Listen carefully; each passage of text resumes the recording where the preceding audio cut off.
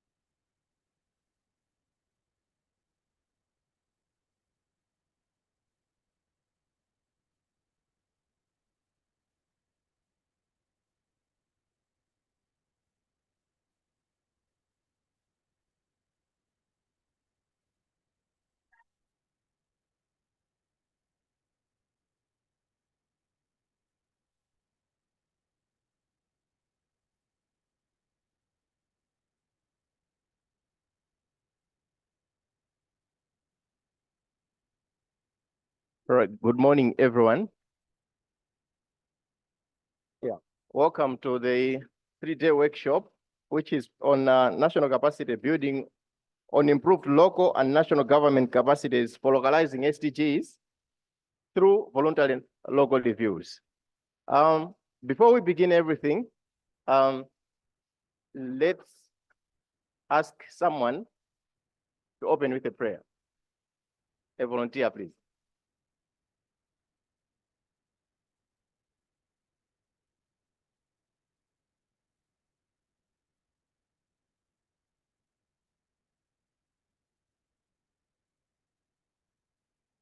Lord Almighty, we thank you for the wonderful day. As we sat down, set this day that we meet and discuss about SDGs.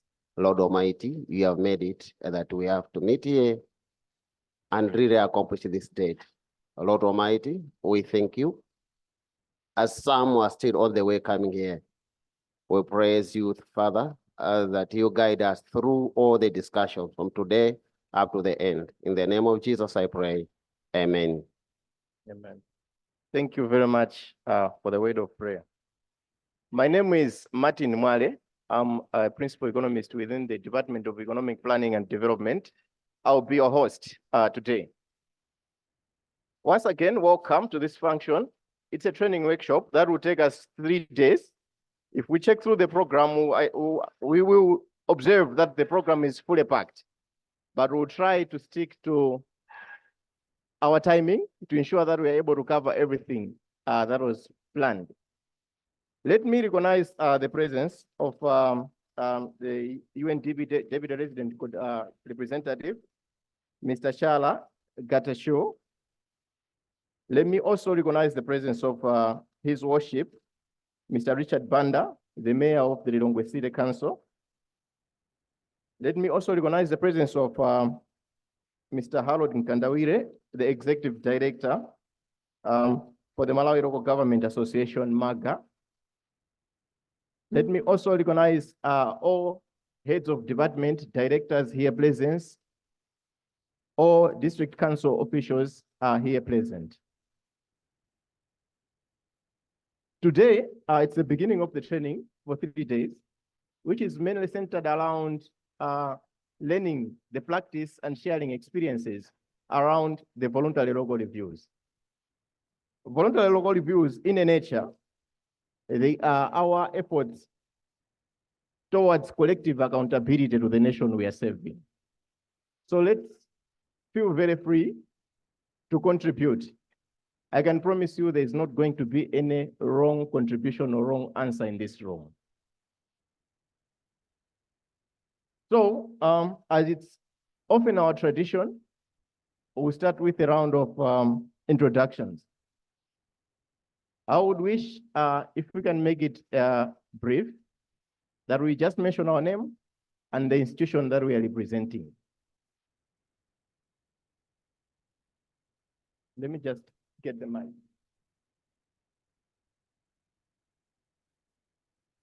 Maybe we can start from this end, and then this will go back to the back. Just the name and the institution that we are representing. Yeah, thanks.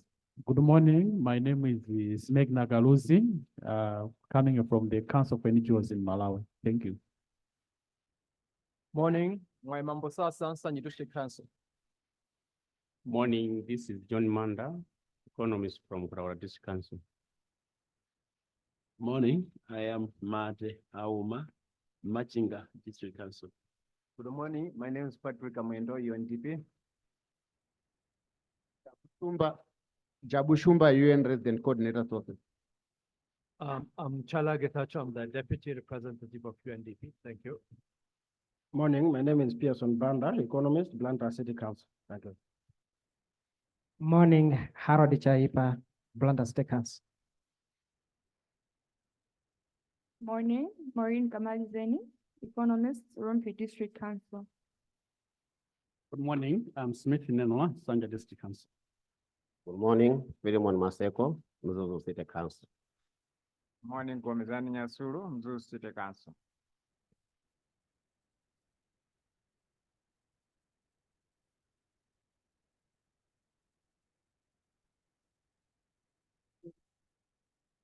I am Teresa Kajindamoto, Deza East. Good morning, I'm Togoze Mutali, Director of Planning and Development, Chikwa District Council. Good morning, I am Dumisan Chwala, Lilongwe District Council. Good morning. My name is Sylvester Kawamati, Deputy Director from Ministry of Local Government, Unity and Culture. Thank you. Good morning, my name is Vera Mwenyembe, Minister of Local Government, Unity and Culture. Morning, I'm Sophie Kangoma from Ministry of Finance and Economic Affairs. Good morning. My name is Hermes Maua from Ministry of Finance and Economic Affairs. Thank you.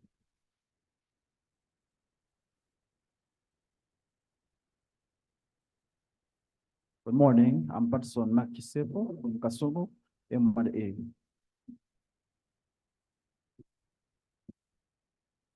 Good morning, I'm Councillor Richard Blanda, Mayor of Lilongwe City Council.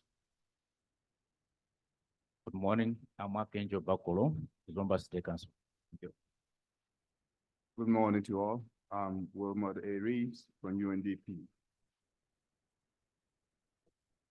Good morning. I'm Francis Kabinda, DPT Kasumu Municipal Council. Good morning, my name is Isaac Nkandawire, CEO Kasumu Municipal Council. I'm Miriam Mumba, Economist, Machinga District Council. I'm Isaac Marupia, Economic Planning and Development. Morning. I'm Douglas Moffat, Arambia District Council. Morning, my name is Koma Sankura, Nkora District Council. Good morning, my name is Bill Chanza from UNFPA. Good morning, I'm Walusungu Kaira, Director for Planning and Policy. This morning, I'm sitting in for the Secretary for Local Government, Unity and Culture. Thank you.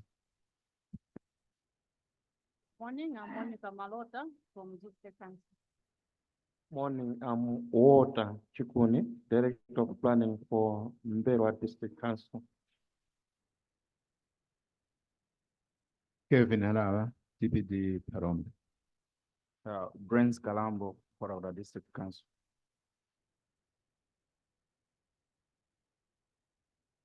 Good morning. I'm Wiseman Kamuyo from the Department of Urban Development, Ministry of Local Government.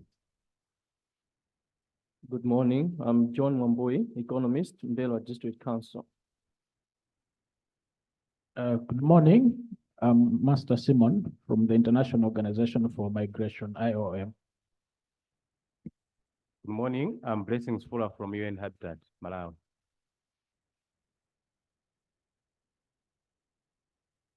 Good morning, I'm Raymond Konya from Rumpi District Council.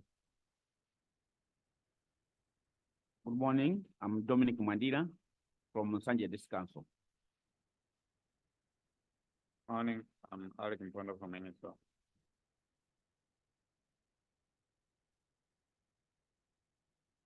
Good morning, I'm Kisunge Matida from Malawi Local Government Association. Good morning, I'm Virumbigo Konje from Malawi Government Local Association, MAGA. Good morning, I am Samantha Tibojere Banda from Malawi Local Government Association. Morning, Letitia Mware, MAGA. Morning, I'm Lukia Ngomano from Chigwa District Council. Good morning. I'm Harold Ford from National Planning Commission. Good morning. I'm David Namanjasi, Economist, Neno District Council. I'm Fred Nankuyu, Zomba City Council. Finally, Charles Lomoni, Neno District Council DPT. Good morning. I'm Bernard Mijoni with UNFPA. Morning. I'm Franklin Fune, DPT Rumpi District Council. Good morning, Ronald Mtonga from Kongoma. Good morning, I'm Lucy Daringwa Chinchi District Council. Good morning, I'm Lana Zaman from UNDESA. All right, thank you very much for the introductions.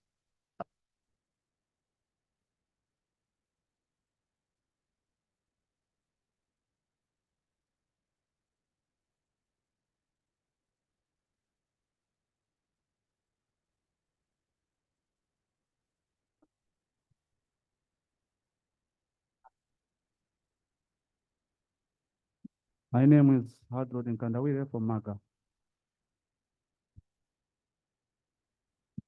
Good morning, Angelique Mbugi, Economic Planning and Development.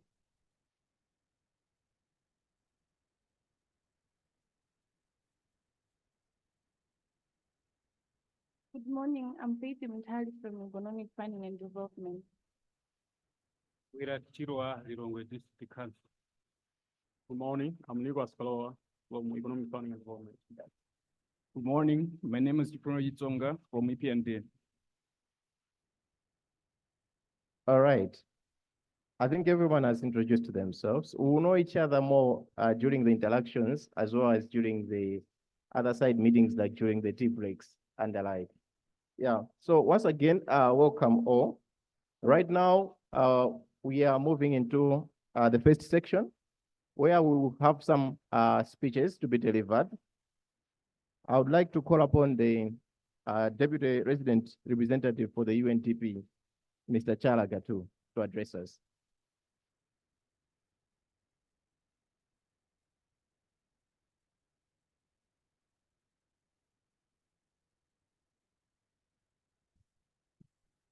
Thank you, MC.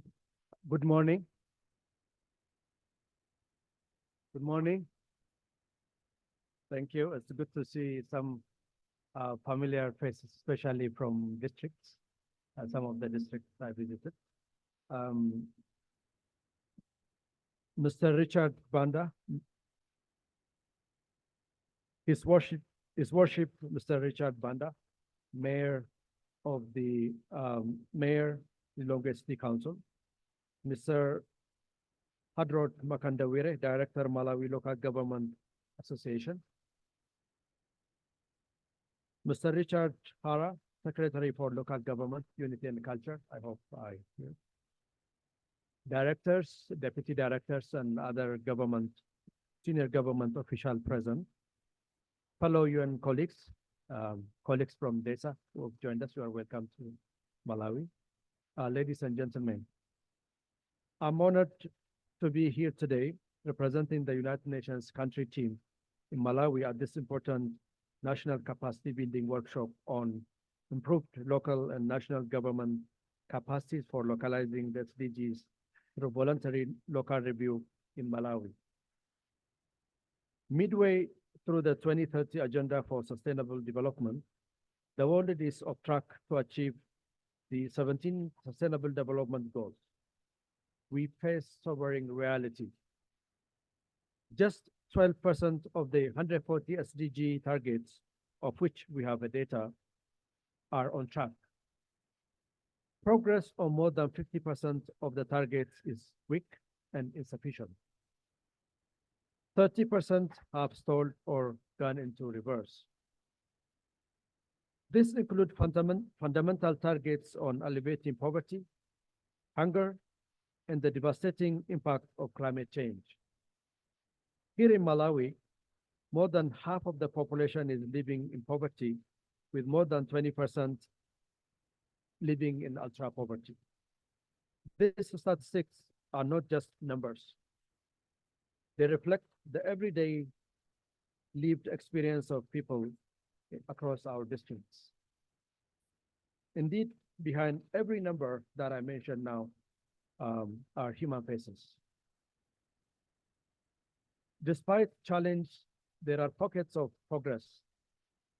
Malawi has made progress across several SDGs, although much more needs to be done.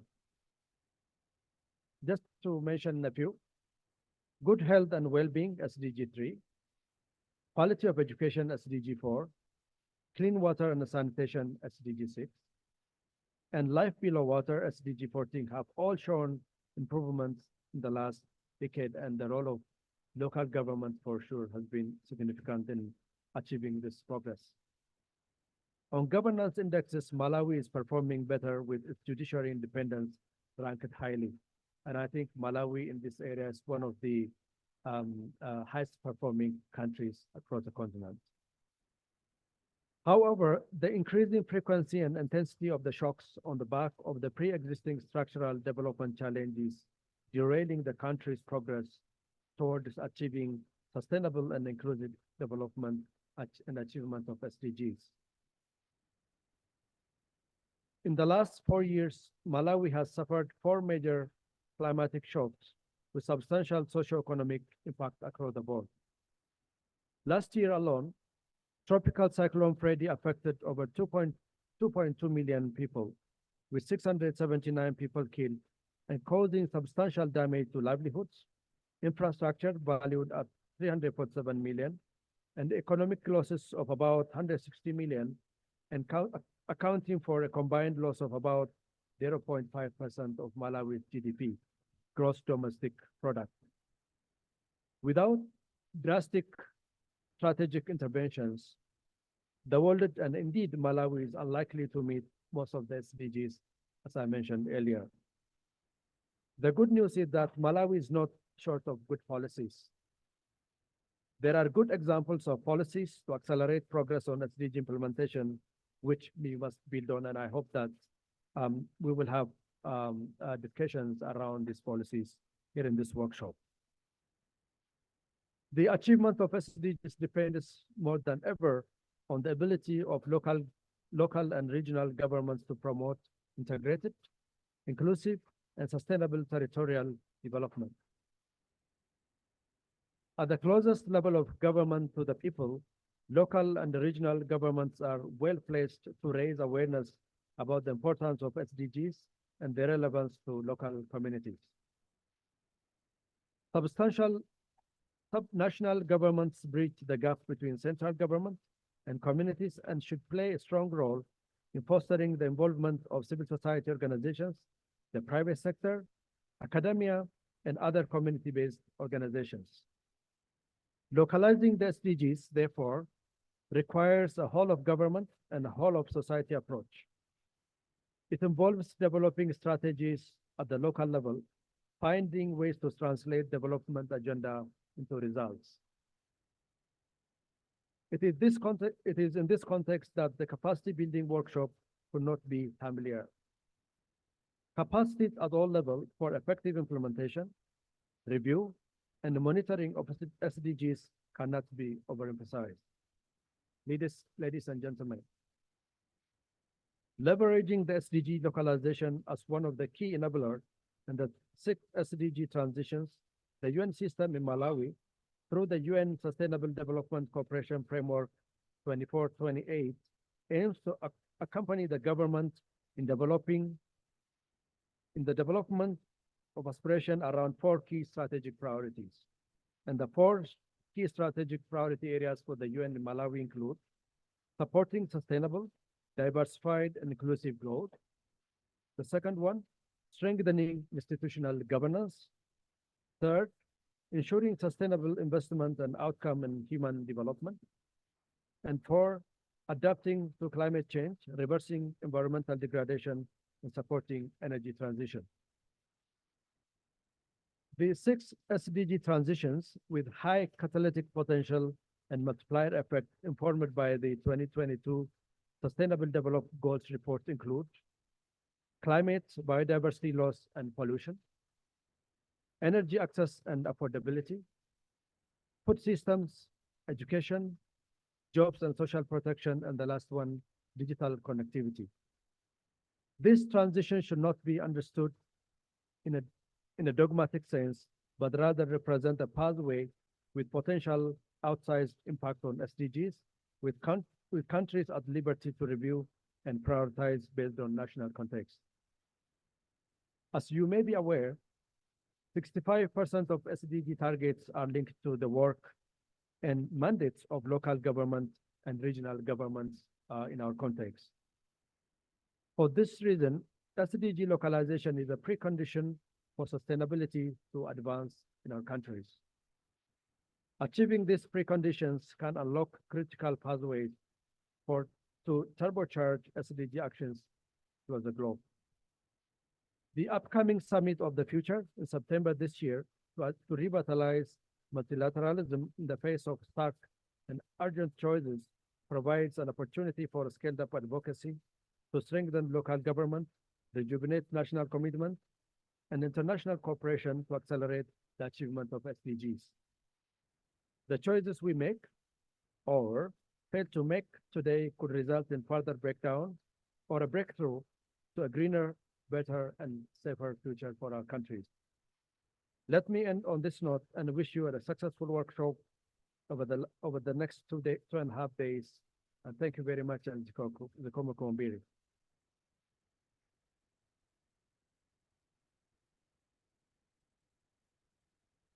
Thank you very much, the UN Deputy Resident Representative. Now, I would like to give the floor to His Lordship, Mr. Richard Banda.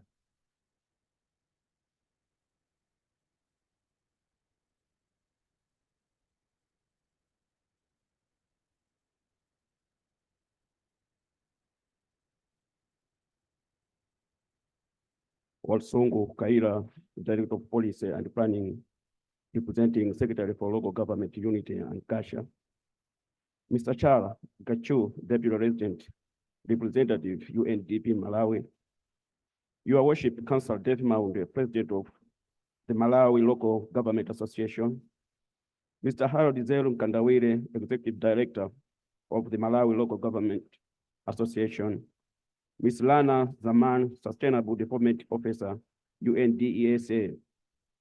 Directors and senior officials from the Ministry of Local Government, Unit and Culture, and Ministry of Finance and Economic Affairs. The Chief Executive Officers, District Commissioners, Directors and officials from participating local government authorities. Officials from UNDP Malawi, Kongoma and Maga Secretariat. Your Royal Highness, Senior Chief Kashindamoto. All participants, speakers, moderators, ladies and gentlemen, good morning. It is with profound excitement and honor that I stand here to welcome you all to this capacity building workshop. As the city of Lilongwe, we are excited to host this very important workshop. We are looking forward to a more exciting networking, building and strengthening of networking and partnership with our sister cities and other local government authorities alike, as well as other partners present here on the localization of the SDGs. This workshop is indeed exciting to me personally, and of course, in my capacity as the mayor of the city of Lilongwe, the hosting city. I am excited personally because the subject of the workshop, which is Sustainable Development Goals, SDGs, is one of my treasured priorities as a local civic leader. It is for this reason that when an opportunity availed itself in 2023, I did not hesitate to attend the International Mayors Forum held in Dakar, Senegal, where the SDGs was the predominant topic of the conversation. Therefore, it is with great pleasure to welcome all of you to the city of Lilongwe, particularly those of you who have traveled from outside Lilongwe, including our colleagues from UNDSA. Indeed, you are welcome to the capital city of Malawi, and as a custodian of the city, I hereby give all of you a freedom of the city status by default. I therefore extend my invitation to our international delegates to pay a visit to the city council civic offices at your most convenient time. I also invited all of you to patronize different exciting hospitality places located within the city. We have the famous Bandilo to the center west of this place, and other equally exciting places worth exploring, such as Balaza, Epic Bush Bar at the Bingu International Convention Center. And of course, Kasha Club to the center east of this place, and many more. We also have the Korea's Market just across the road and the Botanic Gardens just 6 kilometers from this place. Let me, of course, caution each one of us to enjoy it responsibly as we patronize this hospitality and leisure places. I thank you so much for your attention. May God bless you.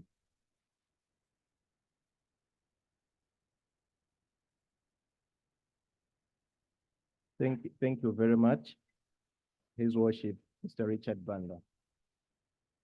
Now, I would like to invite Mr. Harold Nkandawire, Executive Director for MAGA.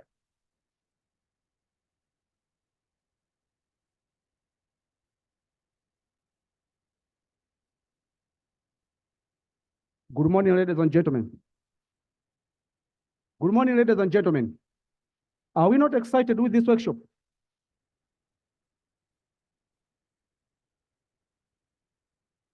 Mr. Walusungu Kaira, the Director of Policy and Planning at Ministry of Local Government, Unity and Culture, representing the Secretary for Local Government, Unity and Culture. Mr. Shara Kachu, Deputy Representative, UNDP. Your Worship, Councillor Dave Maunde, the President of the Malawi Local Government Association and the Mayor of the City of Zomba. Your Worship, Councillor Richard Banda, the Mayor of the City of Lilongwe and all mayors here present. Miss Rana Zaman, Sustainable Development Officer for UNDESA. Directors and senior officials from the Ministry of Local Government, Unity and Culture, and the Ministry of Finance and Economic Affairs. Chief Executive Officers, District Commissioners, Directors, and officials from the participating local government authorities. Officials from the UN family here present, Kongoma, and of course, my colleagues from the Maga Secretariat, Your Royal Highness, Senior Chief Kachindamoto of Desert District, all participants, speakers, moderators, ladies and gentlemen.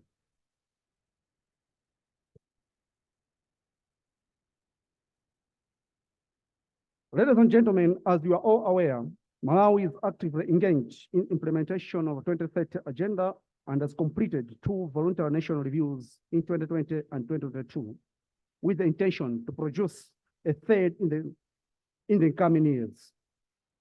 The national strategy is primarily guided by the Malawi Vision 2063, which hinges on inclusive, wealthy, and safe-rent nation under and anchored by the Malawi National Planning Commission.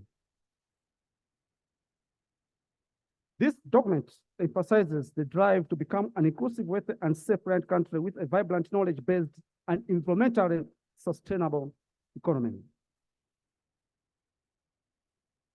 As the Deputy Resident Representative alluded to, local governments are expected to play a leading role in achieving the SDGs by assessing the local situation, identifying the needs and resources, developing partnerships with the stakeholders, and implementing appropriate policies and projects.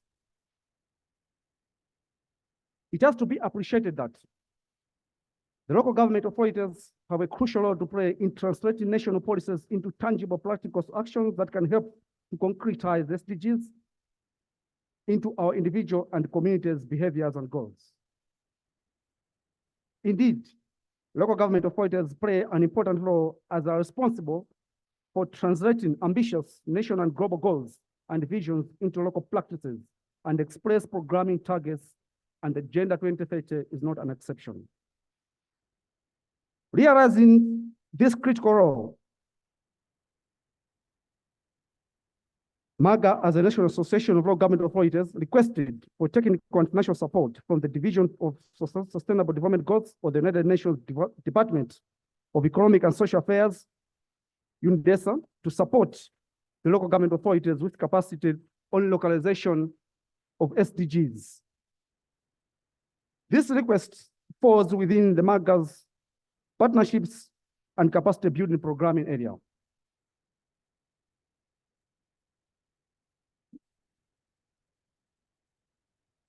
Distinguished ladies and gentlemen, it should be further appreciated that local actions is a cornerstone for solving some of the most pressing problems of our time.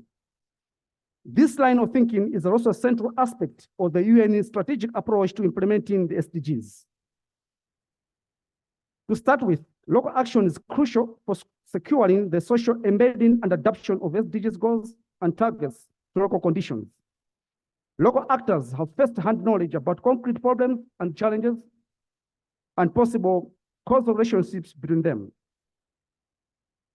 In this context, local action refers to on-site processes and projects that aim to develop and implement concrete solutions to specific problems as they occur in real time. Research suggests that local action can accomplish things that action at other levels of governance cannot see.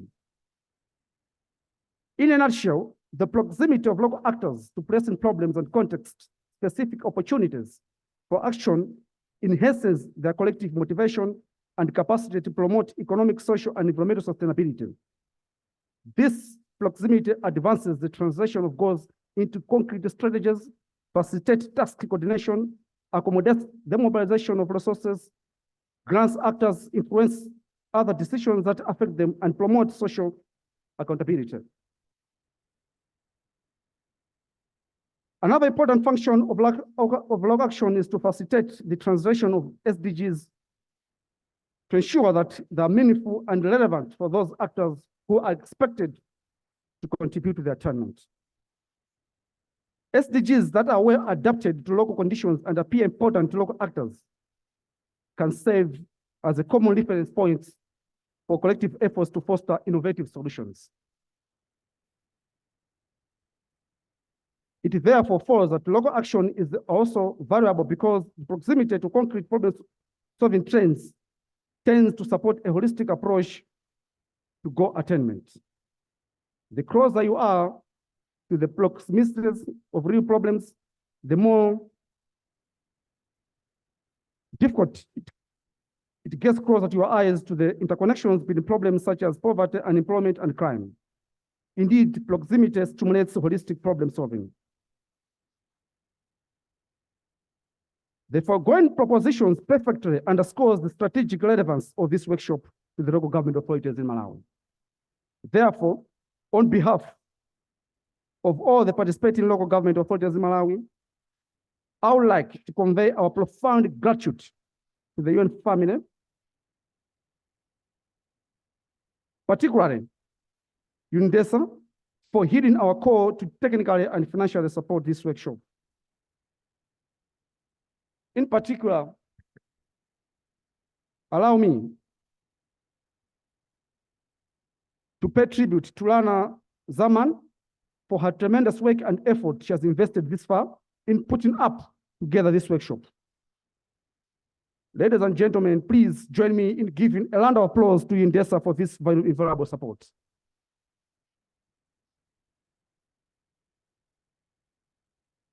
Let me also extend our appreciation to our line ministry, the Minister of Local Government and Culture, and the Minister of Finance and Economic Affairs, particularly the Department of Planning and Economic Planning and Development, for the proper policy guidance toward this workshop. I would also acknowledge the support from the UNDP Malawi office, and of course, my colleagues from the MAGA Secretariat. Let me also take this opportunity to thank UNDESA one more time, this time around, for supporting mayors and chief executive officers and some officials, as well as yours truly, to travel and attend the prestigious International Mayors Forum held in Dakar, Senegal last year. It is after this forum that the idea of this workshop was conceived. It is now my singular honor and privilege to invite Mr. Olusungu Kaira, representing the Secretary for Local Government and Culture in the Ministry of Local Government and Culture, to address us. Welcome to the podium, sir. I thank you very much for your attention.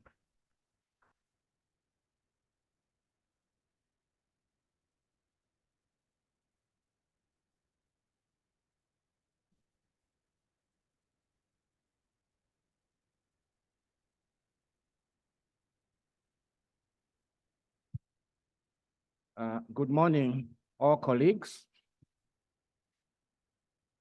Good morning. I think it is still morning hours, is it? I would like to start by extending a word of apology from the Secretary for Local Government, Unity and Culture, who was supposed to officially open this workshop, but he was just invited for an emergency meeting this morning to OPC, and he actually delegated me to do the official opening on his behalf. So I'll read the speech as it was, as if the SLGOC is actually reading it. His Worship, Councillor Richard Banda, Mayor of the City of Lilongwe, and all other mayors present, Mrs. Sophie Kangoma, Director of Monitoring and Evaluation, and all the officials from the Ministry of Finance and the Economic Affairs present. Mr. Hadroit Nkandawire, the Executive Director for the Malawi Local Government Association, MAGA, and all other officials from MAGA present. Mr. Shala Getachew, the Deputy Resident Rep for United Nations Development Program, Malawi, and all the UN agencies that are present this particular morning. Distinguished district commissioners and the chief executive officers and the entire officials from the local authorities present, the representatives from the National Planning Commission that are also present this particular morning, Your Royal Highness, Your Royal Highness Senior Chief Kachindamoto, and all the traditional leaders that are present, the Sustainable Development Officer, Zana Lamani, and your colleagues that you are with this particular morning, colleagues from the Ministry of Local Government, Unity and Culture, distinguished ladies and gentlemen. It is my distinct pleasure and privilege to be invited to this high meeting this particular morning that has been convened to discuss issues of national interest, in particular issues regarding the localization of sustainable development goals in Malawi. Distinguished ladies and gentlemen, it is my great honor and the privilege to join the Director of Ceremonies to actually welcome you all to this very important workshop that is going to premise its emphasis on capacity development, on improved local and national government in the context of sustainable development goals. Ladies and gentlemen, as you might be aware, the 2030 Agenda for Sustainable Development, which was adopted by all United Nations member states in 2015, presents a shared blueprint for peace and prosperity for people and the planet. At the heart of the 17 Sustainable Development Goals, which are an urgent call for action by all countries in order to accelerate the development agenda, this meeting has been deemed to be very important to actually discuss those crucial and critical issues. Distinguished ladies and gentlemen, the SDGs recognizes that ending poverty and other deprivations must go hand in hand with strategies that improve health and education, reduce inequality, and foster and spur economic growth.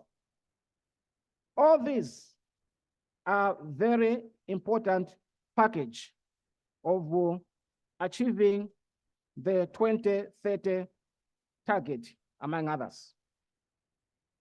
Distinguished ladies and gentlemen, Let me remind you all that the Malawi government actually adopted the Malawi 2063 as the overarching vision that is going to take this country to an upper middle income economy by 2063. But what is more prominent on this particular journey is the Malawi Implementation Plan 1 framework that has also been aligned to the Sustainable Development Goals, and it is expected by 2030, as we are looking forward to the SDG target, the MIP1 should also move the country into achieving a lower middle income status. Ladies and gentlemen, Malawi 2063 actually is premised on 3 strategic pillars. And these include agriculture, productivity, and commercialization, industrialization, and also urbanization, where the councils play a pivot role in terms of urbanizing this country.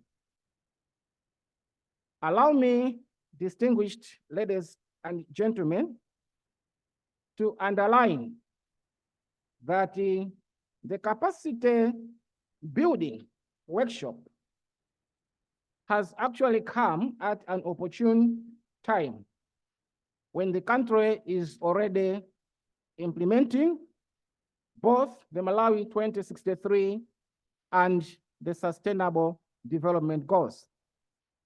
And as already alluded by my former colleagues, this workshop will provide a deeper reflection on how we have moved through our journey and what can be done better so that we should be able to achieve the aspirations that we have for the 2030 target. Distinguished ladies and gentlemen, let me also allude that the journey to 2030 has not been rosy, but through the way we have also experienced a number of challenges that have impeded the implementation of SDGs. Among some have been the COVID-19. We have also the cyclones that have also impeded us, the recent being the Cyclone Freddy, and also the cholera pandemic that also attacked us, among others. So these challenges provided a difficult environment, but as alluded by my colleagues earlier, as a country, we have significantly moved to actually achieving some of the targets in some of the SDGs. Distinguished ladies and gentlemen, let me emphasize the point that the local authorities are the vehicles to deliver the SDGs. Within the decentralization philosophy, the emphasis is that the implementation aspect rests in the hands of the local authorities. And this workshop definitely will provide a platform that should actually energize us to brainstorm and reflect deeply on what issues are actually impeding the implementation of sustainable development goals, and how best can the local authorities take their positions and be supported in order to achieve the goals that we are actually aspiring. Distinguished ladies and gentlemen, allow me to point out that the achievement of these aspirations that we are actually talking about would require our concerted effort, joining hands together, move as one family, and more importantly, build the requisite capacities for the officers that should be able to deliver the services. The Ministry of Local Government, Unity and Culture, therefore, continues to provide policy guidance and also technical backstopping in ensuring that the councils are able to deliver the targets that are set in the Sustainable Development Goals. Ladies and gentlemen, allow me also to emphasize that the workshop at hand should not actually prohibit or refocus on other entities, but our expectation as a ministry is that as one family, the government, the development partners, the NGOs, the academia, and other stakeholders, we should move together in order to achieve the targets that we are actually aspiring.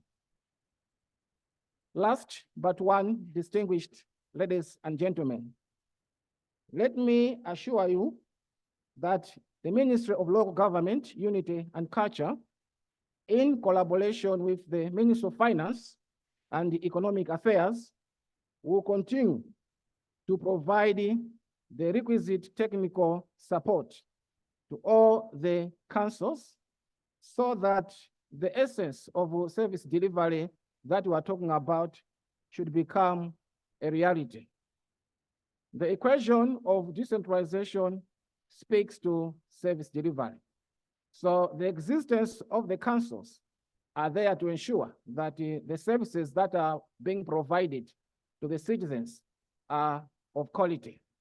And with the assurance that we have in terms of the Malawi 2063 and the Sustainable Development Goals, we are very much convinced as a ministry that the councils will be able to deliver what is expected in their capacity. Otherwise, distinguished ladies and gentlemen, with these few remarks, it is my singular honor to declare the Capacity Development Workshop on the localization of Sustainable Development Goals officially opened. And may God bless you all. Thank you.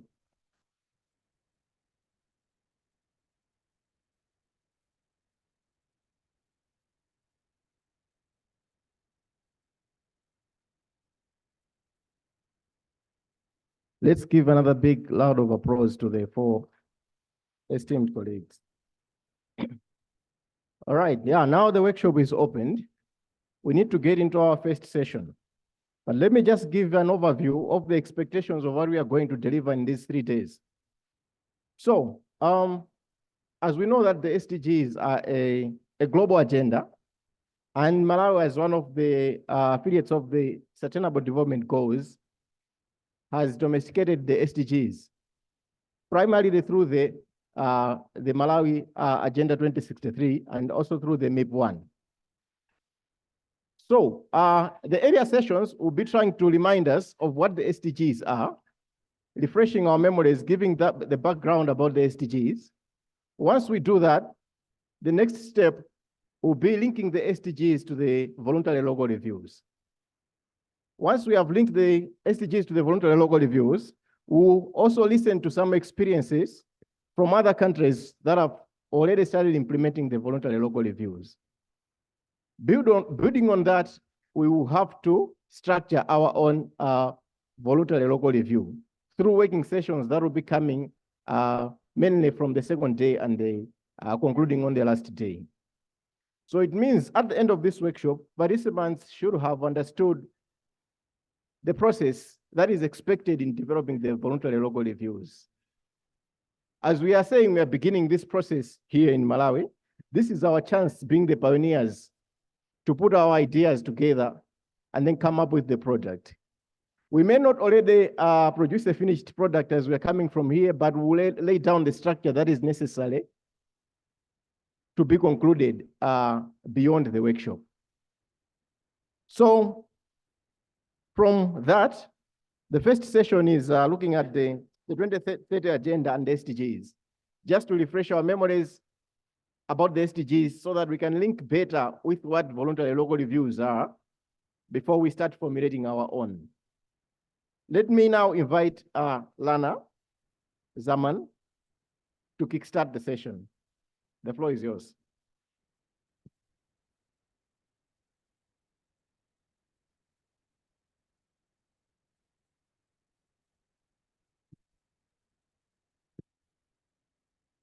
Thank you very much, Martin. It's a pleasure to be here. Everyone, my name is Lana Zaman. I'm joining from UNDESA, New York, one of the organizers of this workshop, and really thrilled to be here. So I'll present briefly on the 2030 agenda and key points about the Sustainable Development Goals.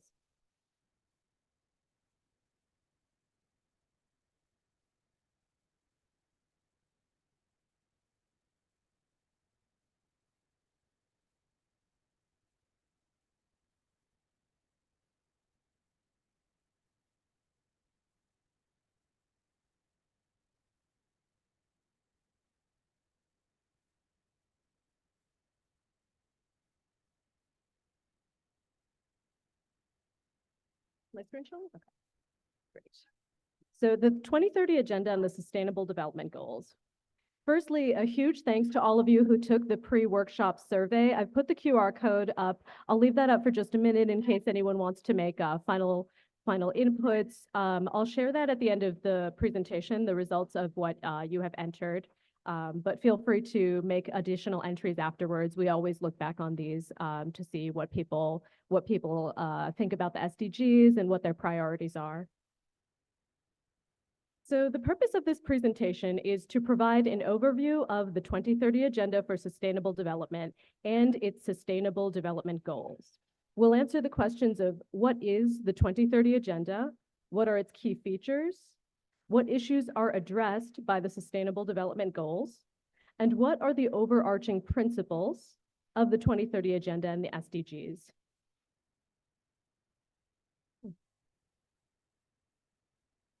What is the 2030 Agenda for Sustainable Development? It's a comprehensive plan outlining how we can end poverty and transform the world into a peaceful, sustainable environment for all. It's developed over the course of several years with extensive consultations with member states, so basically all countries, and stakeholders from around the world. This was a very broad process engaging different types of stakeholders from NGOs, private sector, academia. And in 2015, it was unanimously adopted by all UN member states. To have one quote from the declaration of the 2030 Agenda, on behalf of the people we serve, we have adopted a historic decision on a comprehensive, far-reaching, and people-centered set of universal and transformative goals and targets. We commit ourselves to working tirelessly for the full implementation of this agenda by 2030. Some of the key inclusion, it includes a declaration in which member states set out a vision, shared principles and commitments, and a call for action to change the world. It includes 17 sustainable development goals, which I'll go into in more detail. This is really the key part of the 2030 Agenda. And under these, there are 169 accompanying targets and 247 indicators. So the targets and indicators really specify the data to be collected to measure the progress of the 2030 Agenda. It has provisions for follow-up and review, meaning basically the monitoring and evaluation, and the voluntary national reviews and voluntary local reviews, which we'll discuss further, contribute to that. And lastly, it discusses means of implementation and global partnership. Core principles of the 2030 Agenda include universality, so it applies to everyone, leaving no one behind, meaning reaching out to those people that are most at risk of falling into vulnerability. Interconnectedness and indivisibility, inclusiveness, and multi-stakeholder partnerships.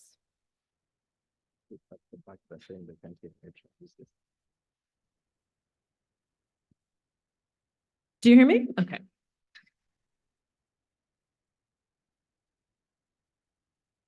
The 2030 agenda and the 5 Ps. So briefly, it also prioritizes people, prosperity, peace, partnership, and the planet. These are the 17 sustainable development goals. They include no poverty, zero hunger, good health and well-being, quality education, gender equality, clean water and sanitation, affordable and clean energy, decent work and economic growth, industry, innovation, and infrastructure, reduced inequalities, sustainable cities and communities, responsible consumption and production, climate action, life underwater and life on land, peace, justice, and strong institutions, and partnerships. Just to demonstrate how these support the 5 Ps, here's the breakdown. So you can see there are many SDGs that relate to people, that relate to the planet, and some that also relate to peace, partnerships, and prosperity. So here is just an example of how progress is measured on the SDGs. So taking one goal, looking at clean water and sanitation, which is SDG 6, the goal states it is to ensure availability and sustainable management of water and sanitation for all. Under this goal, there's targets. So the first target is by 2030, achieve universal and equitable access to safe and affordable drinking water for all. The indicator under that, so basically that states the statistic that should be measured to confirm progress, is the proportion of people using safely managed drinking water services. So the hope is, the goal is that that will be 100% by 2030. Who has a role in implementing the SDGs? So member states have a very big role. All member states to develop as soon as practicable, ambitious national responses to the overall implementation of this agenda. These can build on existing planning instruments such as national development and sustainable development strategies as appropriate. Also involved and engaged are regional and local authorities, sub-regional institutions, international organizations, academia, philanthropic organizations, volunteer groups, and others. So thank you. I am briefly going to share the results of your survey just to get an idea of who we have in the room. So thank you very much. I see about 19, 20 of you responded.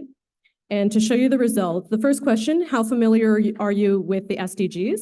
It looks like people are quite familiar, which is great. We got a 4 out of 5 for familiarity, and we're really looking forward. I think this is not surprising. I think we've seen that Malawi is very much engaged in the SDGs. So we're looking forward to further discussion, especially this afternoon, about SDG priorities at local levels. Based on your knowledge of the SDGs or the symbols provided here, which SDGs are most important in your local context? Clearly, there's a very high priority for zero hunger, and other priorities include no poverty, sustainable cities, and quality education, though we see some priority for each. In identifying priorities, there's again a clear theme here. We see that there's a high priority for food security. Also, education showed up as very important. Greatest development challenges, likewise, it looks like, again, food security is a priority and a challenge.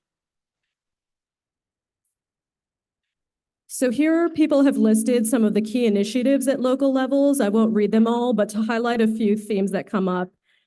Infrastructure, particularly road infrastructure, poverty alleviation, land planning, various threads related to agriculture, including crop and livestock productivity, urbanization. These are some of the themes.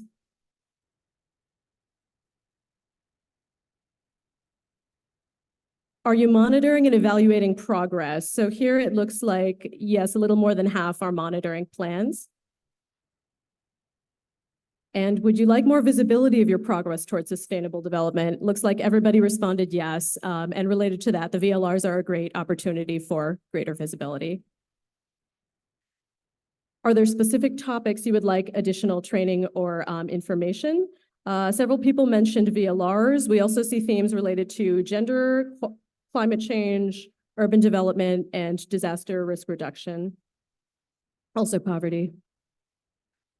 Okay, so thank you all very much. I'm looking forward to a really productive workshop, and I'm looking forward to hearing from all of you. With that, I hand it over to my colleague from UNDP, Mr. Patrick Kamwendo, economist, economic specialist. Thank you.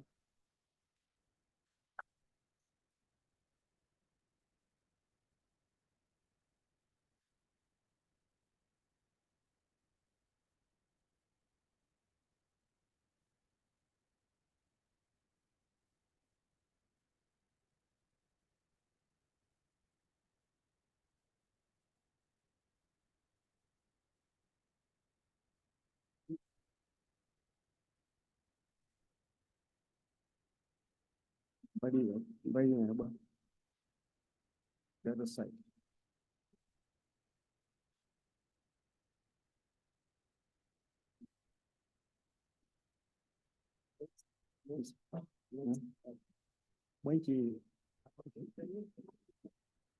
Is it moving? Okay. All right. Good morning, ladies and gentlemen.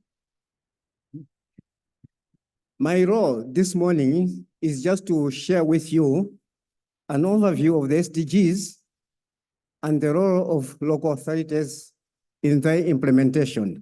Basically speaking, I'm building on from what Rana has actually shared, because she has introduced the SDGs. Okay, so I'm going a little bit deeper in terms of just giving you an overview of their progress and a little bit of the role of the local government, which our ED, the executive director of MAGA, did also ably, explain it. So I'll try to be as quick as possible because I've got very, very few slides. Right. As I say, the summary of my presentation is I'm touching on the SDG at a global level. You need to know exactly how we are actually progressing at a global level. Then I'm going to touch on progress at the national level, being mindful of the fact that we have got a National Planning Commission as well as representatives from AP&D who are going to give you better details than I do. I'm just skimming the surface. Then I will also share, some kind of a snapshot in terms of the statistics and their implications and the role of authorities in implementing the SDGs. Of course, which has been already touched on, but I'll be going there just as fast as I can. And what role that actually, why is that role very important? Right, so despite the initial progress which we made, from 2015, the SDG report, a special edition, which was actually published by UN, shows that SDGs at the midpoint are in trouble. Just that, they are in trouble. Assessment of 140 targets for which data is available, it just shows that, only 50% are moderately or severely off track. Yeah? 50% are moderate or severe off track. 30% have seen no movement and they're actually regressing. That's going backwards. Which means actually at the end of the day, even at global level, we are really not doing so well. Then it gives us information that, in 2030, 55 million people are going to be in extreme poverty. We can relate that to our situation in Malawi, and only 30% of the countries will meet the target to have the national poverty. The statistics go beyond this, but I thought that at least for the purpose of this training capacity building workshop, I think I should limit it at that. But I think the situation is extremely dire. I think you need to know that. This presentation, my next one here, it gives you, a progress assessment for the SDGs themselves. That is assessed based on latest data as well as up to 2023. Those which are on track at the global level, they are actually green. Then where there's fair progress is actually orange. And then those which are stagnant is actually or regressing, they're in red. Then there's a lot of them where we don't have sufficient data, where we can't even determine where we're making progress or not. But what is actually striking about this is actually the red. There are so many SDGs, especially, SDG 2, where a lot of them are actually stagnant. It gives you an impression that, at the end of the day, with what is presented here, is that, at the global level, as far as we're concerned, things are not moving well. The progress on SDGs is actually not moving as fast as expected. And the reasons why that has been done is what has been explained earlier on in terms of, the shocks, et cetera, economic difficulties and challenges. At the national level, this I borrowed from the Voluntary National Review, which was done by National Planning Commission. It shows the goal 1, no poverty, there's literally no progress. This is based on 2022 report and based on the Integrated Household Survey number 6, and not the latest, mind you. Then zero hunger, well, there's a significant progress. Of course, the good health, well-being is significant progress. So there are a number of them, even in SDG 6, 5, 6, significant progress, moderate progress, etc. And then, of course, when you come to SDG 10, reducing inequalities, no progress at all. Then, of course, sustainable cities and communities, which has got a direct bearing on our workshop here, insufficient data.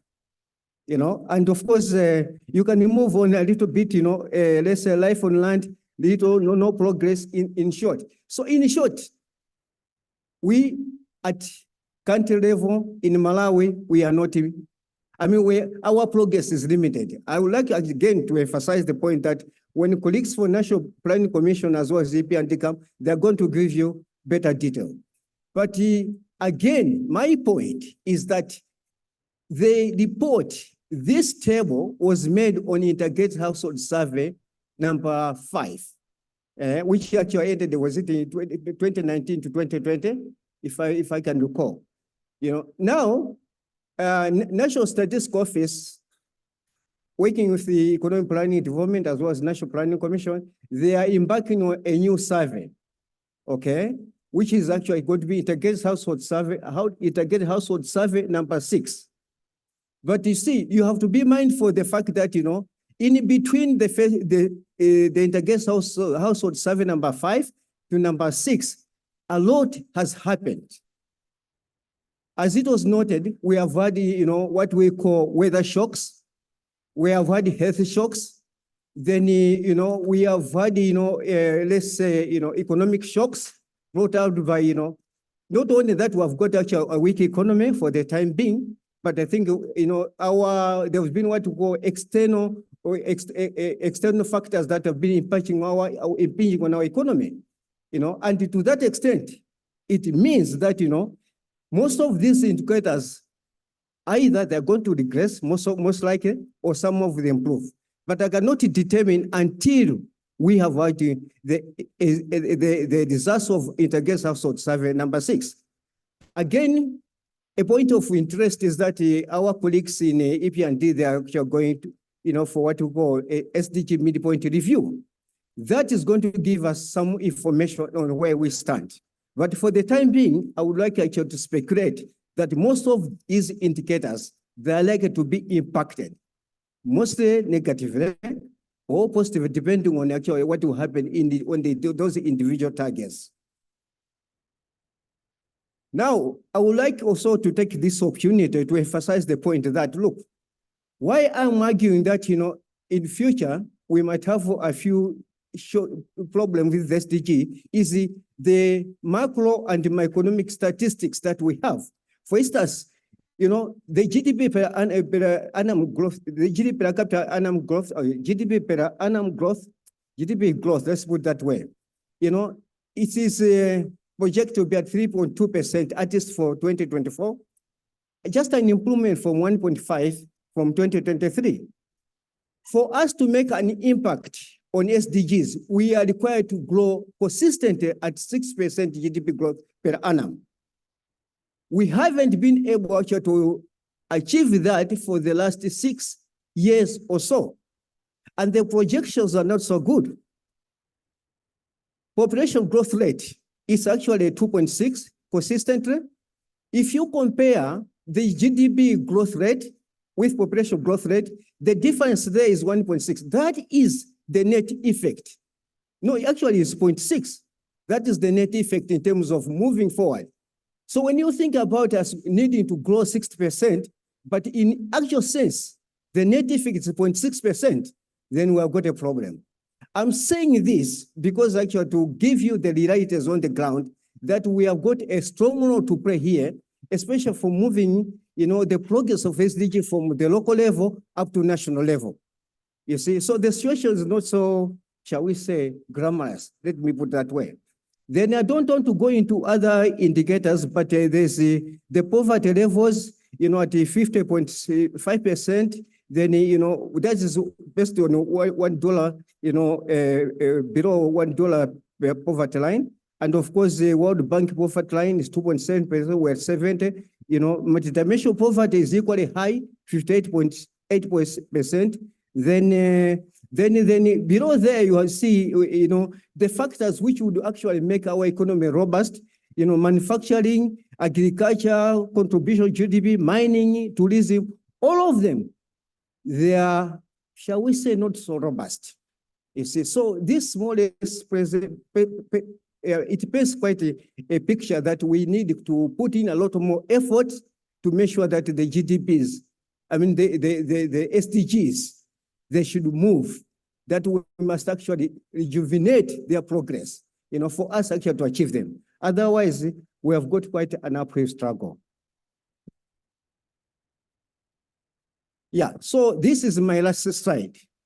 I'm at a risk of repeating what was already been actually, you know, already mentioned to you. Remember what the executive director of Mark mentioned is that, you know, the reason why actually that the local authorities have got an important role to play with regard to the SDG implementation is because the 65% of the targets are linked to their work and mandate. That is a very important thing. And that is exactly how important local authorities are when it comes to implementation of the SDGs. You know, I mentioned that, you know, again, they are there to translate national policies into tangible practical solutions to concretize the G2 community goals. That's a very important role because we have got these development plans. And our role is also supposed to include mainstreaming and of course, localizing. We have got a role to play on the advocacy for the grassroots to understand and internalize the SDGs. There's issue about monitoring and evaluation. And the most important thing is we need to have actually very reliable data actually to, you know, to achieve this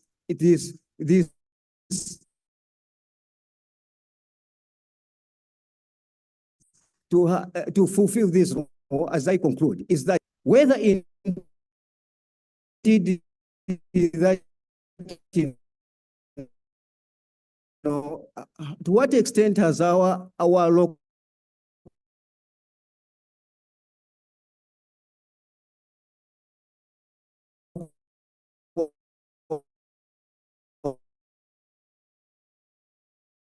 authorities actually achieved? What extent have, you know, from way back 2015? Now, do they know about the SDGs? Thank you very much.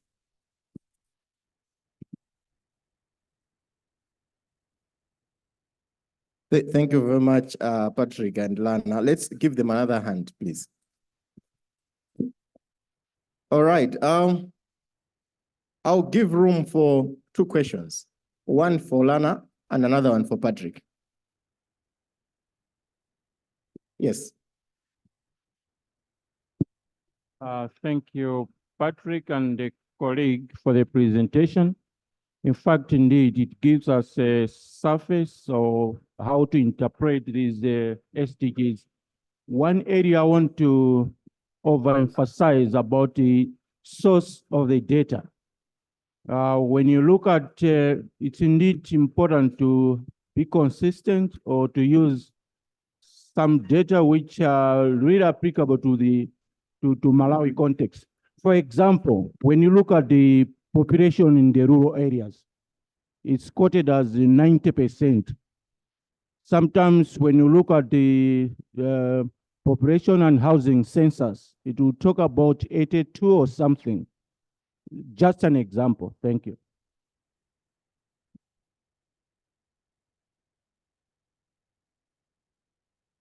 Thank you very much. It's a comment about the reliability and consistency in the data for SDG reporting. That was a very good comment. Another comment or question? Yes.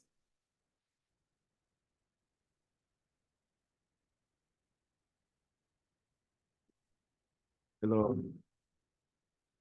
Yes, I think from the the presentation from Patrick, quite interesting, and he has highlighted very critical issues. Now, it is creating a picture in me as if saying, well, we have traveled for 9 years and we're remaining with 6 years.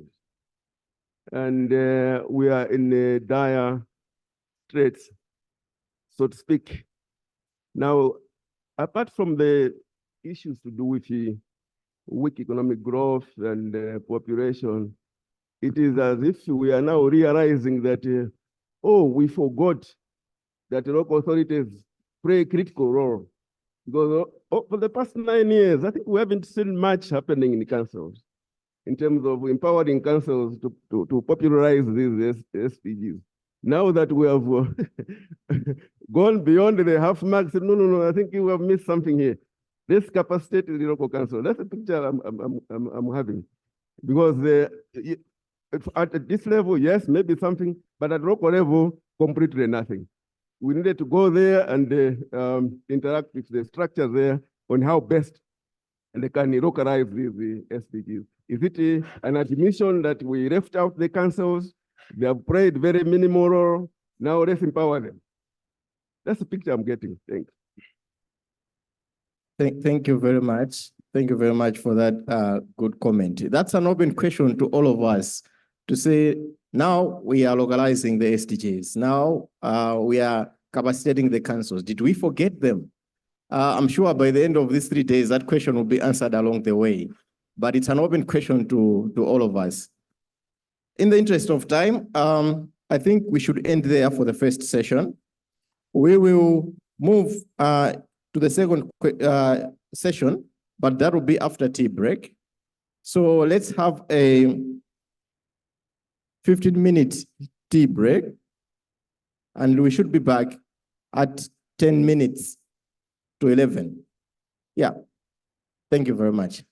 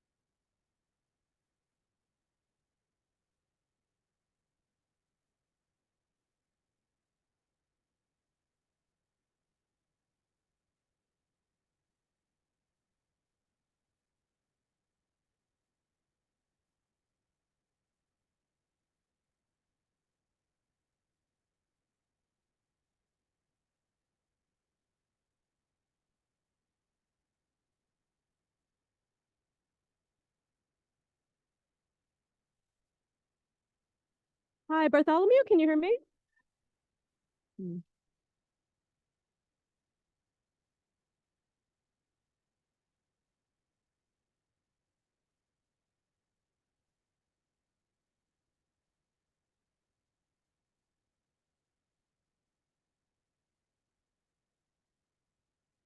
Hi, Mr. Bartholomew Arma, can you hear me?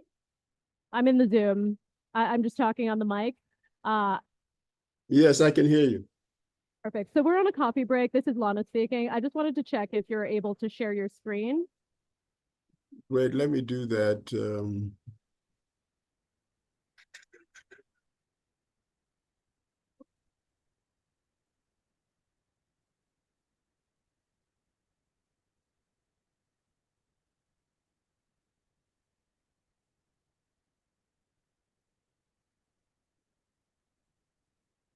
Do you see the screen? That's perfect. Great, great. Okay, and you can just keep it up if you'd like to, or you can share it later. You'll be the next. There's a moderator, and then you'll be the first presenter in the next session. Perfect. So yeah, there'll be like 10 minutes if you want to, turn off your mic or whatever. But we hear you clearly. Okay, you're kind of faint. So I'm the first one. Is that it? The first presenter in the next session. Okay. Yeah. Okay. So I'll keep it like this so that we don't have any challenges. All right. Thanks. I'll see you soon. Bye.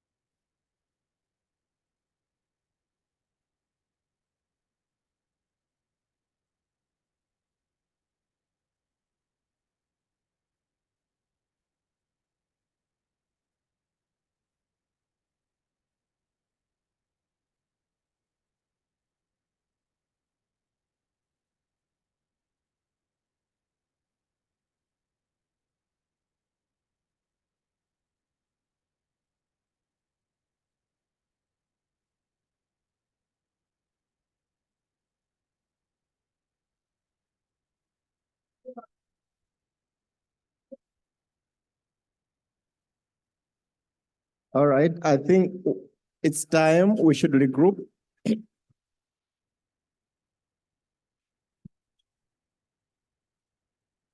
Let us regroup.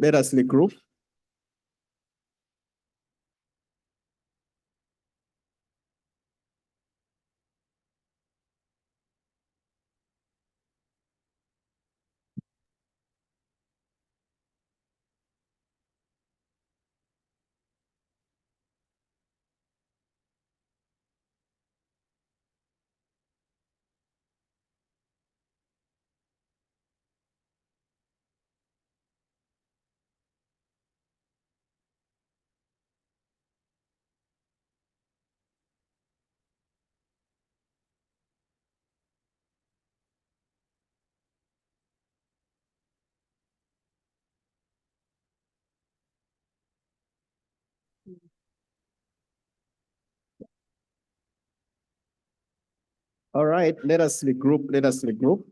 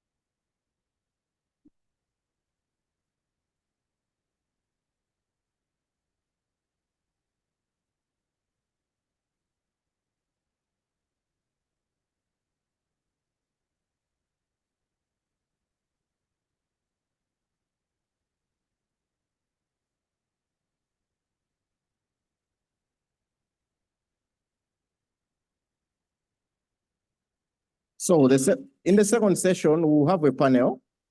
For this panel, let me invite to the front, Mr. Bartholomew Amar. He's the Chief of Section, Economic Affairs, UNECA, who is going to speak about the Integrated Planning and Reporting Toolkit. Let me also invite Mr. Austin Chingwengwe from National Planning Commission, who is going to speak to us about the implementation of the Malawi 2063 and 2030 agenda, the progress, gaps, and challenges. And let me also invite Mr. Hermes Maua from the Ministry of Finance and Economic Affairs, who will be speaking to us about the status of SDG progress in Malawi. May the three colleagues take the front seats.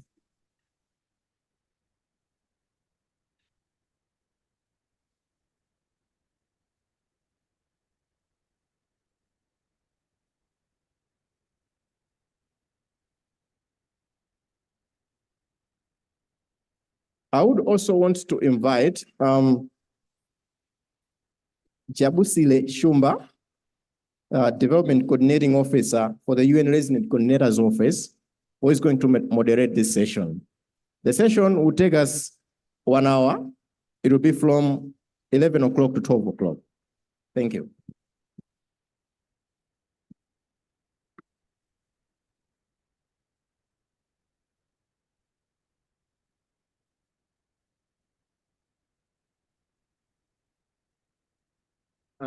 So good morning once again, colleagues. Mwadzuka Bwanji. No, I'm not hearing responses. It's just after tea, so we expect a little bit of, re-energized souls.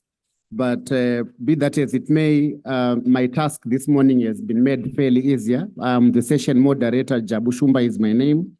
And joining on the panel is Mr. Bartholomew Amar, already introduced.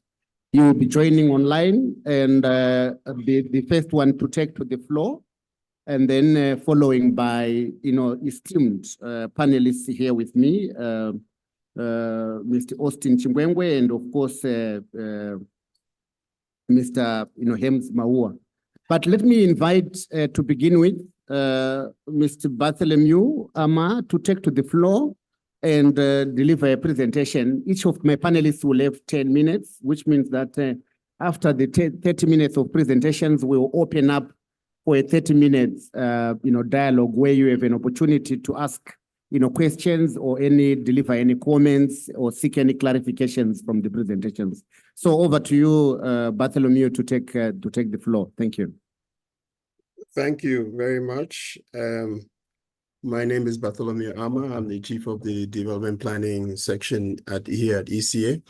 And today I'll be talking about the use of digital platforms to track progress on the national development plans in pursuit of the achievement of the 2 agendas. And in the case of Malawi, you also, as an LDC, an outgoing chair of the LDCs, you also have been tasked to implement the Doha Program of Action.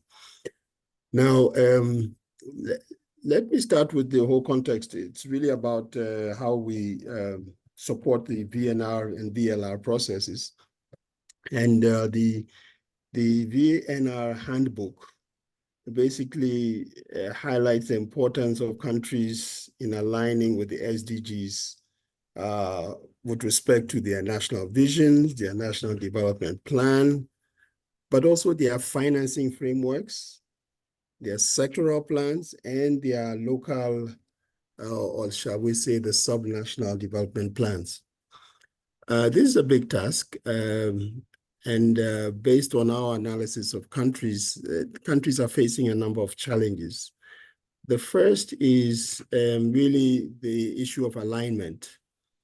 Countries generally are aligned to the SDGs and Agenda 2063, but most of the alignment is really, the figures that we get are really at the goal level. So how aligned is a country to the goals of the SDGs? But we know that the goals are also very broad. So, for example, every country would, of necessity, be aligned to the goal of poverty.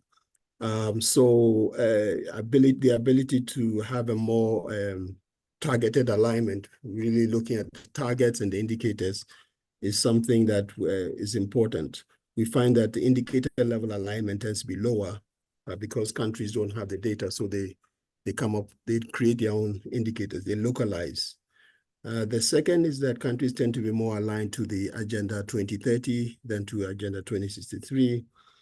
And then the third is that alignment of national plans.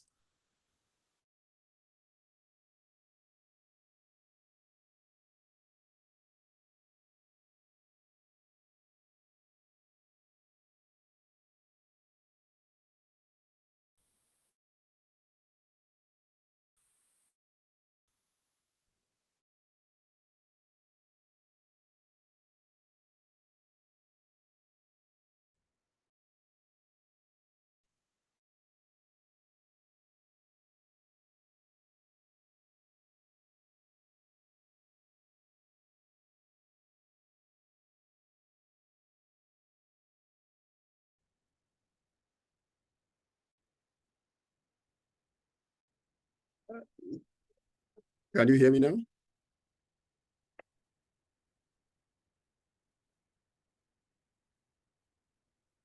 Hello? Can you hear us?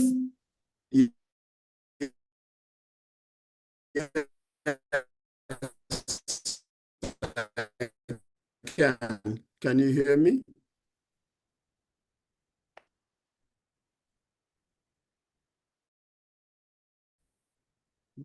Can you hear me?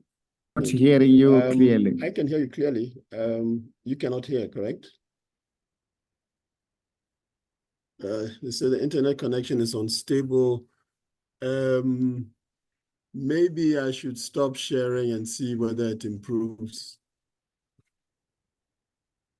Yeah, maybe you can, switch off video. We can help to improve the bandwidth. Yeah. Because I hear you, but I'm just afraid that we may lose you. Can you hear So now? please proceed. Yes. Can you hear me? Yes, we can hear you clearly now. Please proceed. Okay. So the last point I was making was the need to link the budgets to the National Development Plan so as to fund the implementation of the NDPs that are aligned to the SDGs. And then the fourth is consistent tracking of the plans. Countries invest a lot of money in designing the plans, but what we find is that consistent tracking is a challenge. And then the fifth point is that the vision, the national plan, the sectoral plans, and the subnational plans don't often speak to each other. There are coordination issues across the different levels of planning. And so it is in this context that ECA developed what is called the Integrated Planning and Reporting Tool to see if we could address these challenges of alignments, challenges of alignment of budgets to the national plan, and challenges of tracking and supporting integrated planning. So basically, if you can see my screen, what we have is the Integrated National Planning and Reporting Tool and how we've used it to support Malawi, the National Planning Commission, which approached us to support them in the planning process. So one of the requests was to align the MIP, their national plan, which is the MIP, to the SDGs and Agenda 2063. So what you see here are the alignment scores that we came up with. Now, at the top left corner, we see the figure 81.62, which basically means that overall, the National Development Plan is aligned to the SDGs at a level of 81%, or let's say 82%. We also did the same for Agenda 2063, and the figure is lower at 73.6%. And we are starting, but have not completed the alignment to the Doha Program of Action. But one point to observe is that even though the overall alignment is at 81% for the SDGs, at the goal level, it's 98%. At the target level of alignment, it's 72%, and at the indicator level, it drops to 53%. You see this trend also for Agenda 2063. At the goal level, it's 87%. At the target level, is 66%, and the indicator is 50%. But what this tool does is not only give you alignment scores, but it also tries to analyze your results. The result it can tell properly, but it tells you how many of your indicators have actual data. So let me move to this screen here.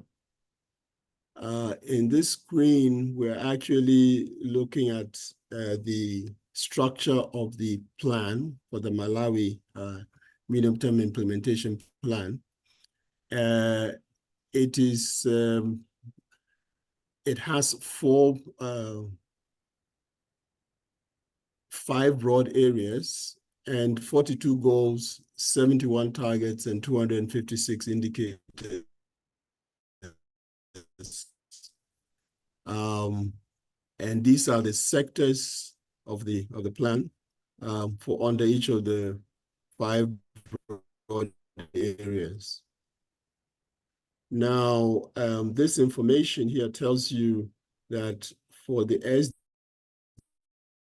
SDGs, if you look at the indicator level, these are not SDG indicators are not aligned to Malawi's plan, but 87 are aligned at the indicator level. We can also see at the target level And we look at full alignment and partial alignment because we know that sometimes countries have to use proxy indicators.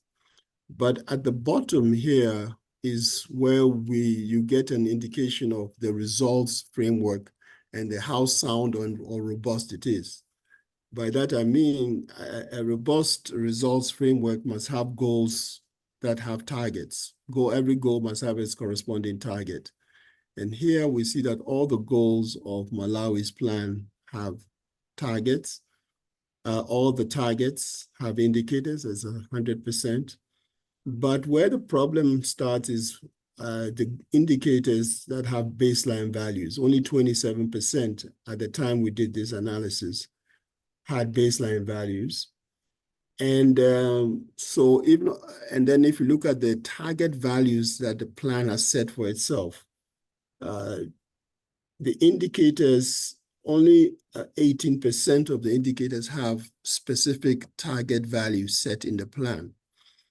And when we look at the actual performance in terms of monitoring the plan, we see that there's very little data entry. So this is something that so this dashboard really gives the policymaker an overview of how you're doing in terms of tracking performance. Now, in the interest of time, let's look at yes. Yes, we lost some bit of time when we started with your presentation, but I just wanted to remind you that you are left with about 3 minutes I've added after your lost time. So can you try to use the 3 minutes to wrap up the presentation? Thank you. Okay, so let me then use these 3 minutes to show also the financial.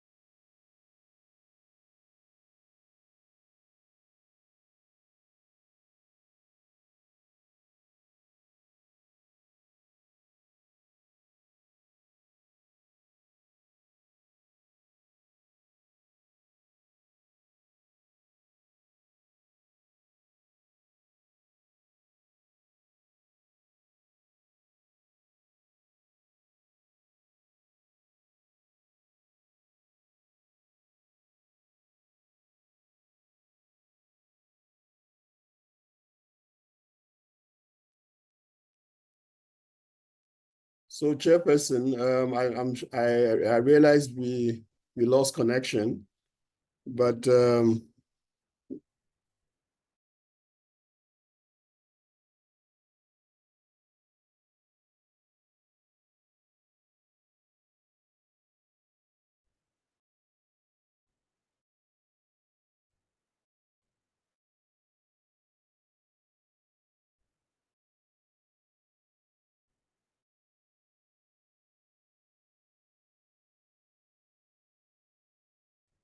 let me know how you want to proceed. I can take questions later. Yes. I don't see any of this. Please go ahead. Yeah, my issue was on the budgeting. You mentioned that there are some activities were not budgeted or some targets. So I need to understand, is it direct budgeting or indirect? Because if we can look some things about, let's say I give an example like AIP, it's talking about smallholder farmer, which can indirect affect the issue of poverty or food security. So when you say the budgeting isn't fixated towards the targets, I mean, are we talking indirect or indirect?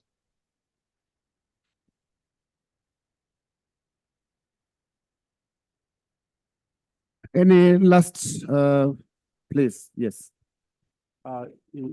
Just to expand on my colleague's question, the importance of baseline, and especially when they are aggregating on the target, and you are saying there is no movement.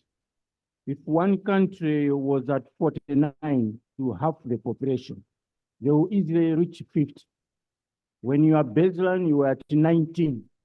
To go at 50, but you have just reached 30. It's a good movement. So I wanted to emphasize the point you was raising on baseline, or else how you are moving is just like a qualitatively without a basis. So you move based from where you were. And for other countries, it could have been much easier. So when you are aggregating, we lose the situation. So that is very important. Yeah, thank you very much again for that elaboration. Please go ahead. Thank you.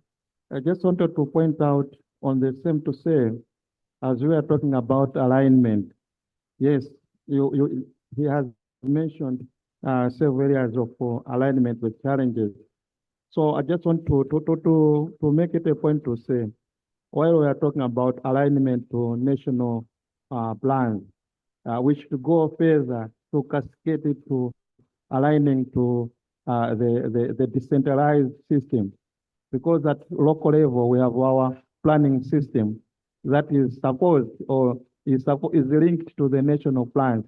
So yes, you align the SDGs to the national level, but the onus is also at the government level, central level, to align the same, to say, okay, when you look at the targets and the indicators, they are national indicators.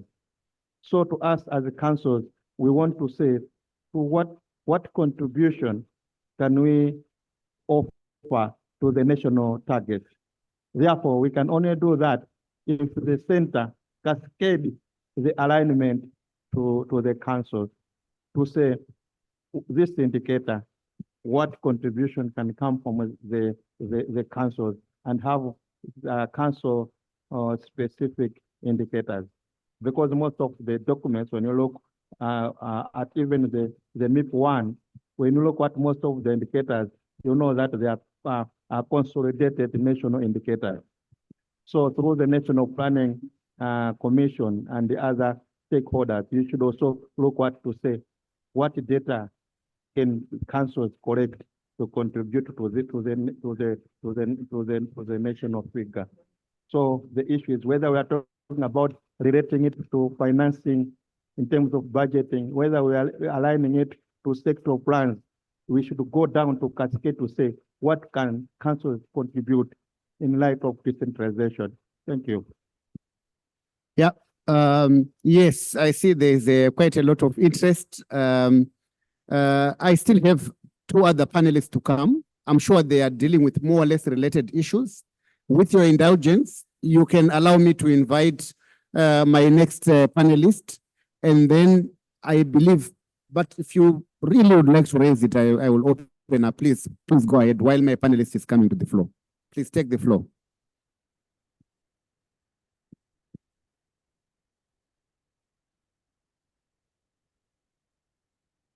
I think I'll be audible enough.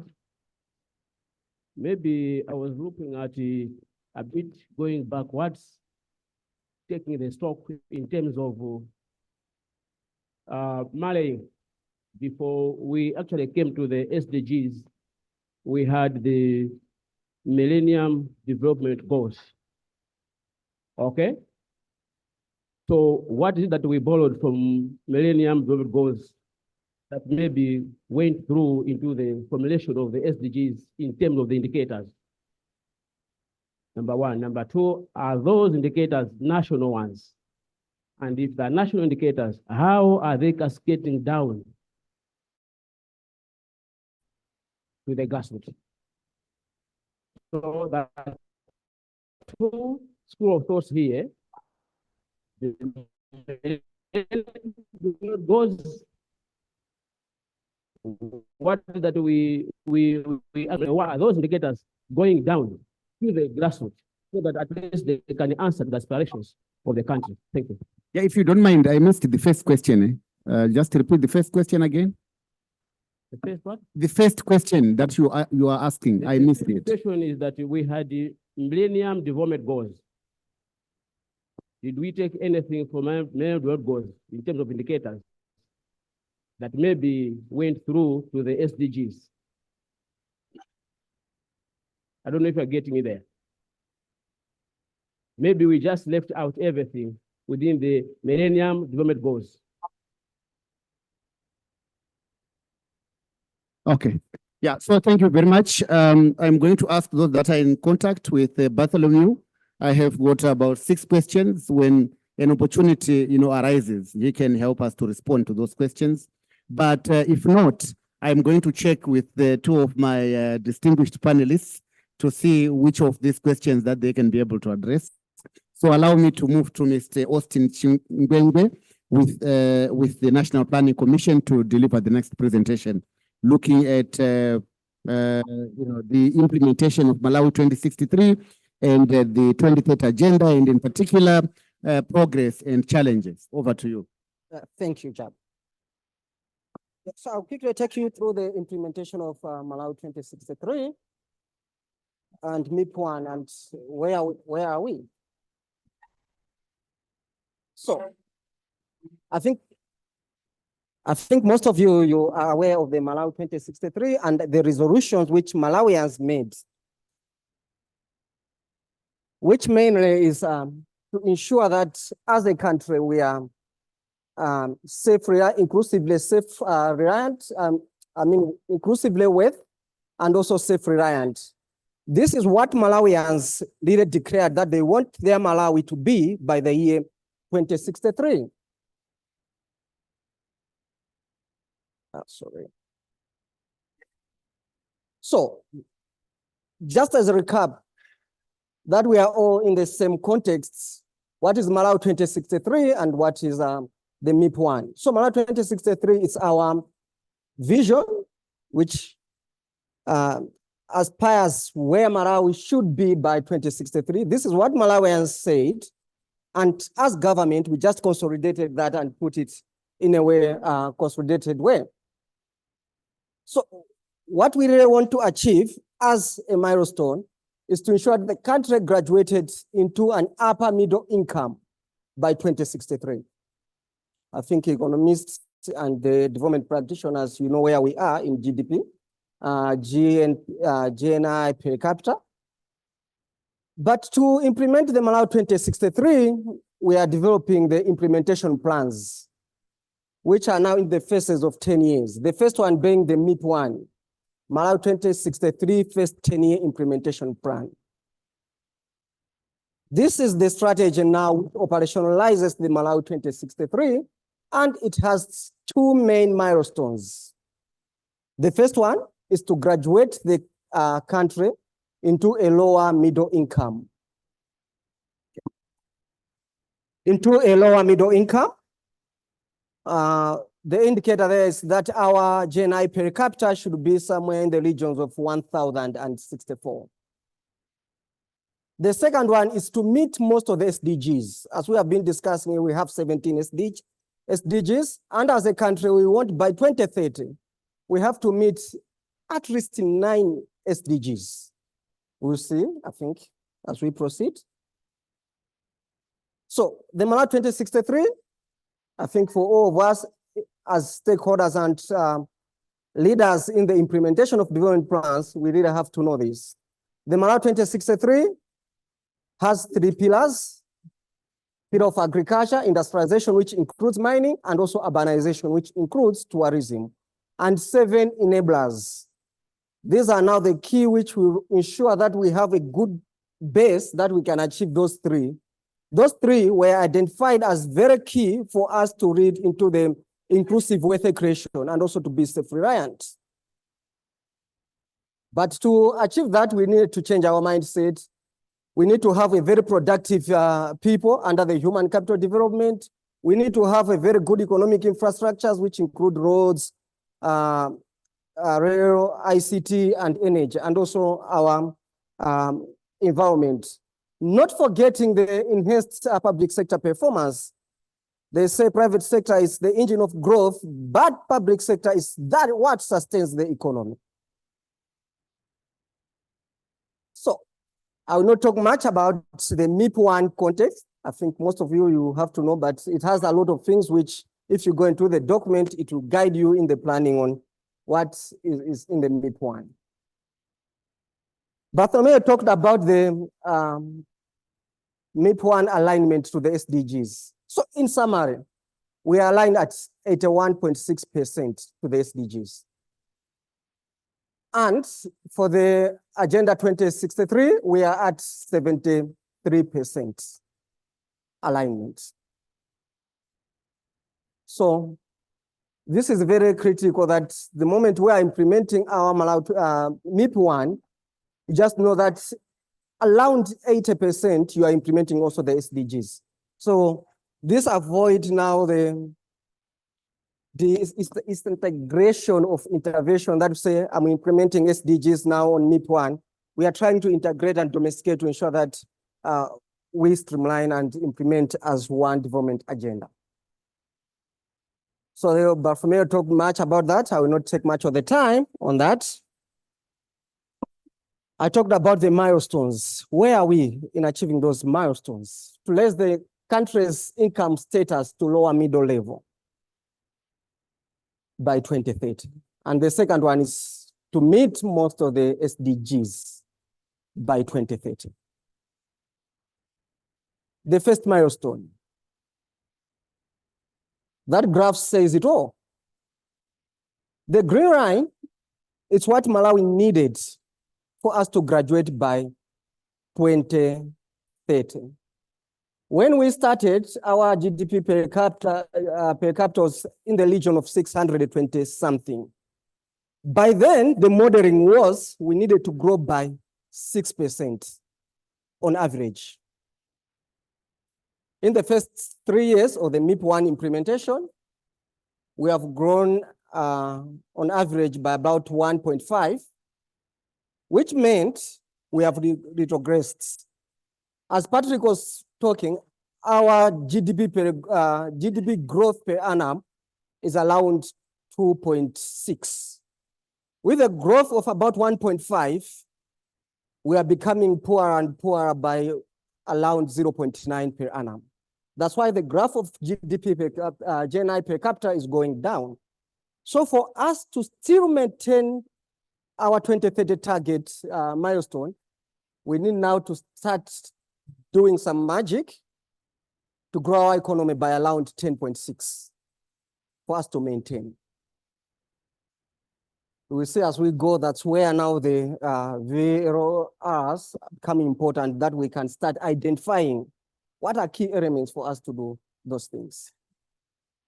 If we continue to grow by 6.4% GDP growth, which was in the MIP1, we are likely to graduate around 2036 and 37. But if we continue as we are, we wouldn't graduate anytime sooner. So the onus is on us as the planners, as the lead implementers, that we have to change this, the narrative there. Okay, so currently, these are preliminary results. They have not yet been launched. They'll be launched shortly. But this is what's how our implementation of MIP1, which is supposed to take us into the middle income status by 2030. At this point, I just have to stress that the MIP1 intervention were modeled to ensure that if they're implemented, that 6%, 6.4%, which was identified in MIP1, we could have achieved it. So that was the growth model which was used. No wonder. For now, it's only about 48% of those interventions which are on track. That means about 52, they're either slow progress or off track in the implementation in 2023. But even that, it's better than what we implemented in 2022, where it's only 20% were either completed or on track. On the activities or interventions which were supposed to be implemented within that year. So that is explaining why we are lagging in the achieving our GDP growth rates. As of 2023, 16% of the intervention have not yet started, or we couldn't report because information was hard to come. This is an improvement from 21% of intervention which were supposed to start implemented in 2022, but they were not implemented. So this just shows some sluggishness we have in implementing catalytic interventions to take this country forward. I will not talk much about my colleague who talk about the SDGs, the implementation status, but suffice to say we are finalizing the report. On the SDGs which were in the 2022 VNR, we said we are likely to meet. One of it was SDG 2. Preliminary results are showing that now we have started regressing. We didn't guard against that progress we registered. On the list of SDGs which in 2022 were registered as moderate progress, SDG 7 on the affordable energy, we have made tremendous improvement, and in all likelihood we will start graduating into likely to meet by 2030. While on SDG 8, which was about SDG, decent work and economic growth, which was moderate by 2022, is now regressing, becoming red, and likely to meet. While under the little or no progress, SDG 15, which there was little or no progress, as a country, we have started progressing with the indicators which are coming, and we are likely, it will likely go into the moderate progress, the same as SDG 16. So what are main challenges to meet the MIP1 milestones, which we as a country, we are facing? First, it's persistent exogenous shocks. I think we don't have to talk more about it. I think as local authorities, you are at the frontier of it. We know the cyclone phrase, now the El Nino, the COVID ones, the choleras, they're hitting us so bad that they are derailing us. Unsustainable debts, which is now stabilizing our economy. The unsustainable debt has led into macroeconomic instabilities, where we have seen a lot of macroeconomic indicators going haywire. The inflation, the exchange rate, the policy rate, they are not within the acceptable range for us to sustainably invest. Implementation capacity deficiencies. I think I showed the graph where we are showing the pie chart where we are showing a percentage of interventions we are on track or we are lacking. It's just implementation capacity deficiencies. We talk about the finances, but you'll be surprised, but on some of the interventions, which as a country, we are not on track in implementation, the funding is already there, especially in development financing. We have projects with external funding, a lot of millions already committed, which we are failing to spend as a country. There must be a problem somewhere. Share negligence arising from lack of strong accountability mechanisms. This is where my director on M&D will talk more. How are we using the M&D information? How are we holding each other accountable to ensure that once we have identified bottlenecks, are we able to address it and hold them by horns to ensure that as a country we move forward? There, I think, weak governance. I will not talk much. I think we all know how it's affecting our capabilities as a nation. What do we need? Can I ask you to wrap up in a minute? Huh? Can I ask you to wrap up in a minute? Okay. Okay, Thank you. thank you. Okay. As a country, we know what we need to do. This is a fact. All the policies, implementation plans we are going to do, they're not coming up with something new. It's things which we already know we need to do. We are not doing it. Why? That's the answer we have to talk about. Reflection from the VNR. We thought of sharing some of the reflections we got from undertaking the VNR, which would also be maybe useful for the local reviews. We only talk about the data collection and sources, which was a very key challenge, which I believe also as we go with the local reviews, this will be a challenge. And I think it's a time where we would talk on how we can navigate through this. I think we will be sharing during the sessions how we can navigate and make use of whatever tools are available to ensure we still report. And there was also VNR mechanisms which we utilized, which was, I think, useful. And as we go with the local reviews, we might see how we can make use of some of those structures. Challenges, there was a lack of data and availability of up-to-date disaggregated, weak administrative data, grading gaps, and resilience of the surveys. My brother here is telling me I have to wrap up. Some positives in the VNR, engagement with the citizens, it was really good. Involvement of stakeholders. I think even through these processes, we have to make use that we engage the stakeholders. They provide very useful information.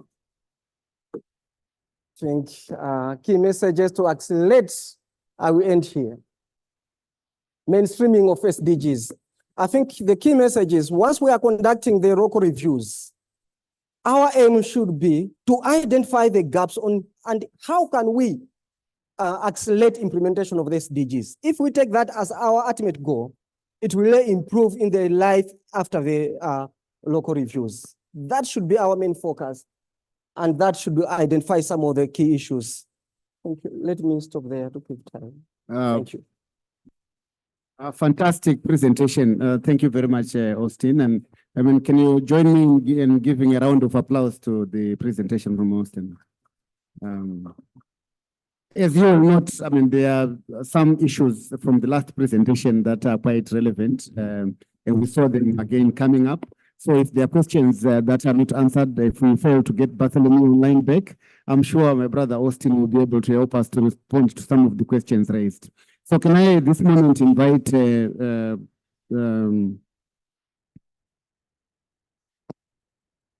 Mr.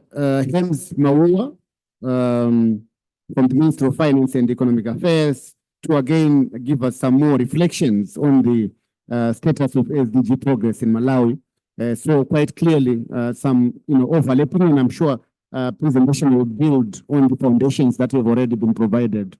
So just hold on to your questions, and I will open a plenary at once for you to be able to raise any comments or any questions. Are you ready? Sure.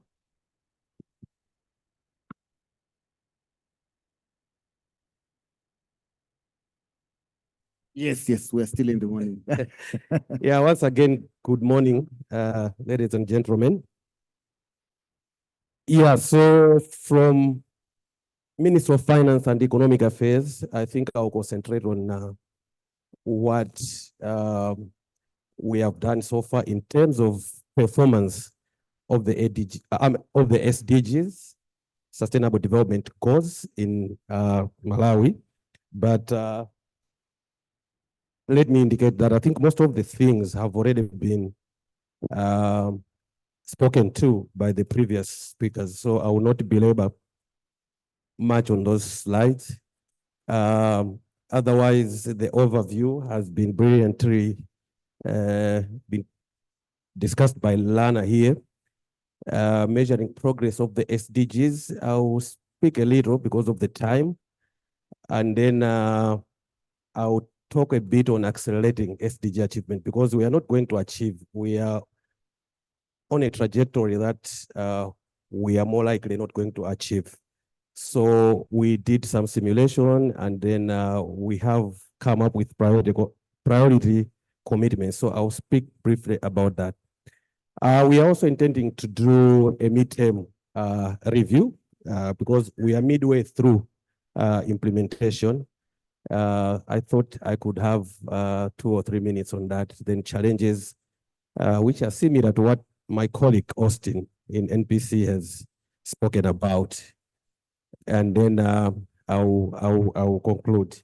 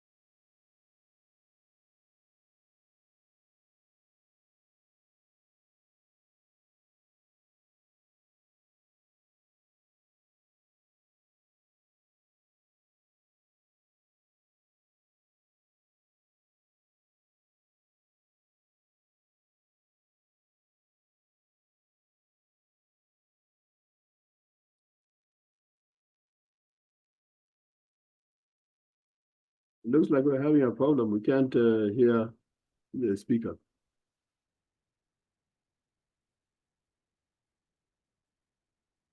Believe that we are regressing because the impact that Freddie had is so massive. So we have decided to do a midterm review so that we can understand where we are as of now. I know NPC have started to do a little bit of that, but we are going to go deep into ascertaining where exactly we are. That's the current achievement progress of the SDGs. A lot of people have spoken on that. I will not labor much. But this is where I want to dwell on. Yeah, so we did realize that we are on a path that will take us to Norway come 2030. And especially now that we are regressing. So last year, we did come up with priority targets. Of the 248 that I talked about, we used machine learning to determine at least 5 or 6 targets, which we believe when we zero in on those, we are going to have super massive returns. Okay, this is not to say that we are abandoning the usual implementation that we are doing. This is already domesticated. So most of the plans that we have at district level, at national level, we are implementing the SDGs. But we said we need to zero in certain targets because we believe the ripple effect in those is so massive that it also affects, implementation in other targets as well. So, like I've said, we used machine learning to review the most prominent SDGs. And the areas that have been identified were identified because of their ability to highlight areas for investment that will help maximize progress, for instance. To also provide a national benchmark for reducing poverty, because we are not doing well on the poverty. It's like we have, there's almost zero there. And then also to strengthen national planning and institutional frameworks to support progress in achieving the SDGs. Yeah, so these are the targets that we have prioritized as a country in Malawi. We have target 5.4, for those that are familiar. Target 5.4 is about valuing unpaid care and promoting shared domestic responsibilities. We also have target 8.5, which is about employment and decent work with equal pay. We want to strive to reach full employment. We also have target 9.2, which is about promoting inclusive and sustainable industrialization. We have target 11B, sustainable and resilient cities and human settlements, and also target 16.6, developing effective, accountable, and transparent institutions. We are not saying we are departing from whatever we have been doing. What we are saying is, apart from what we are already doing, we want to, put in extra gear. We want to energize ourselves around, these 5 targets. Like I indicated, our belief is if we excite these 5 targets, the ripple effect is so big because the pathways will sort of, we are going to reach out to the other, the other targets. It has the capacity to impact positively in a big way, capacity to implement, to impact positively on the other targets.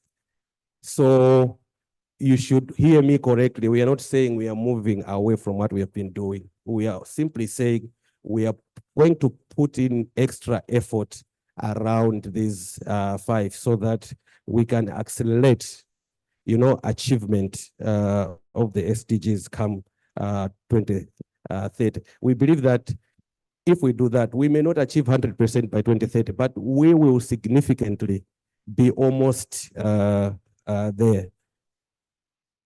Yeah, so the SDG midterm review, like I indicated, we produced our last VNR in 2022, but then since then, a lot of things have happened in between such that we believe instead of making progress, we are regressing in most of the indicators. So we want to understand where we are really at this moment in time. So the SDG midterm review seeks to gauge progress that has been made to achieve the SDGs, accounting for economic shocks experienced in the country from 2017 to date. So we started this process last year in November 2023, and we expect to complete this study by December 2025. What's the program on the, the progress on the SDG midterm review? So far, we have managed to set up a steering committee, which is going to be headed by the SPC herself. And we have also managed to come up with a technical working group to carry out the midterm review. EP&D is heading Mr. that. Hems, my time is quickly running out. Can I ask you to wrap up in a minute? Yep. Okay. Yeah, so we also have a roadmap. And then we have managed to review the SDG indicator framework to identify data gaps. So we've had big gaps in the VNR, the two VNRs that we have had. If you look at the data that we are reporting on, the targets, we are reporting significantly less targets than what we are supposed to be reporting. So we have to do a mapping, an indicator framework mapping, for us to identify gaps so that we get to know where we are going to get the data to close that data gap. So what lies ahead, we are going to collect data from here, and then we are also going to carry out a survey to collect data on indicators whose data cannot be found from administrative records and national surveys. And then we are also going to do a comprehensive evaluation of a selected high impact SDG indicators in the country so that we know precisely where we are in terms of those high select impact indicators. Challenges to the SDG targets, I think my brother Austin has spoken well on that, so I will not belabor. But I wanted us finally to look at this slide. We now have an integrated national financing framework, which is basically coordinating, financing sources to finance the SDGs. We have not been doing well in terms of financing the SDGs. So we had to sit down to come up with a framework that will guide us or is guiding us on mobilization of resources, the various sources. Some are non-conventional, some resources are from climate financing and all that. So we now have this document. Like I've said, it's guiding resource mobilization and digital finance ecosystems. We have developed a monitoring and evaluation policy that would enhance M&D for the MIP1. Austin did ask us to say something on this one. So this is the thing, one of the things that we are doing in order to make sure that we are indeed monitoring the SDG. So this policy is going to guide us. And then we are also in the process of establishing a government-wide monitoring and evaluation management information system, which will be tracking in full the SDGs indicators. We have the resources now. Our UN colleagues who attest to that. We have the resources, and then we are beginning to, come up with that system. Because of time, I think I'll stop there. I may talk more when you start asking us, me and hosted, questions. Thank you so much. Fantastic. Please join me again. Give him a round of applause to Mr. Hems Merova. So thank you very much, Austin. You can take a seat. And for you, Austin, I think we have some questions that overlap from the previous presentation. But I'm going to ask the audience here for some quick comments or questions. And you should mention where you are directing those questions to amongst the panelists. So I will start right in front. Let me say a big thank you to the two presenters. They've done extremely well. And I just wanted to speak to the issue of the Ministry of Finance. I really thought, of course, it came at the tail end of his presentation, but I really thought that during your presentation, you would have basically sort of made this audience to understand how the issue of finance in the line to what Austin was doing. I basically thought you would have sort of expounded more on the efforts of government on the mobilization of financing, specifically speaking to the issue of the efforts on the way in terms of how now that you have the Malawi 2063 and the first 10-year implementation plan, the efforts you've made in terms of domestic resource mobilization within the context of the integrated national financing framework. But I saw, not to sort of belittle what you presented, I do understand the issues concerning on the MPC, of course, the EPND in terms of working on the SDGs together. But there has to be that point where an effort has to be made to sort of link planning with budgeting. You understand? Because at the end of the day, that message must be articulated in a way that it goes to the local level on the issue of how you strengthen planning and budgeting at the local level.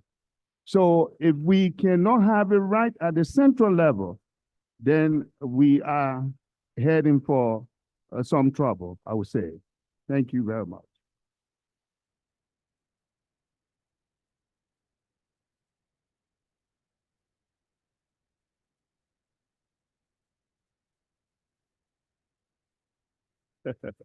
Panel. So just keep them shorter, and then we can give a good chance for our presenters to respond. Thank you. Please go ahead. I think is it 2017 or 2018, we migrated from activity-based budgeting to program-based budgeting. And in the course, I think we have followed it religiously. We have followed the religiously, but I'm not sure. Even the reporting system, they have also changed. Currently, we're also producing the program-based report, PBB. So I'm worried, and I don't understand why we don't have the details. Of course, when we are migrating from activity-based to program-based, what it means is it's like averaging, detail averaging in terms of the reporting details. For instance, water. The detail are in the activity. When we report activities, the details are in there. But when we're migrating to program-based, we submit them. And I believe we need a lot of information. So my question is, as EPNG as well as the Minister of Finance, when we're implementing as councils, to what extent are they getting the information so that that information can respond to this issue and the gaps that have been streamlined here? That's number one. Number two, in terms of reporting, for finance, I think we are doing okay. We have the ITMIS, which I don't know whether it's also talking to the national ITMIS. I'm not sure. But when it comes to MIS in terms of reporting, education, health, all the various government institutions, we don't have a streamlined system that can track as we implement. So I'm also raising a question to Minister of Finance as well as to Minister of Economic Planning and Development. To what extent, what is it that is proving to be difficult to strengthen the capacities in as far as the management for information systems, not just integrated ones, but the one that is for the whole council at that level, so that we can be also talking to either to the economic planning or to the Minister of Finance on daily basis or on a monthly basis. In that way, I believe we should be able to answer those questions that have been seen as gaps. I'm worried. Actually, I'm worried. We're implementing heavily, but the reports are not there. They're not being sent. They're not being recorded to the rightful institutions that are actually mandated to do that. Thank you. I hope I made it very short. Okay, so I have two more last questions, one and the last one. Thank you. Yeah. Women in the audience, I have not gotten any question, I think, except the first one, but I would welcome if there are one or two more women to ask questions after these two last gentlemen, yourself and someone at the back. So women, you can raise hands. I have not heard your voices in this session, except just the initial contributor. Thank you. Yeah, thank you very much for the wonderful three presentations. I think I've got some two comments and three questions. Yeah, so my first question is on or goes to the presenter from Minister of Finance. I think he talked about the issue of the establishment of the integrated national financing strategy. So on that one, I just want him maybe to elaborate maybe what is it that they have actually done on that issue. And then on the issue of 9.2, promote inclusive and sustainable industrialization, I would really want to actually understand from or hear from you on what maybe the nation as actually is doing. Because I take SDG 9 as one of the powerful or one of the key drivers of national development. So this is something that the nation needs to be committed. And then I've also observed that there's little or no involvement of the private sector in maybe implementation of most of these SDGs. Was the SDG 9, which also aligns to the industrialization pillar, it actually requires maybe active participation or involvement of the private sector, because most of the things that can actually be implemented under the industrialization basically private sector base as opposed maybe to the private sector. Yeah, and the other thing I also wanted to also understand from NPC and the Ministry of Finance is on the issue of SDG 11. So SDG 11 actually basically seeks to encourage various stakeholders actually to promote issues of sustainable cities. Is there any involvement of the cities and even the districts that maybe were earmarked for development of secondary cities? Because I take it that maybe there's little or no progress actually which is being made on this area. Another issue is maybe just for me to learn from the presenters if maybe there are actual lessons drawn from other countries, how they actually implementing the SDGs. I think I had prepared some more questions, but maybe let me stop here in the interest of time. Yes, perhaps just to build on what the colleague has said over there in terms of moving to local actions by way, perhaps by sharing experiences. I think we have already touted local corrections, local actions as being key to progress on the ground. And I think the issue of decentralization has also been mentioned here.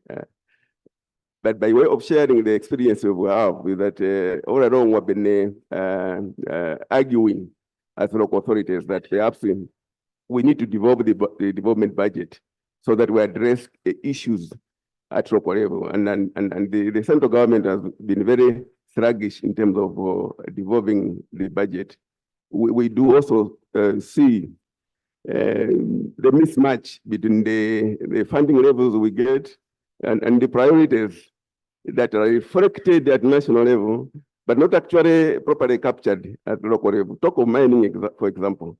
There's literally nothing happening in terms of local authority actions. All we talk about is at national level. So as we discuss this, I think we should think more of local actions as being highlighted and how best can central government move in to support the actions at local level. We're talking of voluntary reviews. How best can we do it if we confine ourselves at national level while we leave the local issues hanging? Because most of the discussions here have been predominantly at national level focus, but now we should move towards local level focus and talk more about issues at national level in terms of funding. The alignment has been talking about, but we need to move more than that. Yes.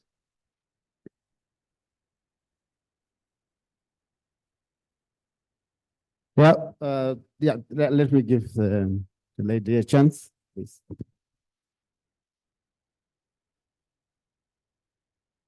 I think I should be different from the rest of the speakers.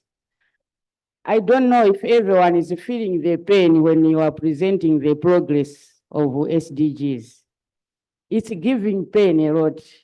So I'm saying, can the planning commission not just plan for, let's say, 2, 3, or 4 implementation strategies that the whole country should undergo to implement that thing so that we are able to achieve the SDGs? I feel like one of the presenters mentioned about the dates as also one which is impinging the full implementation. Is it not possible for the country as a whole to take one direction to say this year, from this year, no more dates, but as a country, this is how we are going to implement whatever the planning commission can come up with? Choose the 4 or 5 things which should be implemented nationwide. Something like, I know the UN would not be comfortable with the dictatorship, but I think Malawi at this moment, we need a dictatorship. We just say, this is what we should do as a country. Then we can come up with something. In 2, 3, 4 years, Malawi can be somewhere. Then these things will be discussing year after year, but we'll go nowhere if we don't make a concrete decision as a country. Thank you very much. Thank you very much. I don't want to be a dictator at this point, but if you allow me, because time is running out for this session, I will just give the panelists not more than 2.5 minutes. We will not be able to cover all the issues that have been raised in this session, but believe me, we have documented quite numerous contributions that have been made. And I'm sure we'll sit down together with the organizers and the main facilitator to see during the course of the next 2.5 days how we can cover ground on some of the issues raised.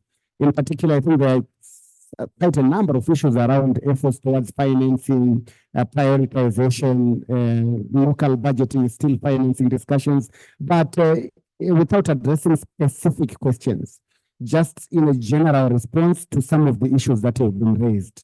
I will give you no more than 2.5 minutes. Then we'll discuss with facilitators how we are going to cover ground on some of the issues so that they're not lost from this session. Thank you. Thank you, Jabra. I will start, I think, talking more about the general financing. And my colleague, I know, will talk also more about integrated national financing framework, which really trying to guide on how are we going to mobilize resources and finance our development programming. But I would try to zero more on the domestic financing, which is really key and something which is guarantee for us to do our implementation. And when we talk about self-reliance, we are talking on us as a country financing our development endeavors by resources generating by ourselves. That's the only way we can attain full independence and strategically invest in our development. I think there's been a tremendous improvement, I think, especially in the current national budget. If we start looking at the figures, it's the first time where development budget has hit over 30% relatively to the capital, recurrent budget. And again, if we look at the growth within the budgets themselves, the development budget has grew by about, if we talk about real terms, it has grown about 39%, while the recurrent has grown by 2% in real terms. If we talk about nominal, it has grown to about 100-something% from the previous years. And when we undertook the budget analysis, we found that this current year, we have tried to align more to our development plans, to the MIP1, which is the first step to ensuring that we are really now channeling resources to where it matters. I think what remains now is how best are we staying on guard to ensure that we safeguard that the allocation are really going into those areas which have been identified as critical to development of this country.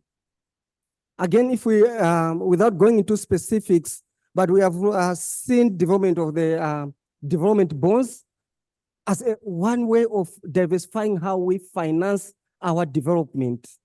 I think we have to appreciate the limited fiscal space as a country we have, but we are going into the right direction to ensure that financing is going into the right direction.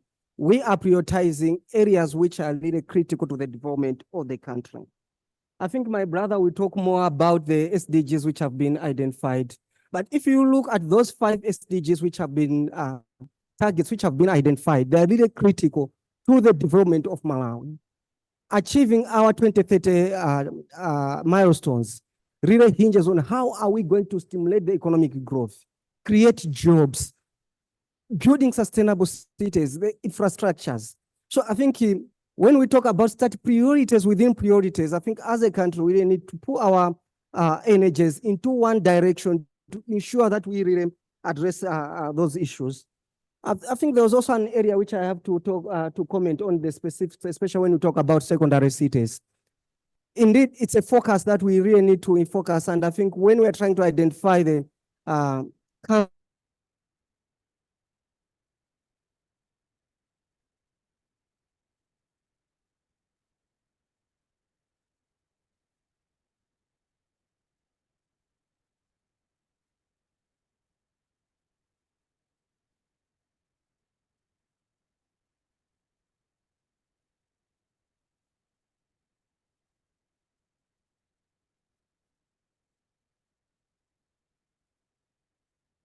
question. I think on that one, I have to leave it to my brother to add on that. Thank you. Yeah, for minutes. Can we try to wrap up in 2.5 minutes? I'm told brother panelists are waiting already online for the next session and we've overlapped. Sorry about that, but thank you. Yeah, okay, I will try to wrap up in 4 minutes. But looking at the questions, I think the first thing that I must indicate is there is no specific resource for SDGs because we have domesticated the SD. What it means is from our district development plans, if our district development plans are really aligned to NPC, which is the expectation and which is the law, because district development plans must align to the national strategic documents. So if we are aligned to the MIP1, then essentially what we are saying is whatever we are doing down there, whatever we are implementing, it has the SDG face, okay? But perhaps what we have been lagging behind is to coordinate, you know, the financing sources, because we have the conventional means of getting the resources, and we are not getting as much as we would want to, while there are other unconventional means that have remained largely unexploited. So, for instance, we are talking about climate finance. It's a big, big thing these days, especially that we are not net polluters. We can benefit a lot from that. And then the other areas of the SDGs, you realize that it's private sector. Yeah, all government is doing is to provide a conducive environment for the private sector to, like benefit or get into it, get into the zone in numbers. Yeah. So we are implementing. I know some of the questions, I think we were just getting around, you really wanted us in the Ministry of Finance to show you where in the budget we have resources for SDG implementation. You will not find it because we have domesticated it. The alignment, as Austin has said, is happening. And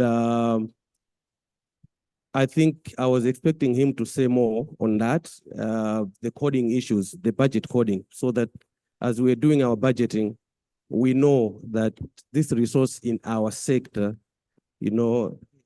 is going to this pillar or is going to this enabler, is going to these targets in the MIP1. That is happening. That is happening. The other issue, reporting. Hence, again, I will ask you just in 30 seconds. Just we. Okay. Just wait. Yeah. So, in terms of reporting, you are right. We have not been reporting as much as we wanted. That is why we had to come up with the M&D policy so that it guides. Some of the provisions in the policy will most likely be legislated so that they become laws, so that we have a motivation, a proper motivation for, for reporting. The final issue on spreading resources thinly across so many interventions. I think it came from a lady that side. I agree 100%. We have been doing that. We have been spreading thinly the resources. What needs to happen is exactly what she proposed. We need to prioritize and then get resources to the most prioritized areas in that year. It's medium-term expenditure framework that's the framework that guides us 3-4 years. Yeah, we prioritize intervention this year, we do them. We prioritize again next year, we do the others up until we finish the list, not spreading thinly the resources across so many interventions. Thank you so much. So thank you very much. I know my brother Austin wanted just 30 seconds to respond to issues that have been raised in the from the initial presentation, but I will propose that on session six. Can I say something as well? Oh, you forgot me. Okay, yes. So I actually missed that you were still online. So please, Bartholomew, in 2 minutes, can you try to wrap up? Sorry about Yes. that. You are still online. I think one of the biggest areas we need to work on is really the relationship between finance and planning. We have, like I said, we have fragmented systems. Finance talked about the fact that you have aligned your budgets to your plan, but how do we do this in a way that everybody knows about it and it's more transparent? And to what extent is NPC implicated in this alignment? And that is why I said we need to use a more, we have the benefit of digital technology. Instead of having each ministry have their own system, we need to have integrated systems. That's the key to having an integrated and coordinated approach.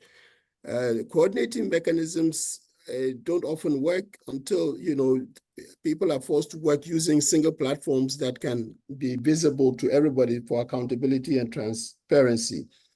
And again, when it comes to tracking performance, I think it's not always about lack of data, but really getting the data to the right places. We have a lot of administrative data that can be harnessed to populate our systems. And like I said, using the IPRT, we notice that baselines are missing.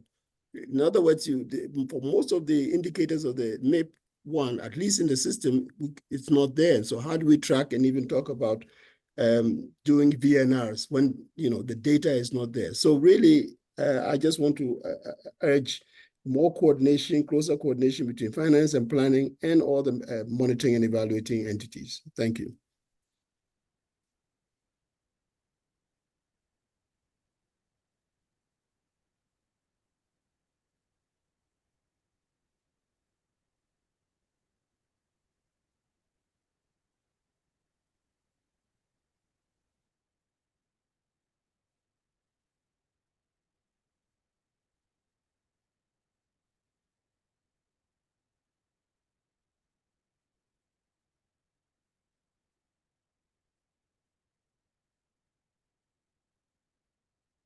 Hello, everyone.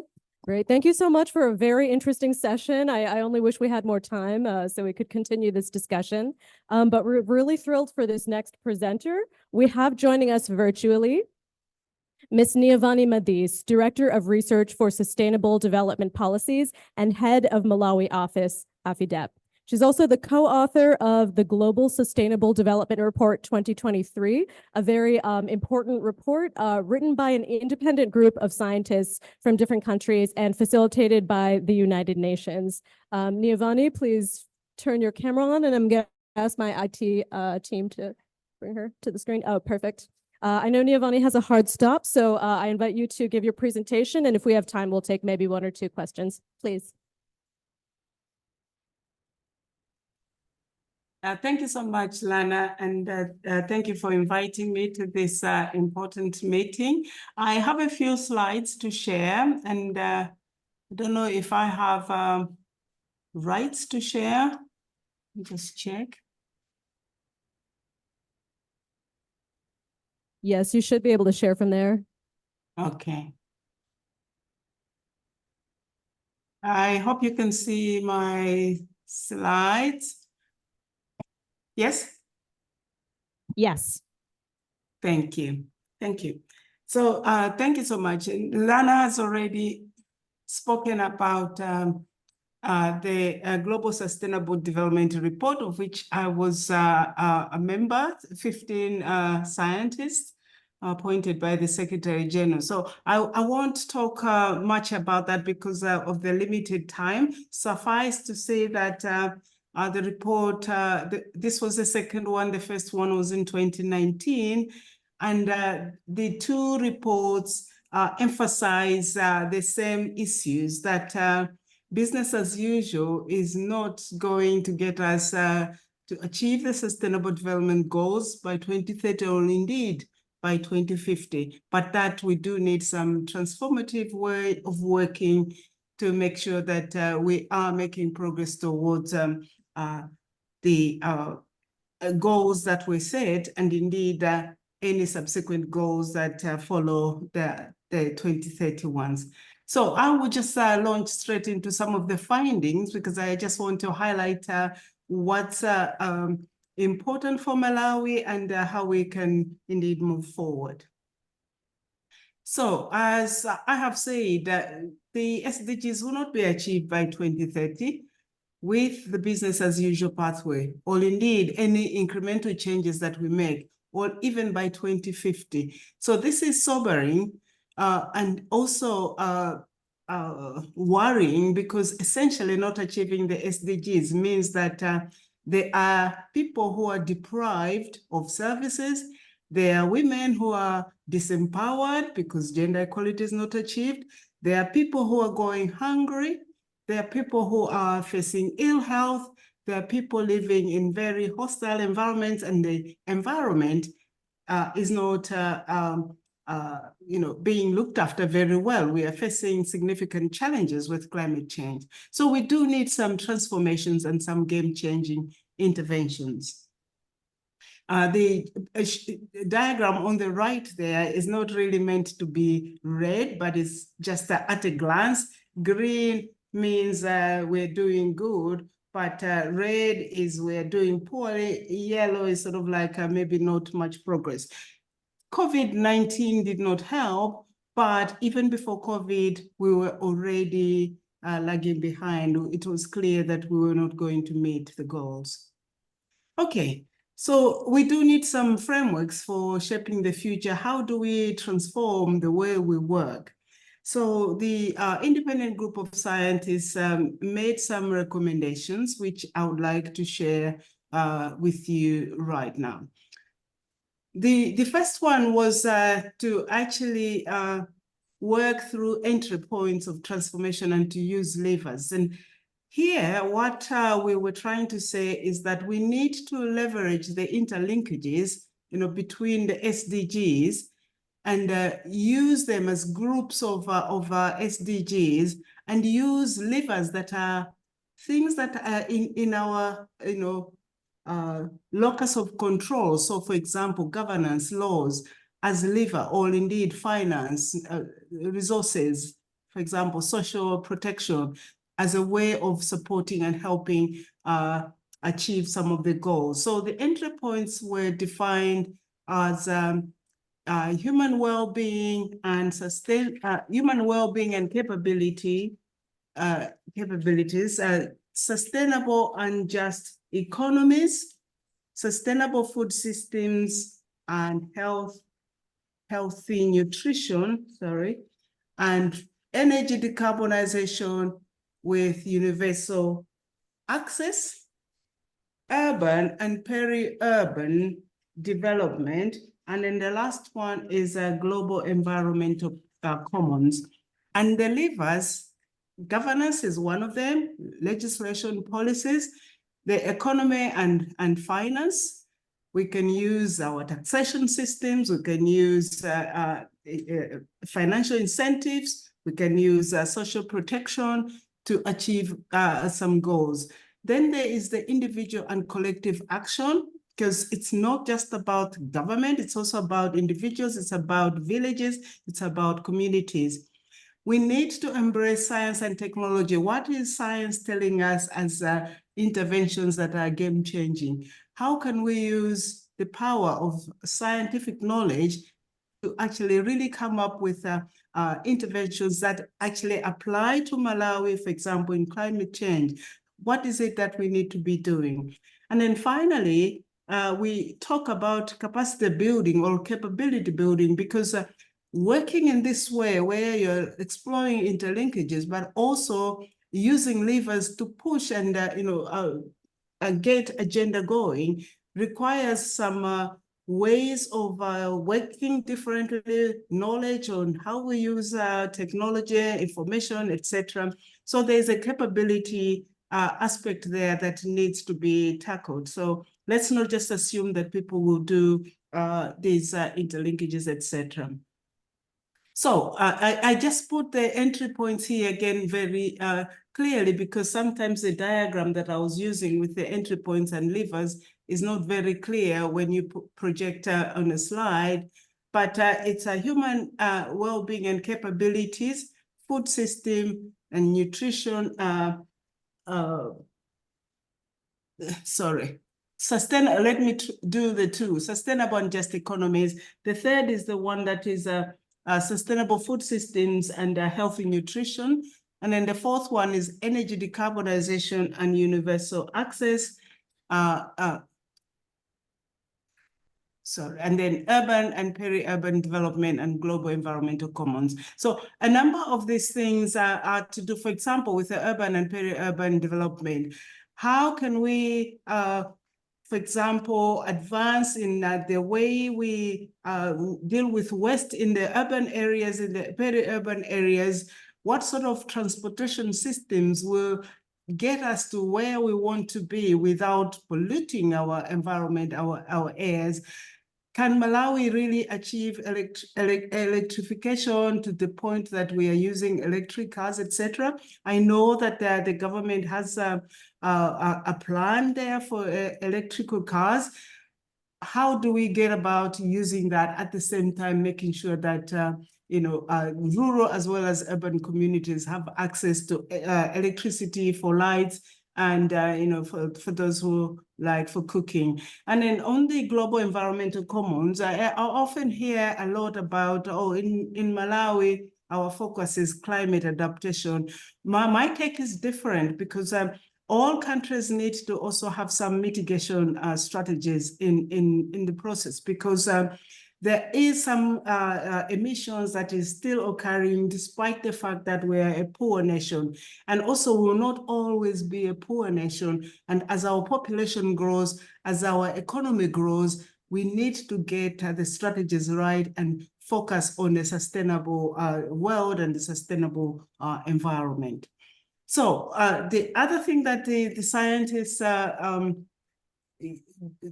talk about is the fact that, we need to think of how we transform by using a framework like the S-curve and drive transformation through that phase of the S-curve.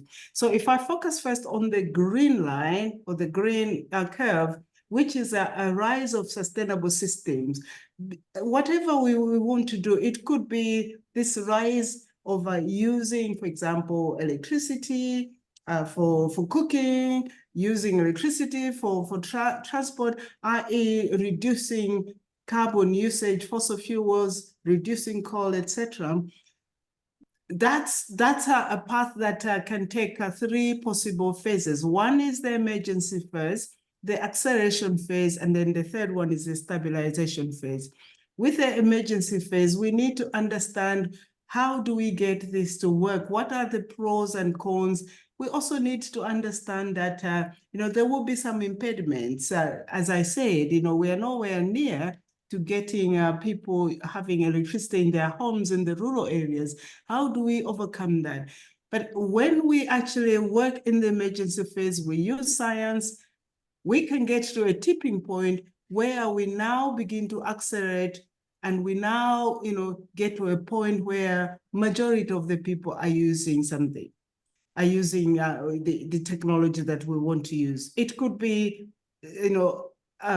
trying to get rid of a dominant and sustainable pathway. Like an example I like to use for Malawi is the use of charcoal. So in that case, we are looking at the red line, the red arrow, where we need to decline the dominant and sustainable pathway. And again, in the destabilization phase, there will be some impediments, there will be, vested interest to keep the status quo. But we can use the levers that I mentioned earlier. We can use legislation, we can use finances, we can use, societal changes, we can use science and technology to get through to a point where we get to a tipping point when in fact the trend just begins to go smoothly through the breakdown phase. So that's the red line going down. But at the stabilization or the phase out phases, things don't just move like that, because you can have a backlash, you can have,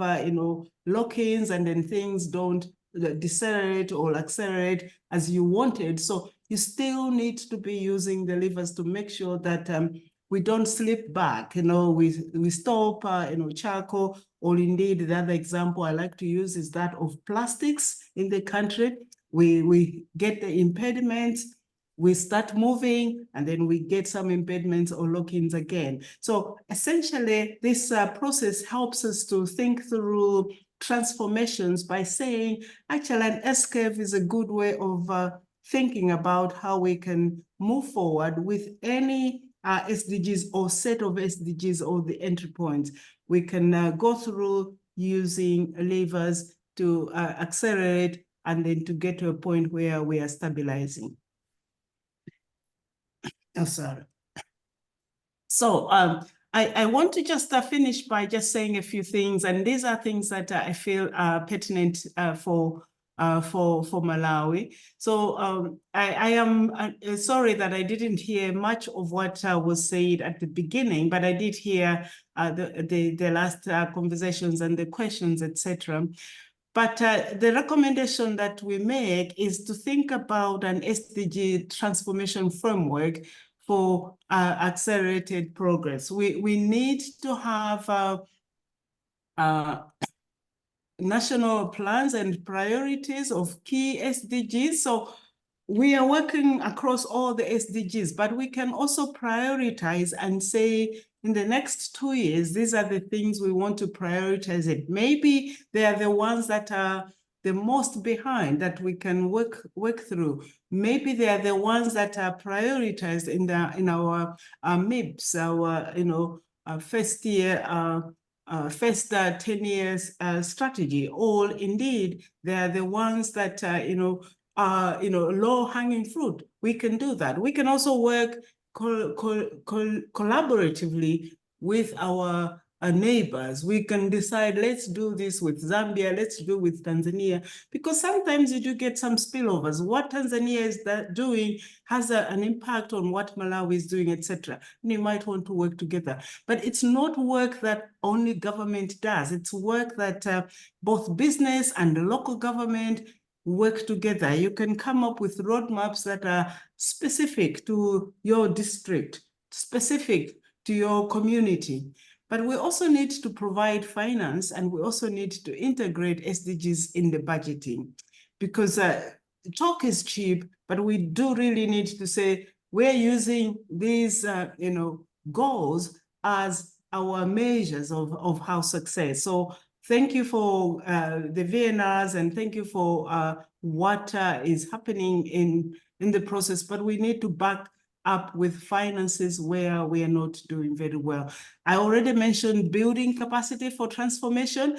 There are things like, foresight, thinking ahead, scenarios, what if we do this, what's going to happen? But also public engagement. How do you get the public to come with you when you are, proposing unpopular policies, or when you have some vested interests, plastics? How do you get the public buy-in to the fact that this is something that must stop? And then negotiation skills, always important when you have two opposing pathways that you're dealing with. And then driving transformation through the phases as I mentioned, as well as managing the interlinkages. So the 6 entry points we identified.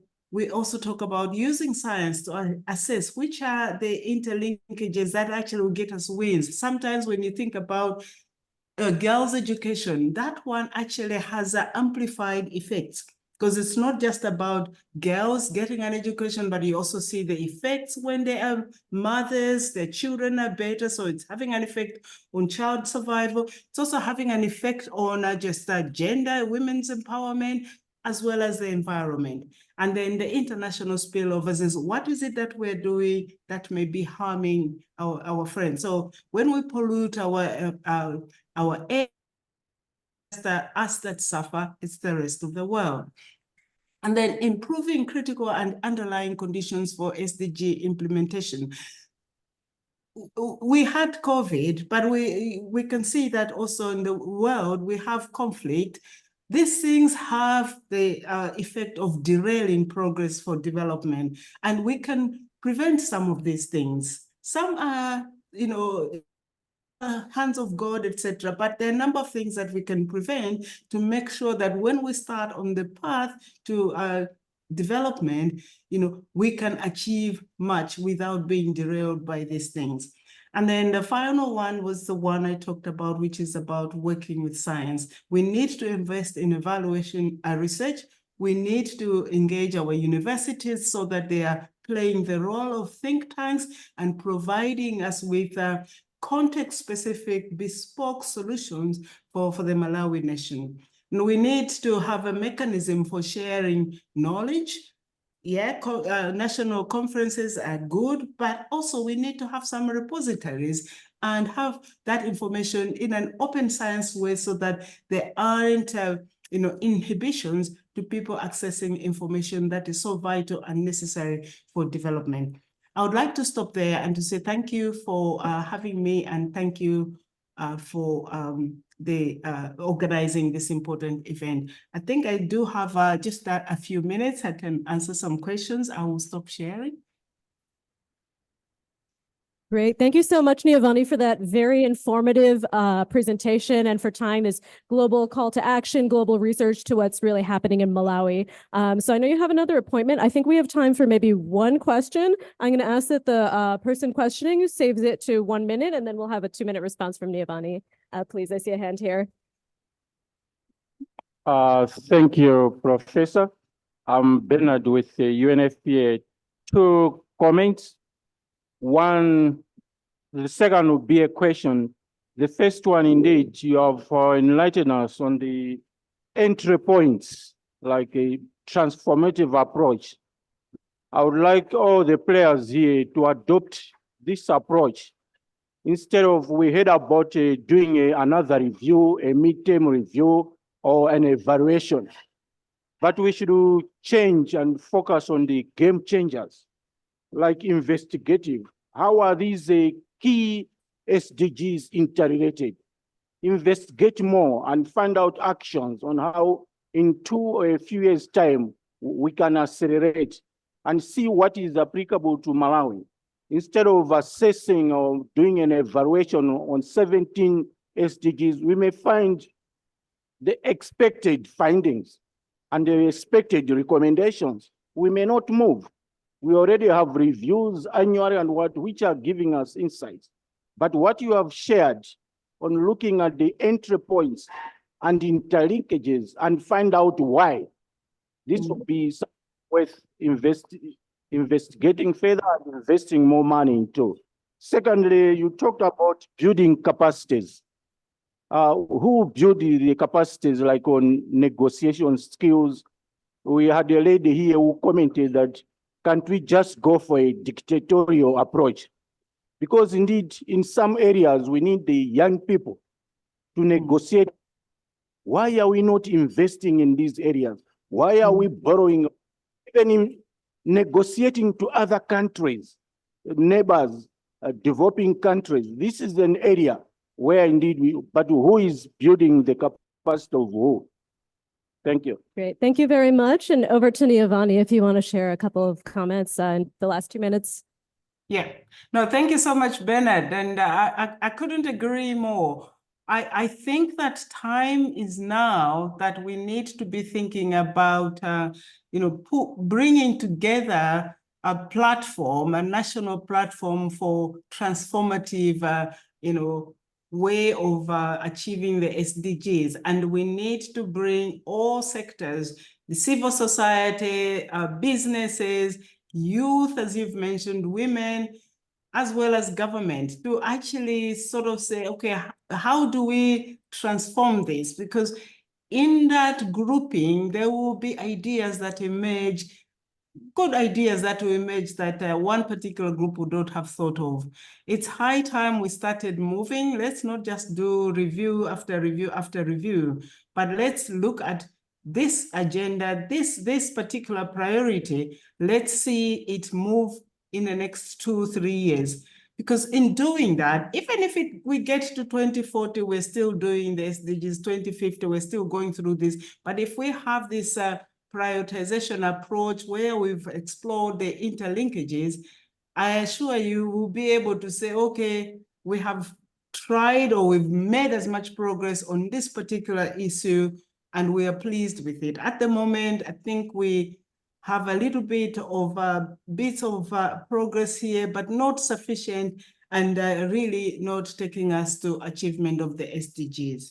In terms of who should do the capacity building, I think that there's a number of issues. And if you can actually do, for example, good negotiation skills, it removes the need for dictatorship, because you do end up with people who can persuade minds and hearts. I know that the country doesn't have a lot of negotiators, and I know this from having participated in one of the COP meetings where I went as a representative for Malawi government, and noting that we have very few negotiators who are skilled. It's a skill. It's not, you just don't go into a meeting. So I would recommend that those people who have that expertise perhaps share how they do that. But we do have also our wonderful universities. They do a lot of training. They do a lot of foresight thinking. They do a lot of work on how you do scenarios and etc. We can work with them. And I know that NPC and UNICEF have been working with universities to actually have bespoke, programs that then can enable the people who are at the forefront of measuring progress, who are at the forefront of implementing SDGs, actually to get the training for this type of thinking and type of working. I'll be happy to engage in another fora. We can always arrange another meeting to talk about the SDGs. I did one last year in November, but I'm not sure how many people attended from your group there, but I'll be happy to do another meeting where we can talk about this and our thinking as independent group of scientists in terms of transformation. I hope that answers the question, and thank you so much for the comment. And thank you, Lana, for allowing me the space to talk. Thank you so much, Niavani. Thank you for answering the questions. And yeah, as you know, Niavani is based here, so we hope UN might have additional conferences here where you can have more opportunity to ask questions. With that, I hand it over to the moderator of our next session on lessons from the GSDR and localizing the SDGs in Malawi. I hand it over to Mr. Hadrod Makandawire, Executive Director of MALGA.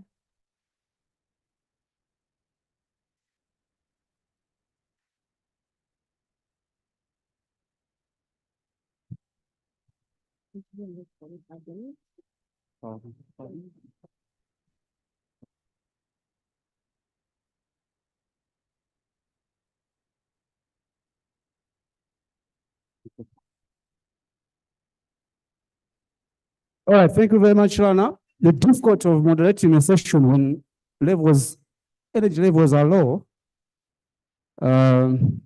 is that people stop paying attention to you. They start paying attention to nature's score. But we'll try to make sure that at least we shorten it so that we break for lunch as soon as possible. All right, so we'll be proceeding to the last session for lunch. And it will be characterized by two presenters, and then after we will see with the time that will progress. Should we have enough space, we may go into brief discussion. If not, then we may break so that we differ the discussion after the break. So at this point in time,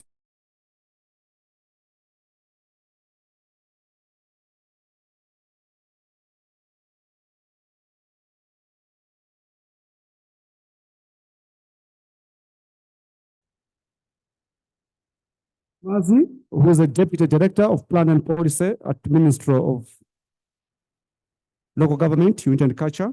He will be making a presentation on the law of local governments in implementing, monitoring, and reporting on the SDGs and Malawi 2063. It's a very critical and important presentation, particularly in terms of tracking progress for the local government authorities. Welcome to the podium, sir. I'll give you 10 minutes, fine. Can you bridge your presentation to 10 minutes without uttering the substance? Is that possible? Right. Please, without uttering the substance. I know you're an expert on this one. Thank you, proceed.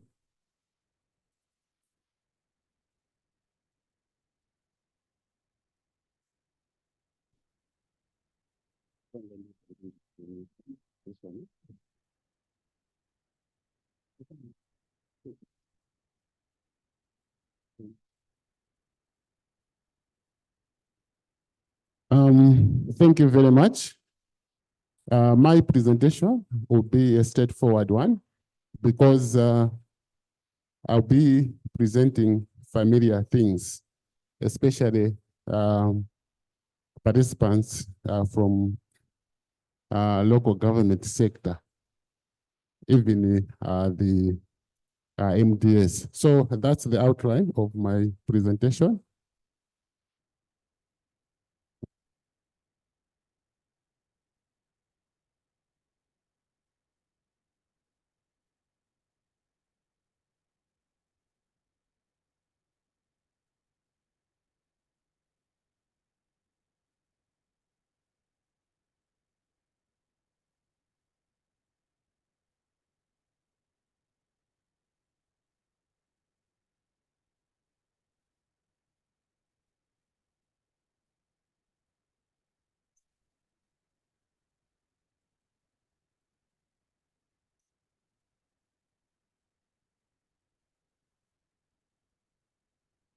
Okay, basically,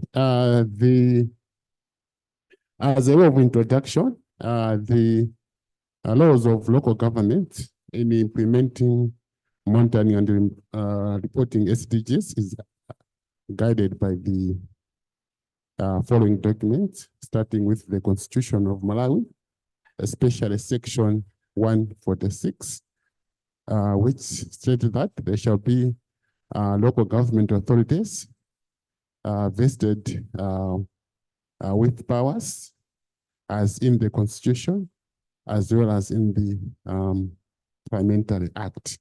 So the other documents are actually indicated there, including Local Government Act, Decentralization Policy, just to mention a few. So in terms of the law of the ministry, basically, when I say ministry, I'm referring to the Minister of Local Government and Culture, is to provide a policy and strategic guidance in the formulation of local development plans. And we have to ensure that these plans are aligned to Malawi 2063, as well as the SDGs. So we have an oversight function to provide some technical backstopping in terms of localization of SDGs. In terms of local authorities, here I mean urban councils as well as district councils. Basically, their first law is basically to formulate these local development plans. And there are different levels. We have the SEP, the VAPs, the NAPs, just to mention a few. And also, when they're doing that, they have to make sure that they align to these documents. And upon successful formulation of these local development plans, the most important role is now to implement those local development plans through programs, sub-programs, projects, and even specific interventions. And all these are supposed to be guided by the local development plans, which is either urban development plan or the district development plan.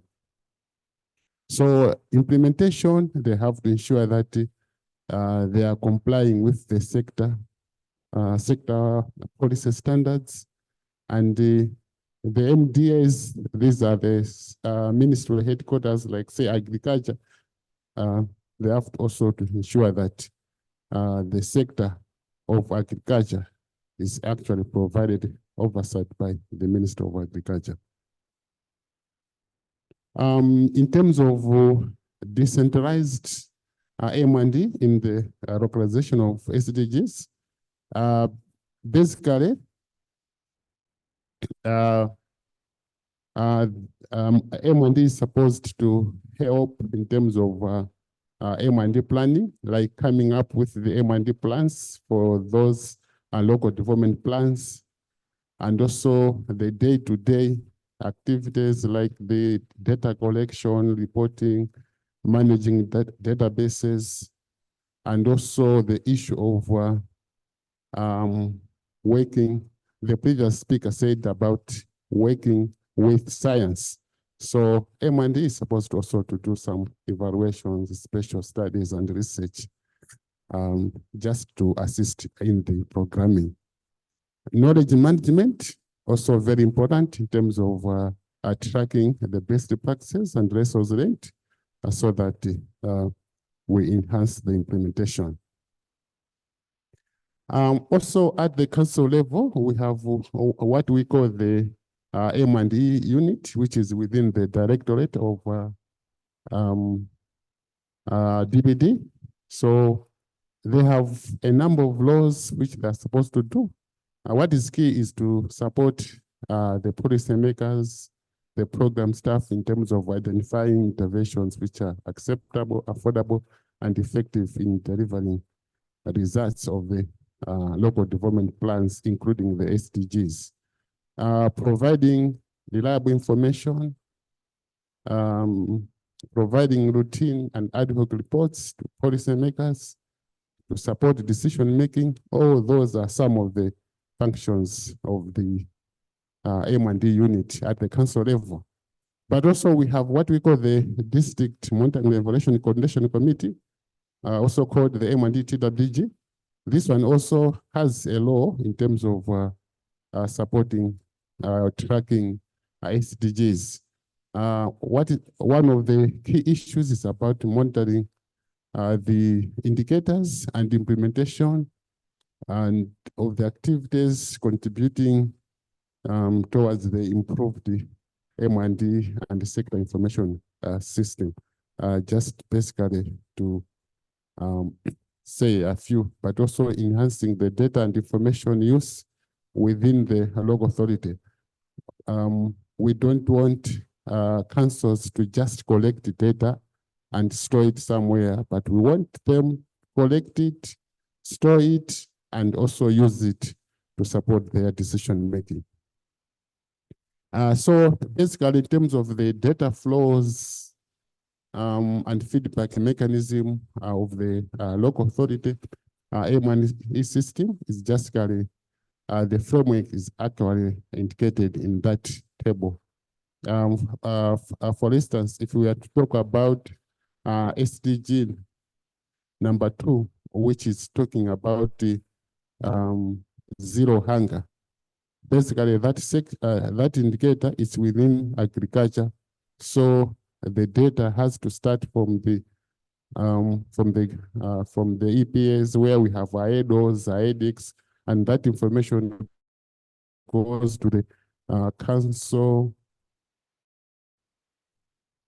up to the ministry. So basically, this is more like a simplified conceptual framework of how the data flow and feedback mechanism are supposed to happen at the council level. I may not go into the details because I've been given a very short time. In terms of indicators, yeah, we have a document which provides some model indicators to guide the councils in terms of how they can adopt some of the indicators. For instance, if we are to look at, say, agriculture and natural resources, SDG number 2, crop yield per hectare, then we look at who are the user mapping, the local authority, the APND, and other stakeholders, so that it's just to give one example. And also in terms of the data use frequency and the timing of various local authority platforms, you know, at the council, we have the full council, we have the service committees, we have the DEC, and we have the community. So we have more like a template, a framework that provides some guidance in terms of how data use frequency and the timing at various levels can be done. In terms of strides that we have done, so far we have done the orientation. We did this in collaboration with EPND and also UNDP and other UN families to orient all the local authorities on the SDG localization. And we have reviewed a number of documents. And what it means is that the planned interventions at the council level are directly linked to specific maybe one prioritized interventions as well as SDG. So if you are to look at, say, the M&D framework for one of the DDPs, say in Chinji is one of them that have completed the DDP, you will be able to see these things very clearly.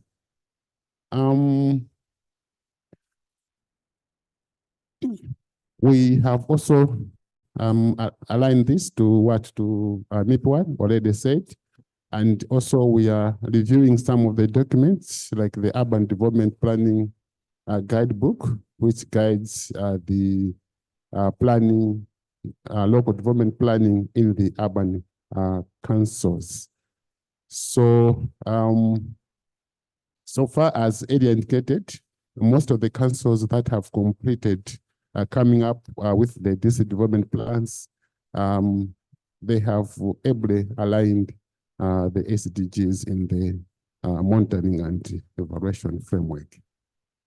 So challenges, we have a number of challenges, like the slow devolution for some sectors. One of them was tourism, but I think tourism now, they have devolved. Energy. The other issues about inadequate human and financial capacity at the council level. And right now, the resources that goes to the local authorities is still small compared with the national budget. And also weak and fragmented M&E systems and functional alarmists, which is a local authority management information system, which is supposed to be an integrated system. It's one of the challenge, and this is an area that we are trying to mobilize resources so that we can actually have a functional RAMIS. And yesterday we had a discussion with the runner, and I hope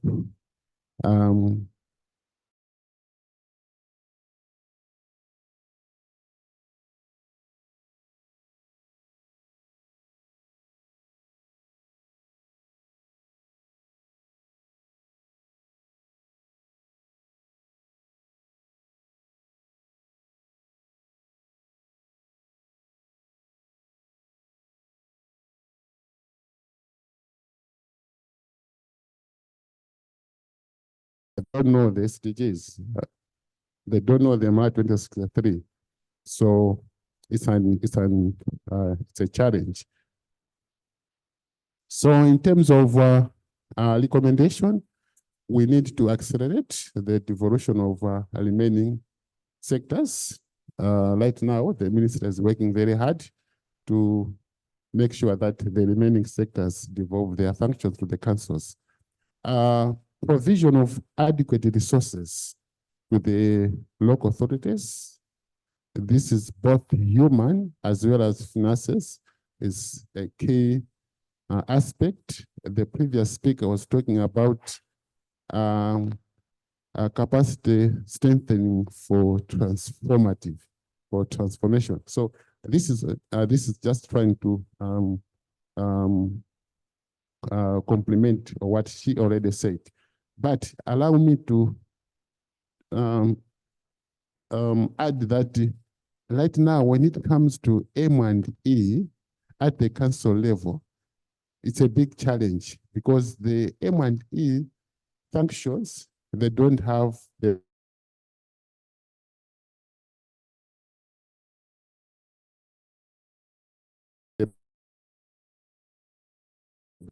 budget. If you are to go at NPC, I know they have a budget for M&E. If you are to go at even,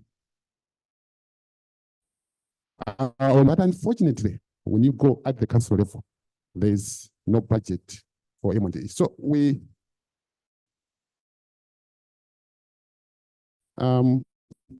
recommend that we should create a budget line for M&E at the council level because it doesn't make sense. We are implementing so many programs formulated at the national level and others also formulated at the council level. And yet, we strongly talk about M&E, importance of M&E, yet that M&E at the council level, it has no budget. I hope Hadrod is here listening so that he can help us to lobby for that. Another thing, I think, strengthening the M&E, I think I've already stated, but also with regard to issue of awareness, I think we need an affirmative action so that we can create adequate awareness on these issues, the Malawi 2063, the SDGs. Maybe these voluntary local reviews may be one of the useful tools on maybe how we can enhance implementation of the Malawi 2063 as well as SDGs at the grassroots level. I know I don't have enough time. I need to stop there, but let me emphasize that it is a requirement that local authorities should effectively implement, monitor, and report on the implementation of SDGs, and we make sure that we are reporting on timely basis with complete data, but also accurate data. And also, it is a requirement that the local authorities, they should report in accordance to the national decentralization policy. I think with that, let me stop there. Thank you for your attention. Ngiyabonga kakhulu. Thank you. Thank you very much. What does that word mean? Is it Zulu? It's Zulu. It's Ingoni. Okay, thank you very much, Mr. Gawamazi. Mwanamtonga, will you make it within 10 minutes? Okay, fine. So is it you or Mr. Karu? It's you? Okay, let me invite Mr. Ronald Mtonga, the Chief Executive Officer of Non-Governmental Organizations in Malawi, Council for Non-Governmental Organizations in Malawi, commonly known as Kongoma in abbreviation. So Kongoma is one of the key actors that has been supporting the implementation and localization of SDGs. So Mr. Mtonga is going to make a presentation that is bordering on multi-stakeholder approaches to SDGs localization, share and particularly the civil society perspective. Sir, you have exactly 10 minutes. Otherwise, you and I will be crucified here.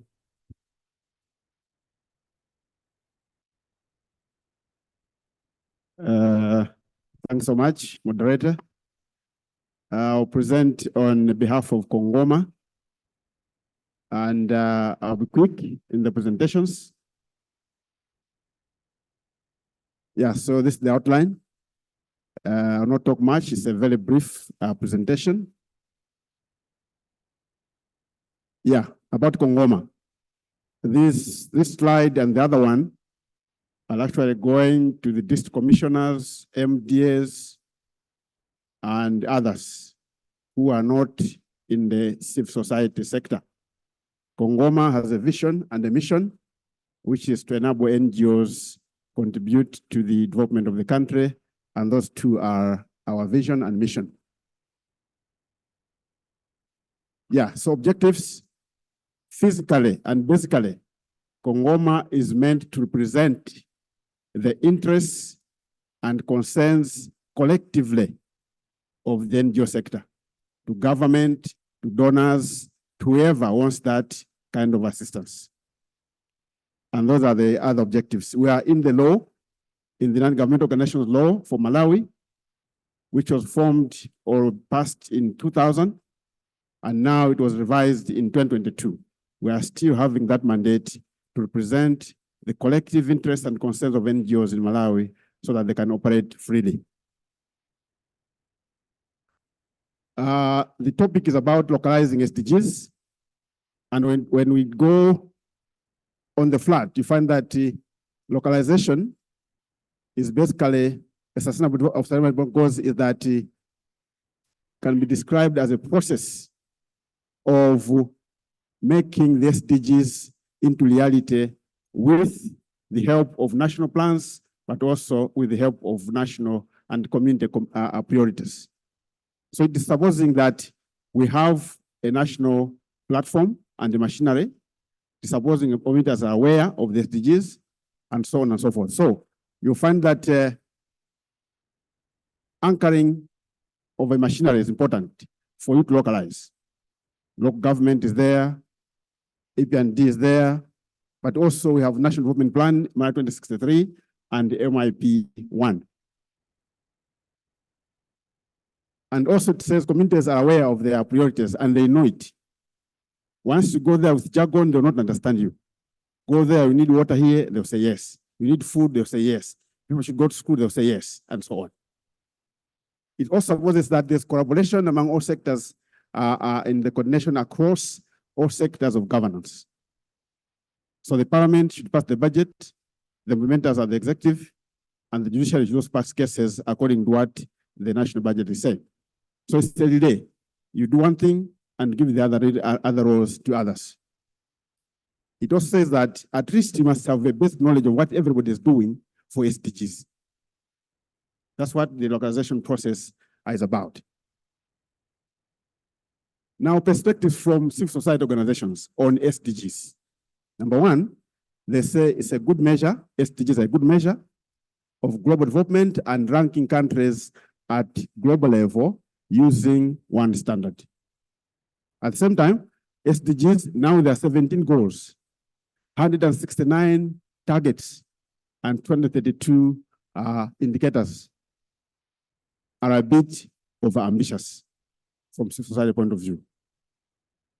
And they're different from what MDGs were saying at that level. Number three, SDG implementation is not matched by resource availability across countries. Some countries are richer, others are poor, and the poor ones, if we are not leaving anyone behind, the poor ones should be the first ones to get resources, but it's the reverse. So we've already left countries which are poor behind already. CSOs are saying they appreciate the approach by Malawi to embrace all SDGs and not select the key ones that could have beneficial impact on others. And I've said that for more than 3 times now. Professor Madisa said it, Madam there said it. Why can't we have 2, 3 things to do and then forget about the others and do them later? If we can have achievement of those 3, and that could be fine. They are saying the Malawi 2063 as a precursor for SDG localization is seen as an elitist agenda that is not well articulated to ordinary Malawians. If you go to the village and say, we are propagating SDGs, they will ask you, SDG what? So we are not focusing on the knowledge of the people on what SDGs are and what they can do to them if they are well implemented. Number 6, perspectives are saying coordination and collaboration across sectors is another culprit that hampers localization. There's weak coordination between Malawi 2063 and the village action plans, which the villagers do on a daily basis. And these ones only end up in the national development plans at district level. They don't come anywhere else. And we're saying, why can they be the basis of Malawi 2063, but also the basis of MIP 1?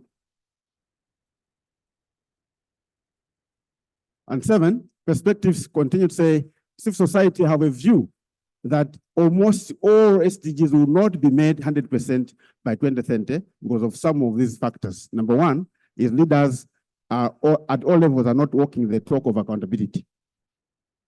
Number 2, there's a too much misuse of public resources through corruption. Number 3, lack of proper grassroots consultations on issues that surround SDGs localization and the like. And 4, SDGs are too technical and need to be simplified for ordinary Malawians. Inadequate grants to local NGOs who are able to localize these SDGs in local language at local level, and they're not given the funds to do that kind of job. There's no capacity at this level in order to coordinate NGOs and monitor their performance. They've said M&D is not there. My colleague said it. The M&D plans are not there at district level. How do they now coordinate NGOs and ensure their impact is there? Now, contribution of SDGs, roles of SDGs basically from the Malawi 2063 and the MIP 1 are basically to meet SDGs, most of the SDGs, but also attain middle lower income status. And as such, roles of NGOs are to implement the vision and MIP 1 and be part of the consolidation processes that come with the enabler and pillar groups. And therefore, when we demystify those roles, we find that NGOs are actually financiers of the vision and implementers of the plan. They finance the plans through the direct services to good health, no hunger, good health, well-being of people through education, but also reduced inequality. And all these SDGs, the NGOs who are doing work on those 5 areas. Number 2, their work is assurance provision or providing assurance so that when they advocate, there should be real people included in the wealth creation that Malawi 2063 is saying. We want to be part on the table to say how have Malawians participated in this agenda of wealth creation, which is inclusive. We are watchdogs to ensure that good governance, transparency, and accountability is the order of the day in the implementation of Malawi 2063 and MIP1. We are also monitors and evaluators of impact of Malawi 2063 and MIP1 to ascertain whether the milestones that they are saying they're going to be made have really been met. Recommendations. Number 1, need for increasing inequality. So there's increasing inequality between the rich and the poor, which calls for Malawi to go back to our traditional values of Ubuntu, humanity for others. I am because we are. Number 2, Malawi needs to analyze and synthesize, and this number 2 is where Madise was saying, can we do under a minute, can you conclude the recommendation, sir? Malawi needs to analyze and synthesize SDGs and adopt an approach that should not just take all SDGs as the same, but focus on a few of them and implement them well. Policy consultations should be should be grassroots based and make sure that the village action plans are well articulated and part of the plan. Number 4, Malawi needs to have very strong institutions of governance that provide strong checks and balances in terms of borrowing and using that money. And strengthen parliament to have strong oversight over borrowing by the executive, and then open government comes in to say, can we do a check on that? Number 6, strengthen the financial fight against corruption that misappropriates even borrowed resources. We get the loan and somebody misappropriates that money. We need strong issues on corruption and all that. Not just transferring the people who are culprits to go and do their things in another ministry. No. Number 7, centralize in the implementation of public policies and laws which will strengthen localization at all levels. Thank you and so much. A big hand from Santonga. You can have a seat. All right. I'll just allow 2 questions. One for Mr. Gaumazi and one for Mr. Mtonga. You can have a seat. The question should be that is universal, that it would apply, would have connotations for all the councils. One pertinent, if any. Yes, sir, please proceed. I'll give you 30 seconds. Yeah. My question basically, I like the recommendations you've provided. Let me say thank you for the presentation and the other colleague too. I would have loved to see what you are doing as NGO to actually help to facilitate the implementation of some of those recommendations instead of just making them. Thank you. Mr. Mtonga, as NGOs, what are you doing to facilitate implementation of some of the recommendations? Brief response, if you can, sir, in under a minute. Yes, we do. And that's why we have the advocacy in our programs. We do advocate and we meet different stakeholders who are in the forefront of implementing the SDGs. Yeah. So we do. Thank you very much. Local government authorities, you are predominantly in this place. What key, one pertinent question that is universal and its connotations for all the councils. that you can ask. Sorry, I'm used to the traditional ones of sharing microphones. You can proceed, sir. DC Kalombe, proceed. I thought we were partners with NGOs, but it looks like the presentation is like we're competitors. Is it possible that we can move on the path of partnership rather than competitors? The language, the presentation, the connotation is demonstrating competition rather than a partnership. Thank you. Okay, I think that's an observation. I'm looking for a question that is to go to the ministry. All right, it seems Mr. Gamazi is loud and clear. There's no. What was the question? Yes, CEO. Yeah. Lilongwe. Thank you so much, moderator. To the ministry, I think we've talked much about the integrated information system. I don't know what the minister is doing to make sure that councils empowered as well as resourced so that we should be able, because we should be able to keep data and also access the data at the click of a button. People have complained about us not being efficient because we don't keep updated data. At the same time, also access to that data is also a problem. Thank you.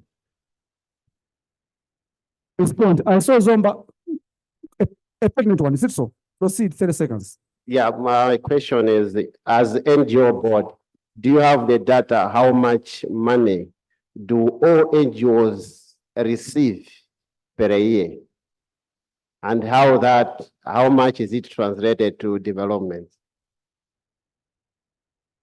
Managanazi, you start us respond that question that came from Lilongwe City, CO, then I'll revert to Mr. Mtonga, then we conclude with a discussion on some questions before go to lunch, so that we conclude this session. We don't come back to this session. This program is fully packed, as all of us can appreciate. Over to you, sir. Okay, thank you very much for the question. Indeed, RAMIS is not functional, and it's a concern not only to the councils, but even us as a ministry.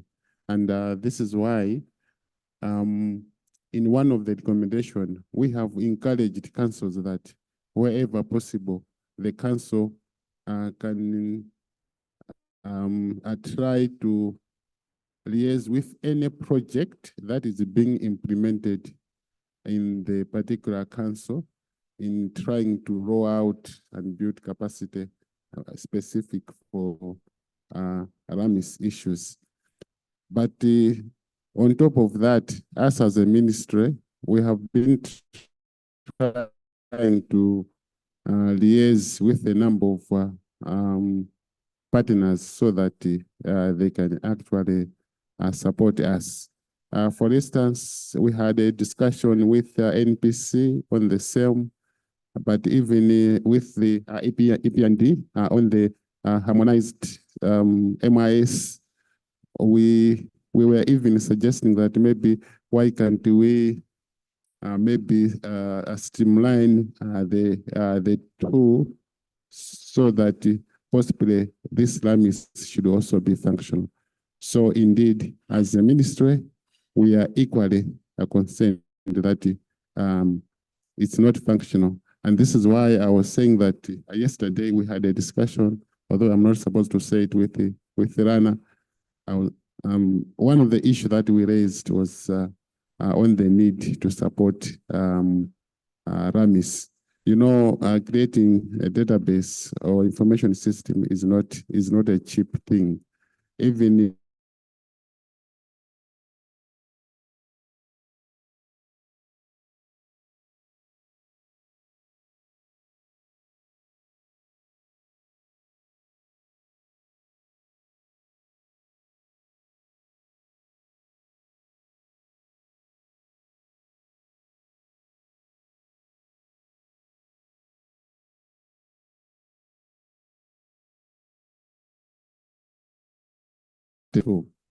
so we are trying to liaise with different partners so that they can help us to roll out this RAMIS.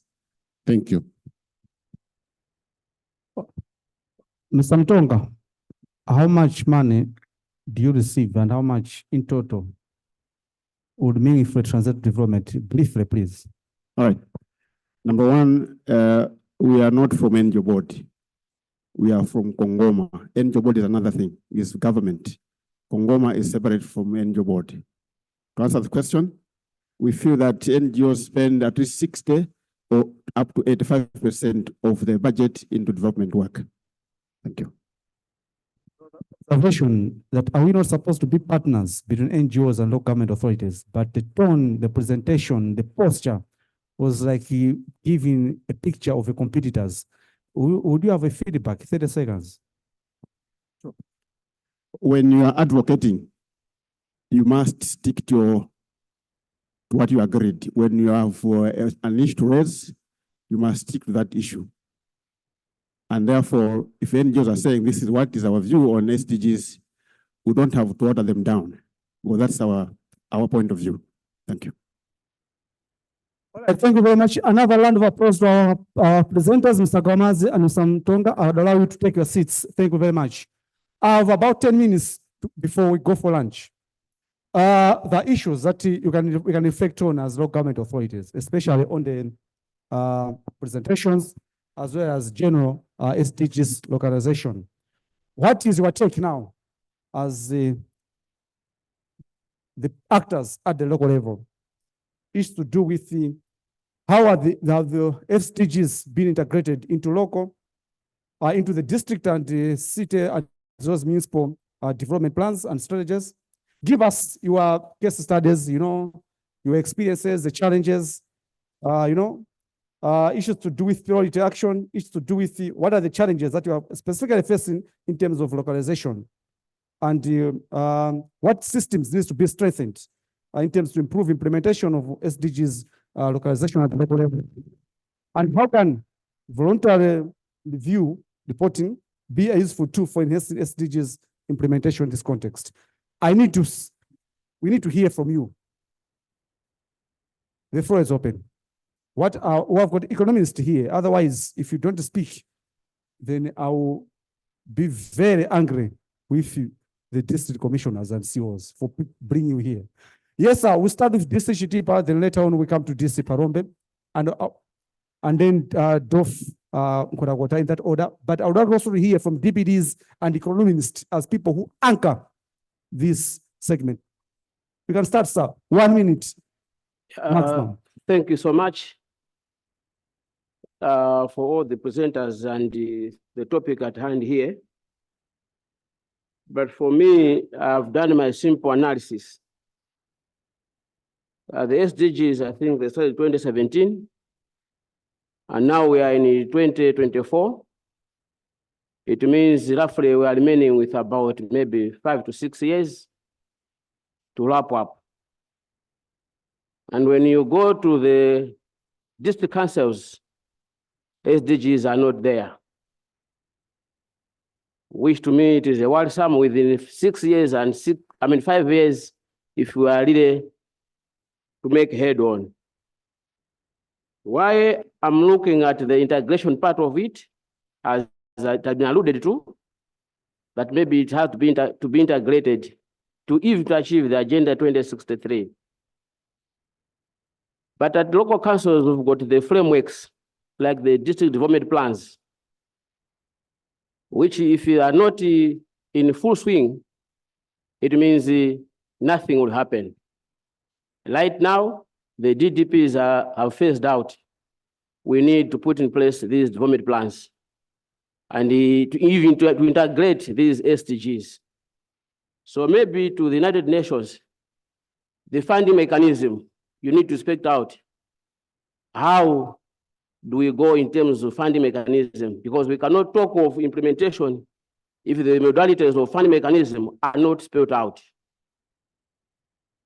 The number 2 thing is about the strategy, because it seems the strategy is not at par. And even the approach is more of top down and not that of the bottom up. So this is what maybe I may contribute. Can we revisit the approach and even the strategy so that we factor in issues of standardization? Thank you. Before I go to DC Palombe, I want to be clear.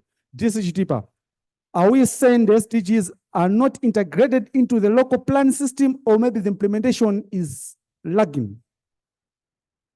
Otherwise, I'll be very angry with Mr. Gawamaz and Mr. Gaye.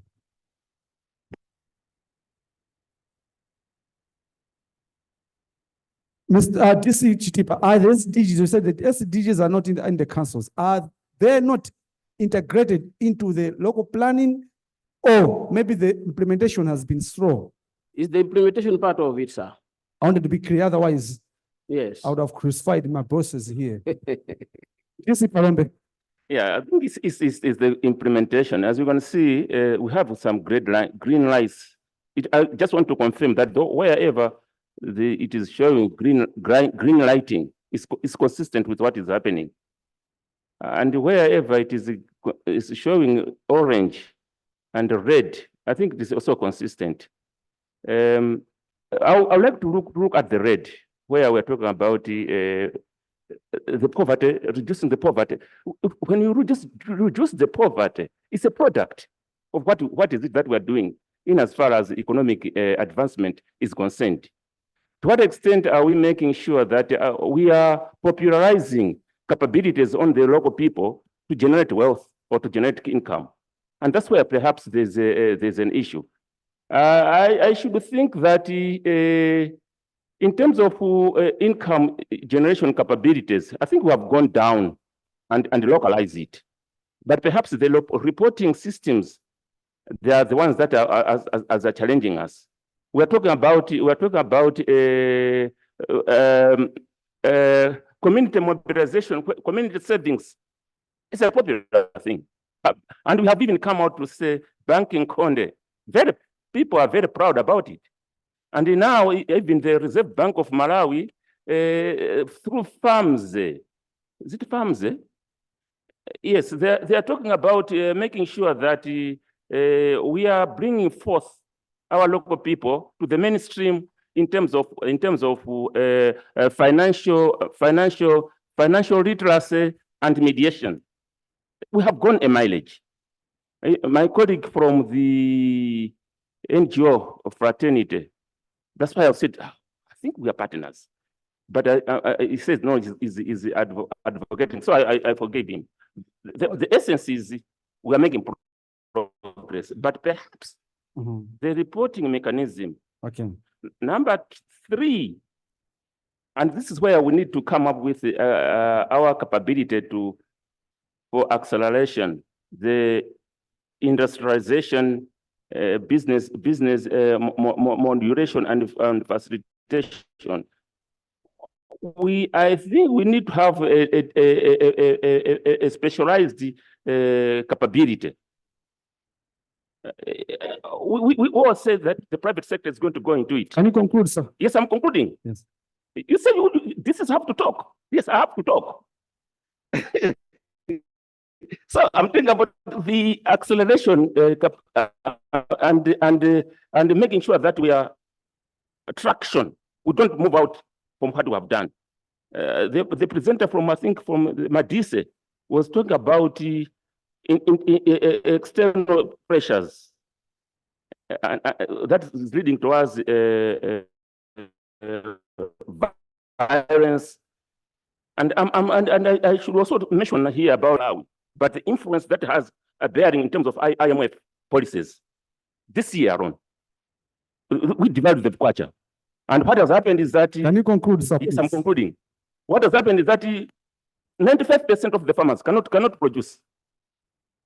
Simple thing. It means we're going back to a status of zero production of food. So what is it that we should build inside that should make sure that when we're accelerating, we are also maintaining traction? That thing has to be discussed and maybe brought forth in this discussion. Thank you. Thank you very much. That's a good case study, good success story from Palombe. Poverty eradication, at least you have shared the progress that the LOGs, particularly maybe in the context we're doing, but the reporting side. Mr. Masankula, Nkorakota. I'll be very strict with you, sir. Okay. Yes. Maybe in the interest of time, I'll just be brief.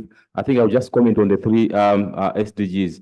I'll start with SDG 17, maybe just to encourage stakeholders that I think one of the critical SDGs is the SDG 17. Basically, this one is actually trying to encourage us to create partnerships actually for in order for us maybe to achieve a greater goal. I'll give an example. In our case, I think we have also endeavored to create some partnerships.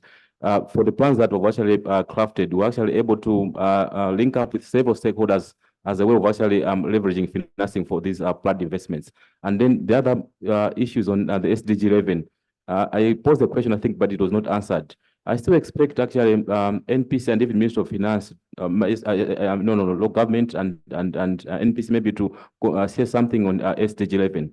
This SDG 11 actually aligns with the urbanization pillar. But when you look at some of the maybe districts that maybe have been earmarked for secondary city development, there is actually little or no progress which is actually seen on the backup. And then the issue of another SDG which I also wanted to comment on is the SDG 9. When you look at actually SDG 9, you actually agree with me that this one, it's very nature. It actually requires that maybe stakeholders should actually mobilize a huge capital to actually implement this one, because it actually talks about industrialization and innovation. So for industrialization, I think we're not basically looking at SMEs, but basically we're actually looking at development of huge industrial parks. And that's why maybe I actually asked a question about what is happening in other countries like Tanzania, because we can actually learn from Tanzania. Mr. Gawana Maz from Ministry of Government who actually agree with me. Last year we traveled to Ethiopia to actually learn how Ethiopia is actually developing this industrial park. So we had actually a good case there to actually share maybe with our stakeholders. Thank you very much, sir. Thank you very much for that. Yes, I say partnerships reigns supreme. I know partnerships is very one of the prerequisites for achieving of sustainable development, because Nkorakota has just shared one. So Mr. Gamaz, you are in Ethiopia last year. That's good. Any other comments? CEO, as CEO Mzuzu is coming, I would like to hear from economists that are here and DPDs. If you don't speak, I'll be allowed to follow the path of DC to dictate. I would like to hear from you specifically. Are the voluntary local reviews an alternative? Some of those, yeah, CEO Mzuzu. Then after that, we'll go to DPT Mbewa. No, thank you very much. I think the presentations and the discussions are so captivating and they are enriching. My quick take from all these presentations is capacity. Capacity to drive these goals is what is being seen to be very lacking. And we need as a country to look at it very critically in terms of how we can capacitate even local councils, not only local councils, but even at national level. I'm sorry to say this, always I say, capacities are not only lacking at local authorities, but even at national level to coordinate and steer and provide that required direction. Issues of coordination have been highlighted. You can't able coordinate if you don't have enough capacity to coordinate.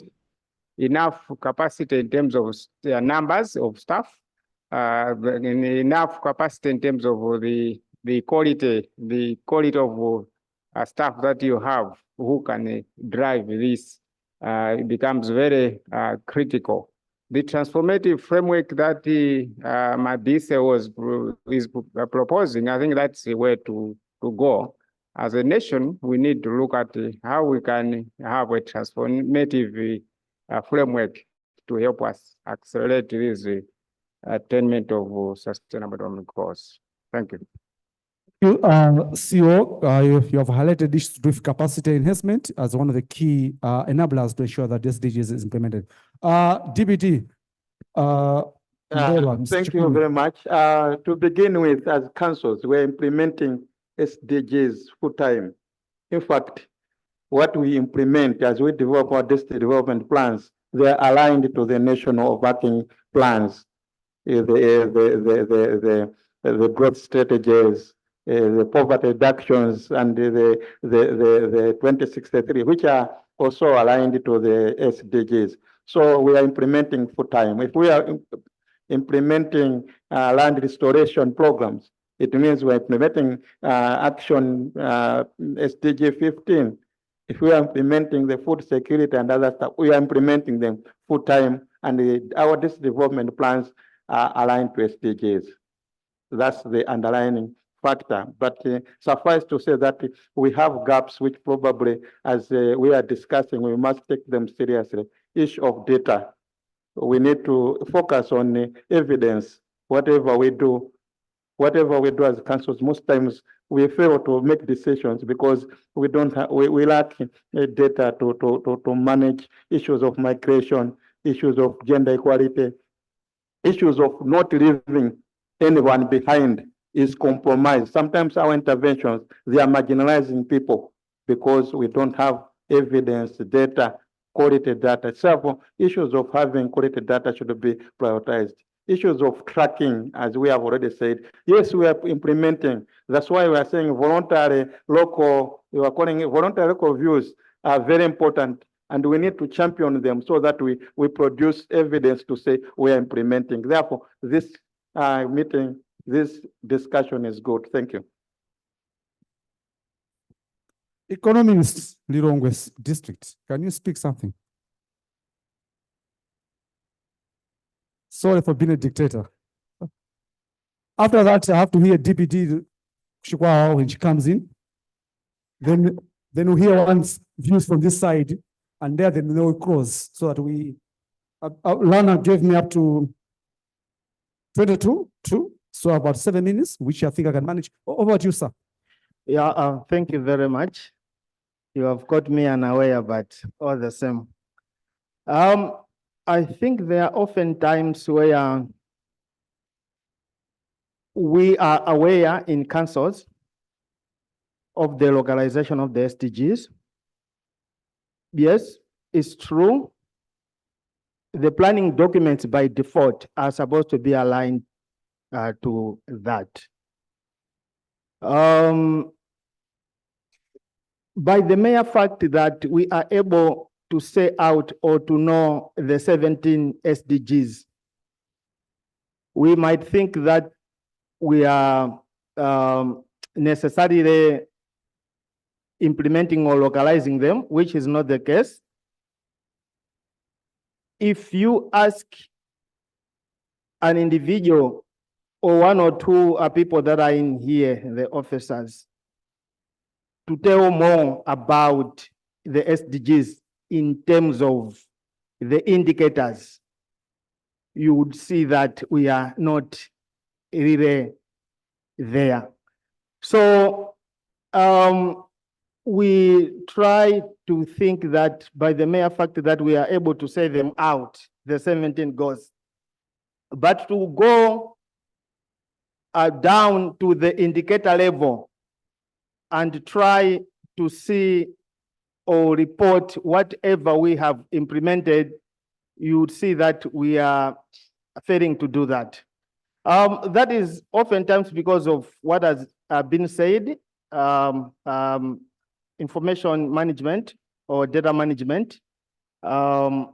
We are able maybe to implement the activities that are there in the plans, but to align them exactly to the indicators and see how much we have achieved as councils. We are not able to do that and perhaps report. Thank you. Thank you very much. That's why I picked you. Aligning implemented activities to indicators is a challenge. Something we have to note. Yes, sir. My apologies. You know, at my level, I know people to the director level. So sometimes I miss some faces, especially new faces. You had a hand, sir. Yes, is it which council? Neno district.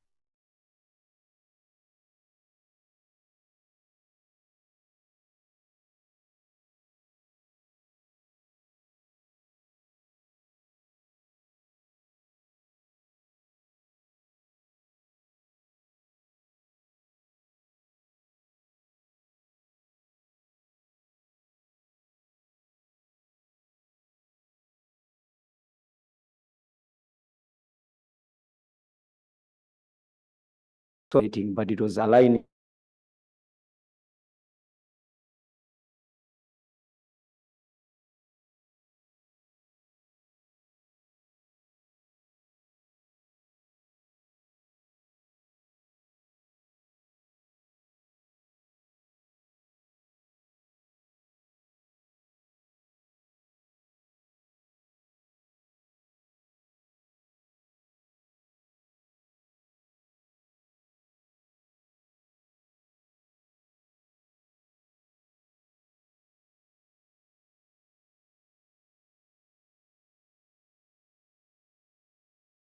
Council as well to monitor and go around their different activities. So I just had those two divisions. Thank you. Thank you. Issues of dashboard, coming out create that contribution. Last trip, before I go to DC, DC Mchinji, I want to hear from one lady economist. Yes, madam. 30 seconds. I hear to want to hear a contribution. 30 seconds. Thank you very much. I'm from Zuzu City Council. Of course, I know much has already been talked on localization of the SDGs, on how best we can do to make sure that we have really implemented the SDGs. But maybe my only plea would be that this time around, let's start off. I think a lot has been done. There are a number of platforms where people have sat down indicating what needs to be done, what are the challenges that we're meeting, what are the recommendations, so that maybe we're able to implement these national agendas. But you find that we have been talking the same story for quite a number of time. And my plea is that maybe this time around, what we have talked here, what we have heard from the different presentations, there are different presentations with good recommendations. Maybe my only plea is let's start off, so that next time when we are meeting, we should be something different that we should be sharing, not sharing the same stories of these are the challenges, these are the recommendations, but nothing is done on the ground. Thank you. A very contribution, a good contribution in terms of encouragement. We'll go to economist Mr. Manda from Kodakota. I'll give 30 seconds, then we'll finish with DC Mchinji, and we'll break for lunch. Otherwise, even myself, I'm going to fall on my knees. Over to you, sir. Yeah, I think the other issue is the other band to change. Most sectors or most departments, they are really, they don't want to change because we have decentralization policy in place. The M1D systems are there to cater for reporting data. Now, if other departments, government departments are not changing, having localized indicators or having localized systems in place, then we can have partial data. I've seen someone complaining about partial data or no data when presenting, but that one is coming in because of our disorganization of departments. So if you are organized enough, M1D framework, each and every M1D framework in a project has resources to be implemented using the same M1D indicators. Thank you. You see, you finish, then I'll give Mr. Gaira 30 seconds as a policy holder. If all is said and done, what is your take? So you have to conclude that in 30 seconds. This in changing. I think mine is just a proposal to say maybe the minister should revise the PPB reporting template so that it highlights the SDGs. Thank you. Madam Kangubu, do you have any big take away? If all is said and done, policy-wise from as a EP&D, before I go to Mr. Kairo. As somebody from monitoring and evaluation, I think what is coming out more clearly, it's the weak monitoring and evaluation system, which needs to be strengthened.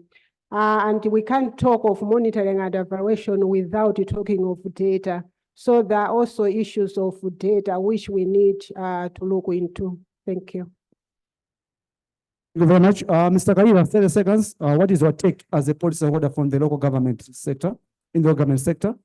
Yeah, thank you very much, moderator. At a quick glance, we are quite impressed with the views and the feedback that is coming from the members present. And that was our expectation. Already some strategic issues are coming out, especially in the programming and the alignment.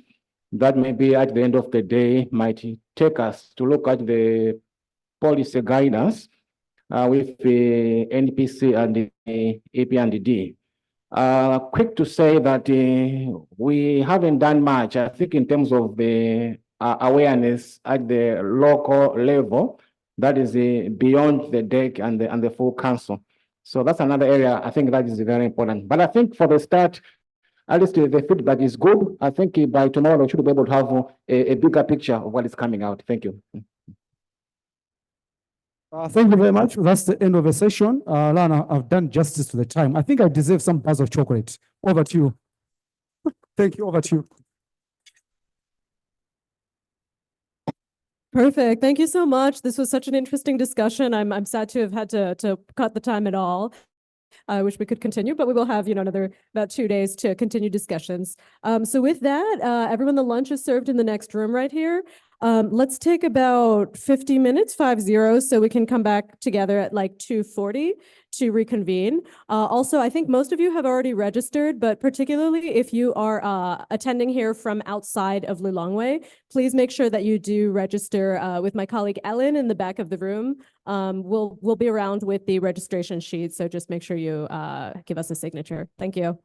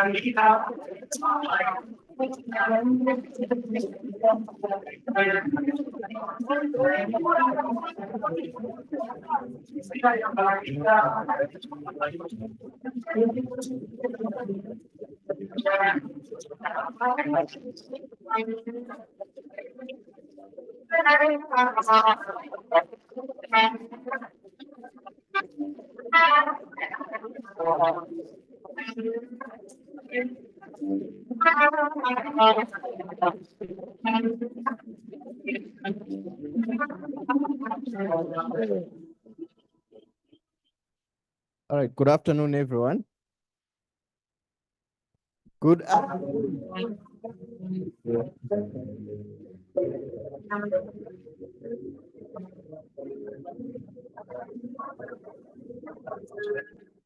We are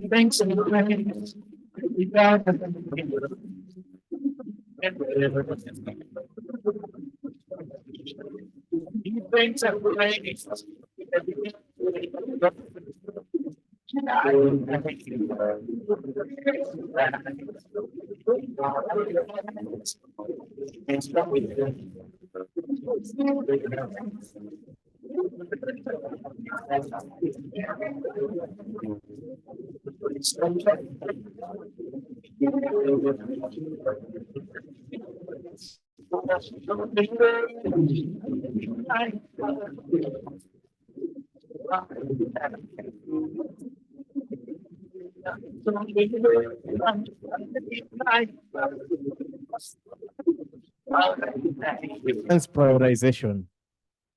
We should stop spreading our resources thinly if we are to produce high impact or effective programs or interventions.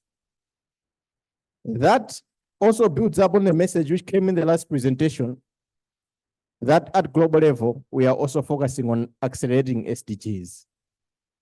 That presentation zeroed into that. Actually, for us to do that, we also need to strengthen the localization of the SDGs. And here we are with the VAR process as part of these efforts. So this afternoon is also a build-up of what happened in the morning, and it's a precursor for what is happening tomorrow in our practical sessions. So we are going to look at using VARs to drive localization in the SDGs and inform VNRs, sharing of experiences and lessons learned. So this session will be moderated by Okay. So there's a bit of a change, right? Okay, okay. Okay, Jablan has left. So Claudia will moderate this particular session. So Claudia, this session was supposed to be for 45 minutes, but I'll give you 30 minutes. Yeah, and they're just two presenters. Over to you. Thank you very much. I hope that you can hear me well. Welcome back, everyone. I hope that you enjoyed your lunch as much as I have done. We are going to proceed with the fourth session of the day. We will have two sessions and then a final activity before closing the workshop, the first day of the workshop. I wanted to quickly introduce myself. My name is Claudia Garcia. I am coming as a representative from the United Nations Human Settlements Program, UN Habitat, from the headquarters office that is based in Nairobi. And I wanted to thank UNDESA as well as the rest of the organizers for putting this workshop together and for the invitation. Without further ado, we are going to discuss the role of voluntary local reviews as an SDG assessment and monitoring report, and the benefits that these processes have for local governments, but also for the national government through the linkages of the voluntary national review. We will hear two presentations, and both of them will focus on good practices on voluntary local reviews. So I hope that this session can be of help for you to understand better what these reports are, because we have been hearing a lot the term in the morning session, but let's really understand what are these reports, why are we talking about voluntary local reviews for sustainable development. We will also hear some good practices, as I mentioned, and some benefits of these reports, as well as lessons learned. So I will give the floor now to Lana again for the first presentation.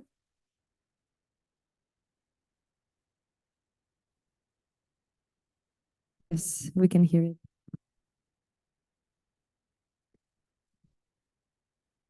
Great. Thank you all. Thank you for coming back this afternoon. I hope you enjoyed your lunch. We're presenting now on the voluntary local reviews, what they are, as Claudia mentioned. And so I'll bring some of the global perspective. A lot of this is based on DESA's research across all of the voluntary local reviews that we've received to date. We really looked at what were some of the best practices, what are the largest opportunities, and what are the biggest benefits of the voluntary local reviews, because beyond being a monitoring and reporting exercise, it presents a lot of opportunities through the process that can allow for better cohesion and integration and coordination within government. So we're going to share some of the examples there. Introduction of lessons learned from the voluntary local reviews.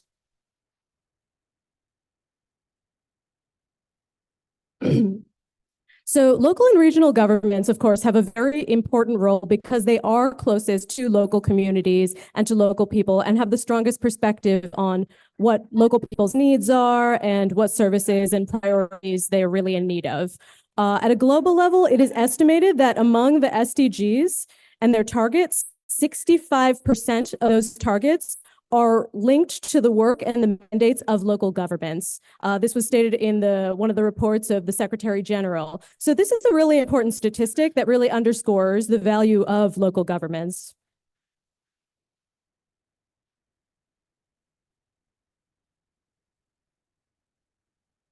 So what are the voluntary local reviews? This is a methodology for monitoring and implementation of the SDGs carried out by local, municipal, and regional governments or their associations. VLRs are similar to voluntary national reviews in that both are essential tools to implement the SDGs and monitor their progress. So let's take a closer look at the voluntary national reviews versus the voluntary local reviews. As you know, I'm sure Malawi has already submitted 2 VNRs to date in 2020 and 2022 with goals to submit a third. And the voluntary national reviews are driven by national governments. VLRs are driven by local governments and their associations.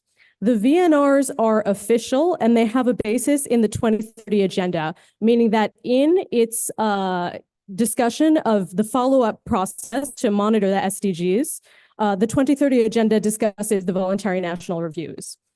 The VLRs are unofficial in that they don't have a formal basis in that document, but they are addressed and discussed in various different documents as an important means to localize SDGs.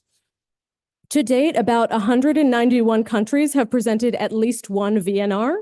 And to date, the local and regional governments and their associations have produced more than 280 VLRs.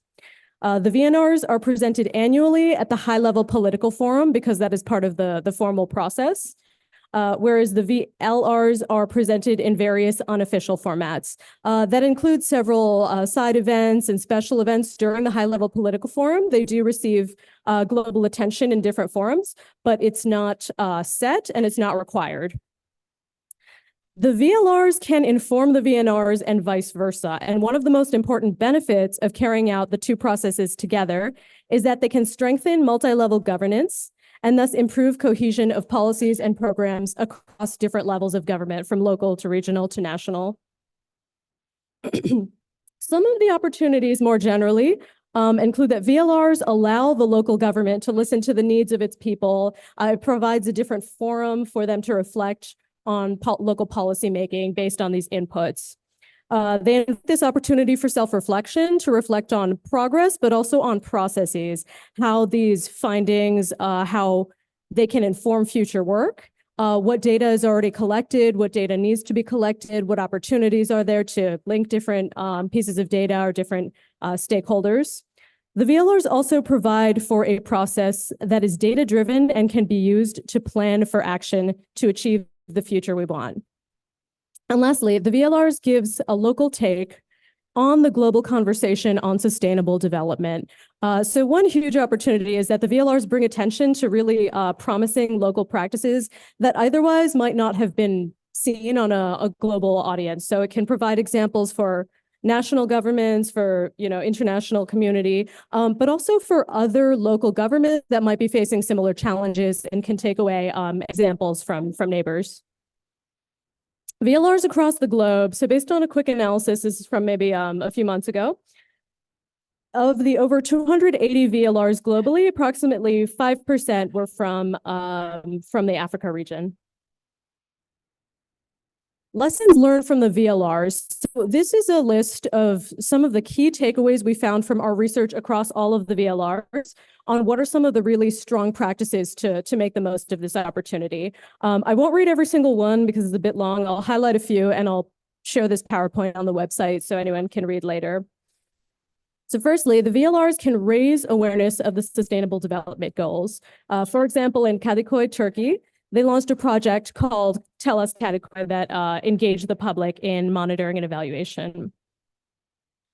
The process of conducting a VLR can help governments align their processes and budgets with the SDGs. So as an example, we had two different cases, Melbourne, Australia, and Mexico, Guatemala, that identified their first VLR as a reference point for ongoing monitoring of policies and planning. So they planned to continue doing VLRs and to compare the data across years to inform their work. Thirdly, the process of producing a VLR can present an opportunity to improve local data on the SDGs.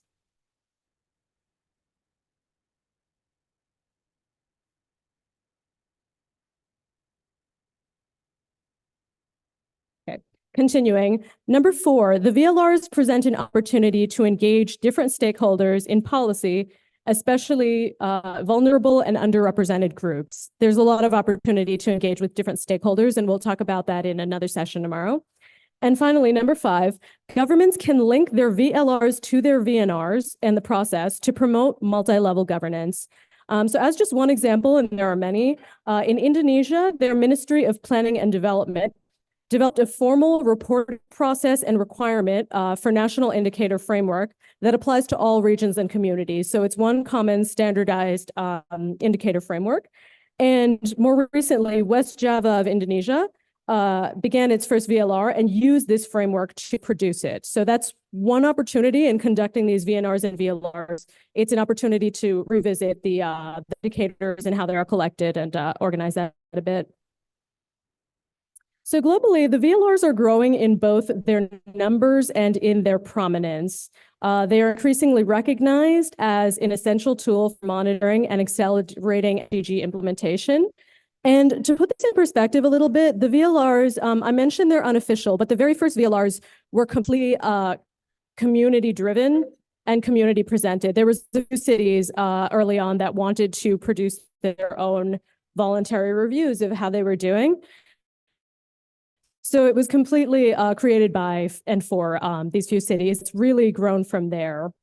So for more information, please feel free to visit the site. Again, we'll put all of these PowerPoints up on the website for all of you.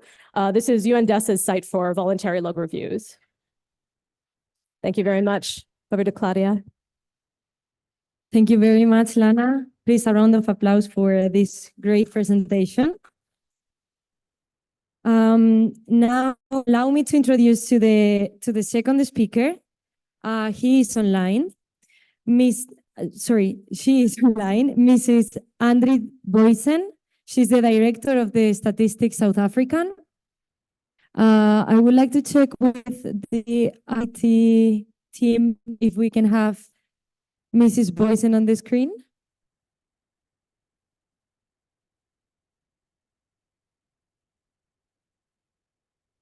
Mrs. Andrit, can you hear us? Yes, I can. Good afternoon, everybody. Fantastic. We can hear you, but we cannot see you. Let me see if I can put my video on. Okay. Maybe it's. Thank you very much. We have you now on the screen. Welcome. Okay, perfect. To the workshop, to the first day of the workshop. Mrs. Andrit, we are going to hear from you some lessons from the experience of VLRs in South Africa. Please, we would like to ask you to please keep your presentation up to 10 minutes, so we have some time for a Q&A session. The floor is yours. Thank you. Can I share my screen just to show the presentation, if that's fine? Yes, we don't I'm not sure if everybody can see it.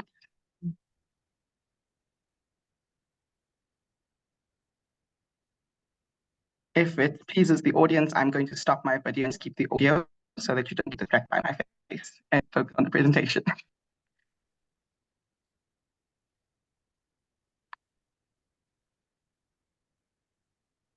Not sure if you're able to see my screen yet.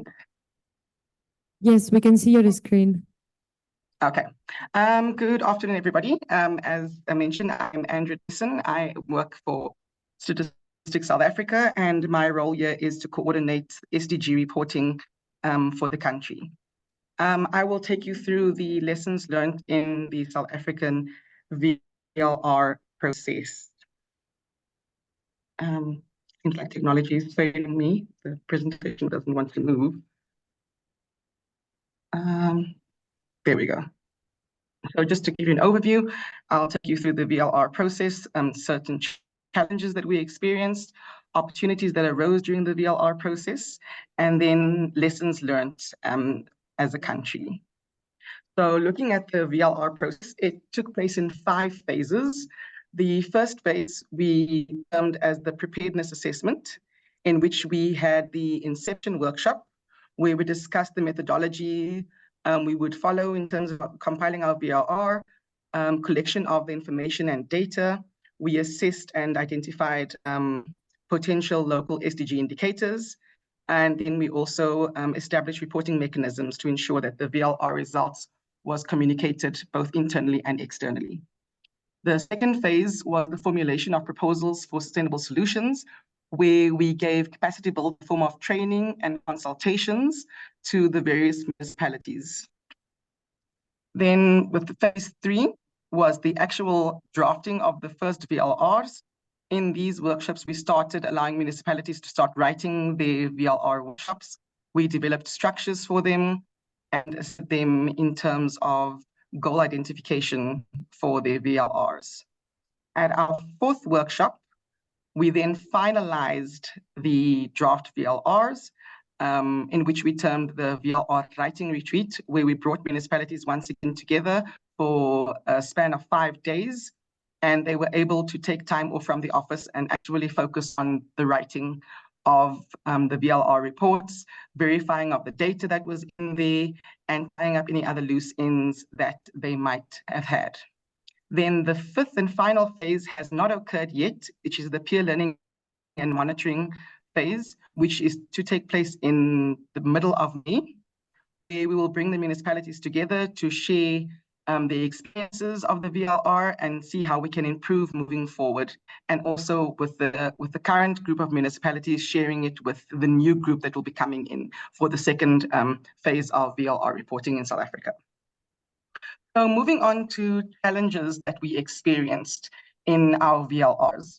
One of the main challenges, and I think this took long for municipalities to understand, was selecting the goals that you'll be writing in your voluntary local review, as well as identifying data sources that would give you data to report on those goals. What we encourage municipalities to do was to select goals that deal with the mandate of the municipalities. So in other words, the provision of basic services is the mandate of municipalities in South Africa. So what we did was we encouraged municipalities to focus on goals that dealt with delivery. So for example, goal 6, goal 7, goal 11, and then goal 16 because of the strong institutions, as well as goal 17 partnerships. Goal 11, however, was a mandatory goal for all municipalities to write on. And goal 17 seemed to be also the various partnerships that municipalities have with other international organizations. So, as I said, the challenge with the selection of goals was the lack of data that is available at local level. Municipalities do have a range of administrative data, but unfortunately they lack the data analysis and data interpretation skills to actually convert that data into something tangible and something that they can use in the report. So that was quite a bit of a struggle during our VLR process.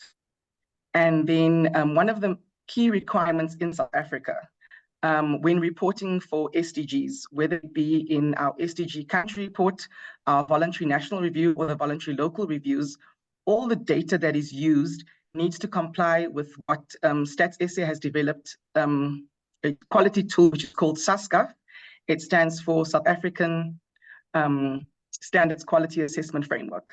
So that was a bit of a challenge as well, because most of the municipal data, which is administrative data, had not gone through the SASCA process, so it couldn't be deemed as official data for reporting. And the reason why we encourage this, this process is because when we're reporting at a global level, we want to minimize duplication of figures that are being published in the international domain that contradicts one another. So therefore, we urge all reporting that goes into SDGs, when it comes to data, it needs to go through Stats SA's SASCA process. Then moving on, the challenge that we experienced was lack of sector department and relevant stakeholder involvement. While we did invite these local sector departments and stakeholders to the sessions, very few of them attended, and this obviously led to data that was in the hands of the sector departments not being available to municipalities to use, and also lack of cooperation from the local sector departments and relevant stakeholders. Seemed to be an ongoing problem till the end of the VLR process. Another major challenge that we experienced was the delays in political buy-in for the VLRs in the municipalities. As we all know, institutionalizing the VLRs in municipalities before you can proceed with the VLR is paramount to the success of the VLR process, because if you don't have the buy-in of your local government executives, then conducting this work could become tricky later on. Another reason why we were so adamant on getting political buy-in for the voluntary local reviews is that we could create the SDG ownership and awareness at local government level. Because as we all know, in order for us to achieve the Agenda 2030, it needs to start at the implementation phase, and that is at local governments. Then another challenge that we found at the end, towards the end of our process, was the reports that came out of the municipalities didn't seem to have one particular format that it followed. So the reporting structure varied across the 11 municipalities. The tone of writing and the style of writing and the referencing that was used, in certain cases, no referencing was used, seemed to have also become a problem. So what we realized was that we actually needed to give people a guideline right at the beginning, highlighting every chapter within the report, what needs to be included in those sections, and basically what to avoid when doing voluntary local review report writing, especially when it's going to international platforms. Moving on to opportunities. One of the opportunities was that it created greater SDG awareness at local level. As we said, for greater awareness on SDGs, particularly at local government level. And like I said, this then ensures that we are on the right track in terms of achieving our target set for 2030. Another opportunity that the VLR brought was localizing the SDGs to the South African context. So as we all know, the indicators as they are in the SDGs, they are more aligned in the global context. So what the VLRs allowed us to do was delve deeper into domesticating those indicators to basically speak to what is happening on the ground in South Africa. So that was a huge success. It also assisted us in understanding what type of admin data we have available in the country. As I'm sure most of us are aware, there's always the challenge in terms of the data gap when it comes to SDG reporting. So using the administrative data that has come out of the VLR process will assist greatly moving forward in terms of the national SDG reporting and in the voluntary national review reporting as well. And another opportunity seemed to also come through with the VLRs was the investment opportunities that the VLR presents. As municipalities, we know that they're always underfunded. So what the municipalities saw the VLR as a tool that can assist them in attracting investment into their municipalities. That links directly to Goal 17.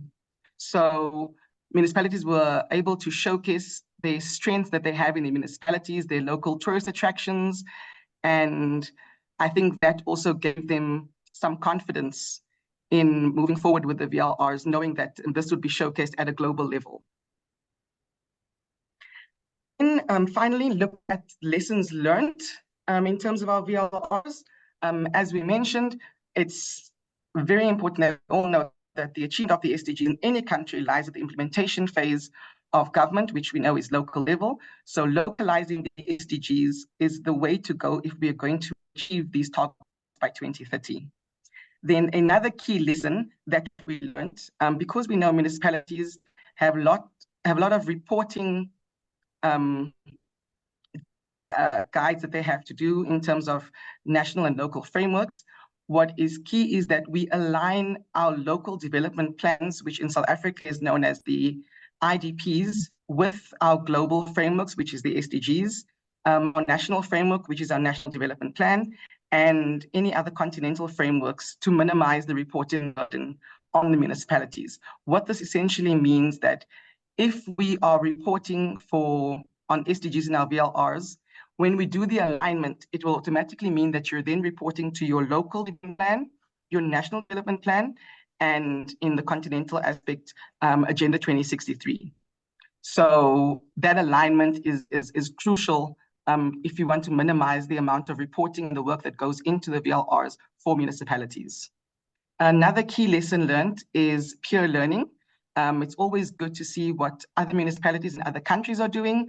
In South Africa, City of Cape Town had done their VLR in 2019, And the key lesson that was learned from that was that City of Cape Town developed their VLRs without including any other government departments in that process. And unfortunately for them, the national ownership was not there for that VLR because they did it in isolation. So it's imperative that whatever work is done on the VLR is done in cooperation with other government departments and other entities within the government, as well as building strong relations with civil society organizations is also key to the fruition of the VLR reporting process, because as we know with the SDG mantra of leaving no one behind, we need to ensure that everybody is taken care of in this reporting. So what is also a key lesson that learned by municipalities is that when they embarked on this journey, they needed to ensure that they included representatives from all sectors in the country. So from civil society, from private sector, from government, from academia, everybody was present at their stakeholder engagements that they held before the VLR process took off. And then finally, this is quite an important point, particularly in South Africa, where all data used for reporting needs to come through the National Statistical Office, which is Stats SA in August. So the involvement of your NSO from the inception phase is crucial to the success of delivering a voluntary local review, because you cannot write a voluntary local review without having official data. And your data comes from your NSO. So any data that is used within reports, you need to avoid contradicting what someone else is saying. And the only way you can do that is through working with your NSO in your country.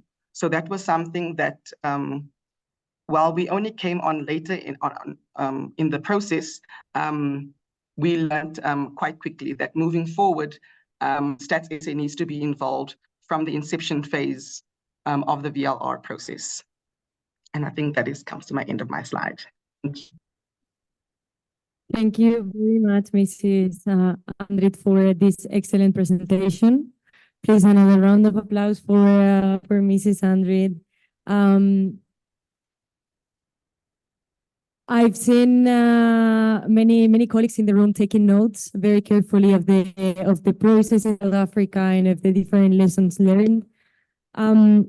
Here just to summarize some of the key points that both Lana and Andrit have shared, this outlines that the voluntary local review process is not an easy one, particularly the first time that local governments in a country are taking forward this exercise.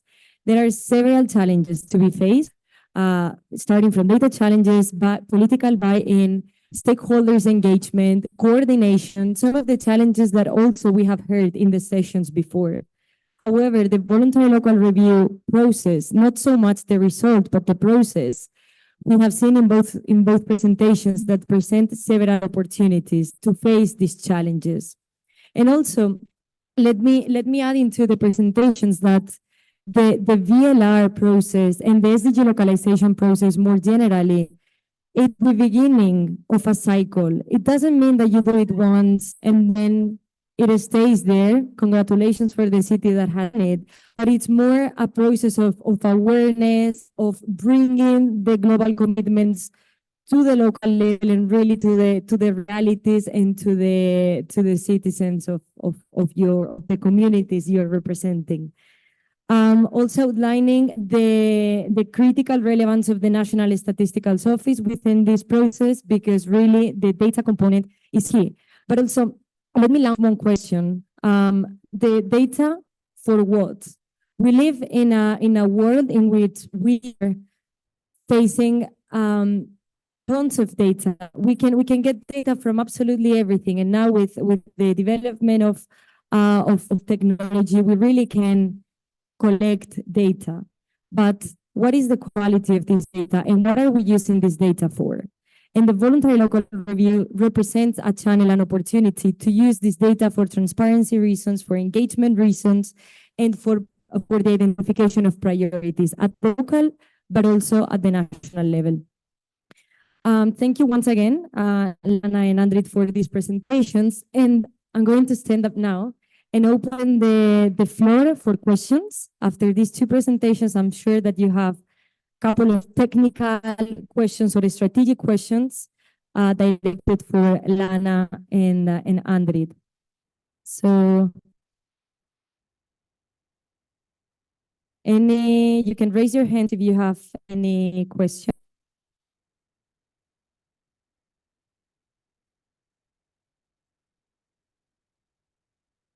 I think it is clear. Sorry. Please, the gentleman on white.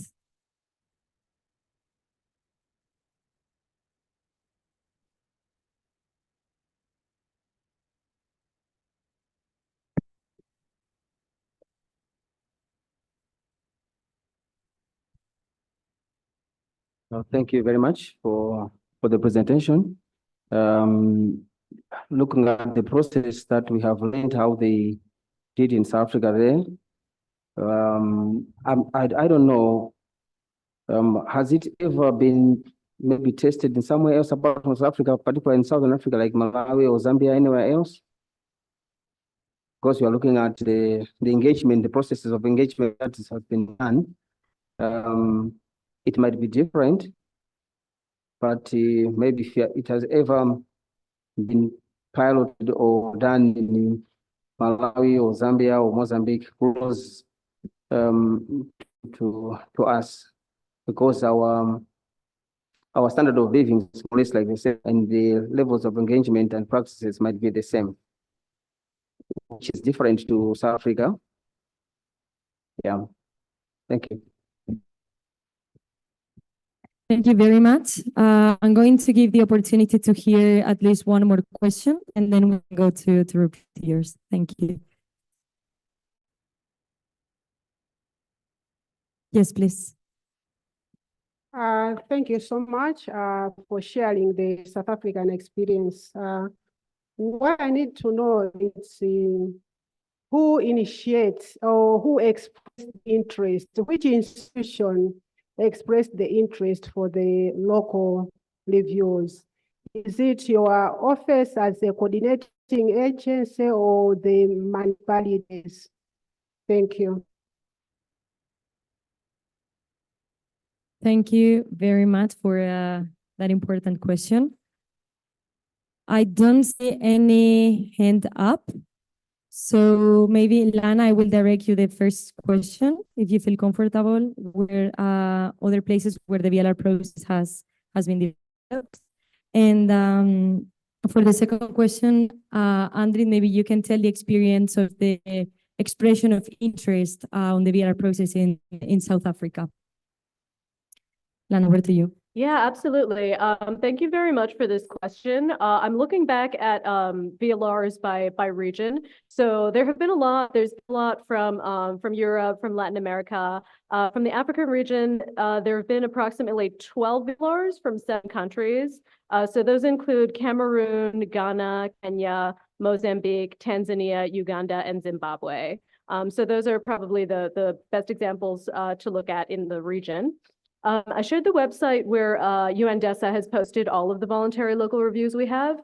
And in addition, I just wanted to mention we're coming out with a series of policy briefs about specific topics related to SDG localization. So I'll share that link when it becomes available. These are going to be published in the next few months, but those might provide an opportunity to look at specific examples such as VLRs that address how they address climate change or specific themes that might be relevant to your setting. Thank you, Lana. And maybe just to complement this complete response, I would say that it also depends on the type of city or the type of local government that has developed the voluntary local review. If we're looking at replicability or lessons learned, VLRs have been done from big metropolises to really small and sometimes under-resourced municipalities. So perhaps you find also a city in the Middle East or in Latin America in which you can find good linkages in terms of the methodology that they have followed.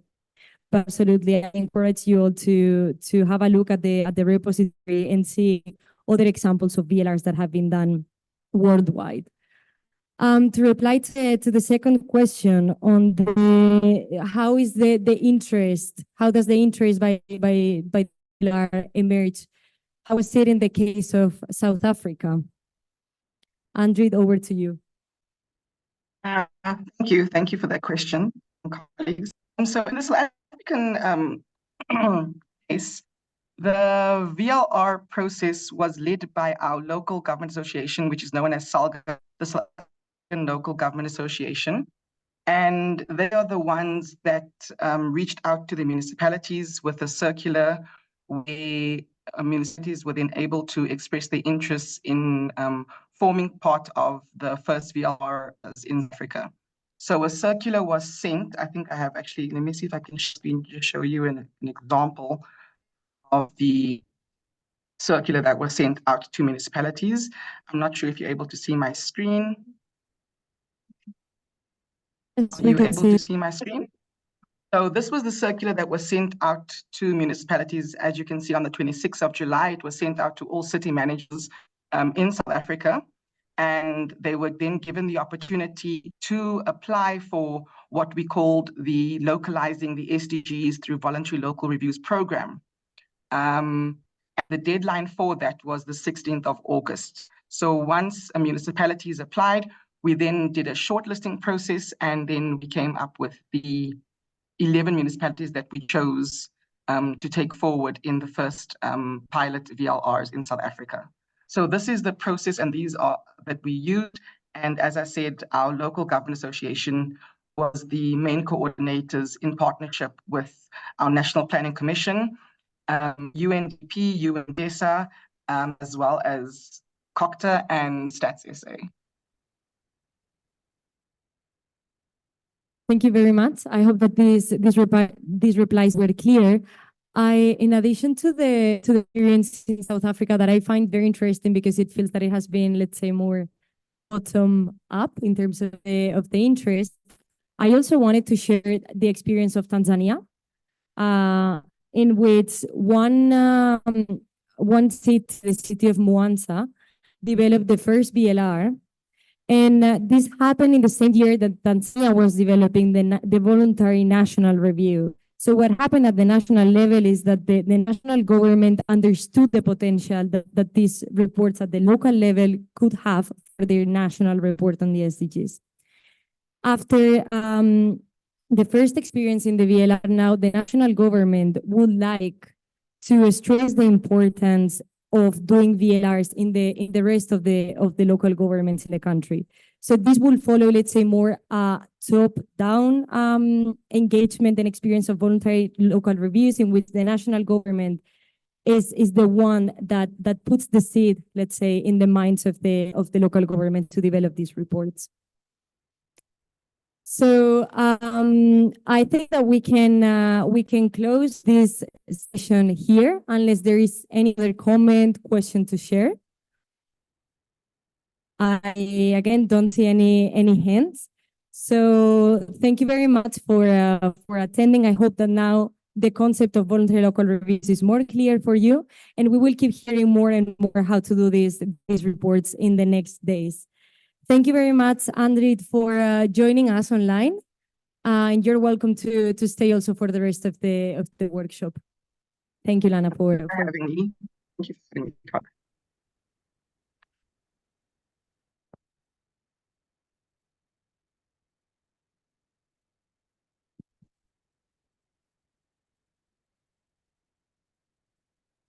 All right, thank you very much, Claudia, and thanks to the presenters of this session. So we are supposed to go into the session of SDGs planning tools, but then I want to pose a question for us to decide. Do we feel that we need a tea break now, or we should proceed and break after this session? Any opinion? Proceed, right? Okay, all right. Then we'll break after this session. For now, we will have three presenters. Mr. Wilmot Reeves, Economics Advisor for UNDP, SDG Push Diagnostic Tool, UNDP's Integrated SDG Insights for how to use to achieve the SDGs by 2030 so that no one is left behind. Then we also have Mr. Ephraim Menandez, Orozco, who is a research associate at Stockholm Environment Institute, presenting on the SDGs interlinkages 2 for SDG analysis. And Mr. Stephen Gore from Malawi University of Science and Technology, presenting on the City Resilience Action Planning 2 for step-by-step participatory resilience planning. Again, Claudia will moderate this session. The floor is yours. You did well on time in the last session, so I think you stick with it. I'll try to be good on time now as well. I'm wondering if Mr. Stephen Gondwe is here.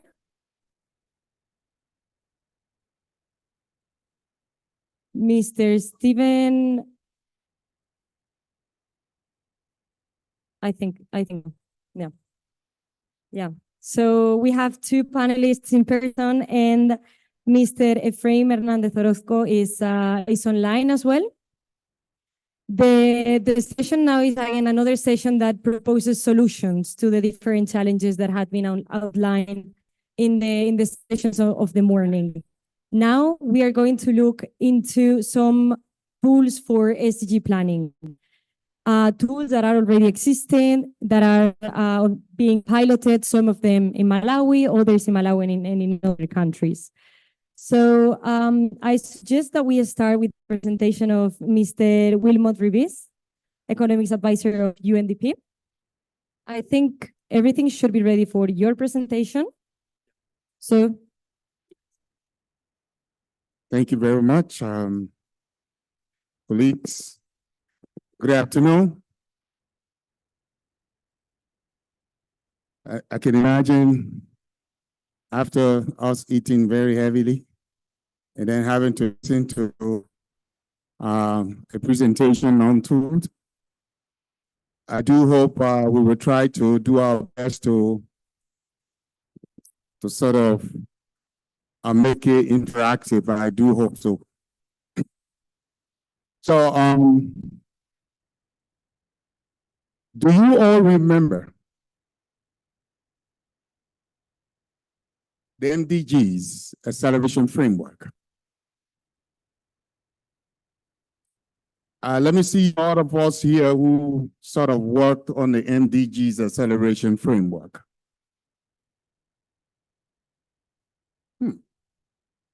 No one? Okay. The essence of the MDGs acceleration framework, remember the started from 2000, right? I think by the time we got to 2010, there was a need to sort of introduce a means by which we could fast track the implementation of the MDGs at the time. So a UNDP consultation with other development partners sort of work on developing the MDGs acceleration framework. Now, we have heard from some of the immediate presentations, we now have the SDGs, the Sustainable Development Goals. And interestingly, we have passed, I would say the main point, if I'm not making a mistake, is like from what I'm understanding, from what we are beginning to see, we have 6 more years to go to the implementation of the SDGs. So on that basis, another tool was introduced as a means of supporting member states to define mechanisms that will help them to be able to accelerate the implementation of the SDGs. So on that basis, this tool was developed by UNDP in consultation again with other development partners.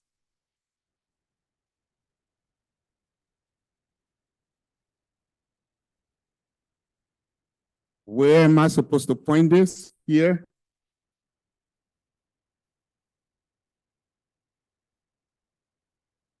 Hello? Okay, there you go. So we basically want to start with some of the development challenges that we have been faced with of late. We live in a world that is plagued with many challenges, to the point that some of these challenges are affecting daily living or living standards or living ability of our people around the world. And some of the statistics that we have, and there's basically some of the presentations, some of the components here, sort of data coming from last year. They say at the current rate, into 2030, we're beginning to see that 7% of the world's population, that is about nearly 600 million people, still live in extreme poverty. If to say that was not enough, then of course COVID came, right? But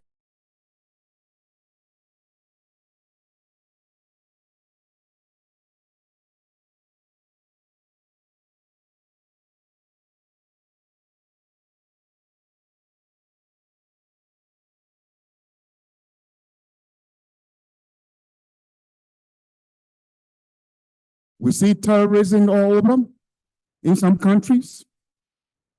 And all these challenges started contributing to the level of inequality existing in countries. And then even exacerbating the living conditions of people around the world. And then if you look at statistics coming from some of the development partner organizations like the FAO, and then even UNICEF or UNESCO, they're talking about the issue of food security becoming a major problem. And they're saying that 1 in 10 people worldwide today suffering from hunger. And then we see about 24 million people learner may never return to school. Probably they don't even have the means to return to school. Or because of cultural practices, some of these people may not be able to get back to school. And then we see that the transition rates at certain levels of our schools just getting worse and worse. And then global unemployment. Every country you look in the developing world is even now happening in developed society. Unemployment is becoming a problem. Now unemployment is especially amongst the youthful population in many countries. And instead of us translating that into becoming a demographic dividend, it is becoming a demographic disaster if we are not careful. And then, of course, these crises, when you pull all together, they're helping to reinforce inequalities, elevating poverty level, creating a situation where the impacts are being felt by youth, the women, and then people with disabilities.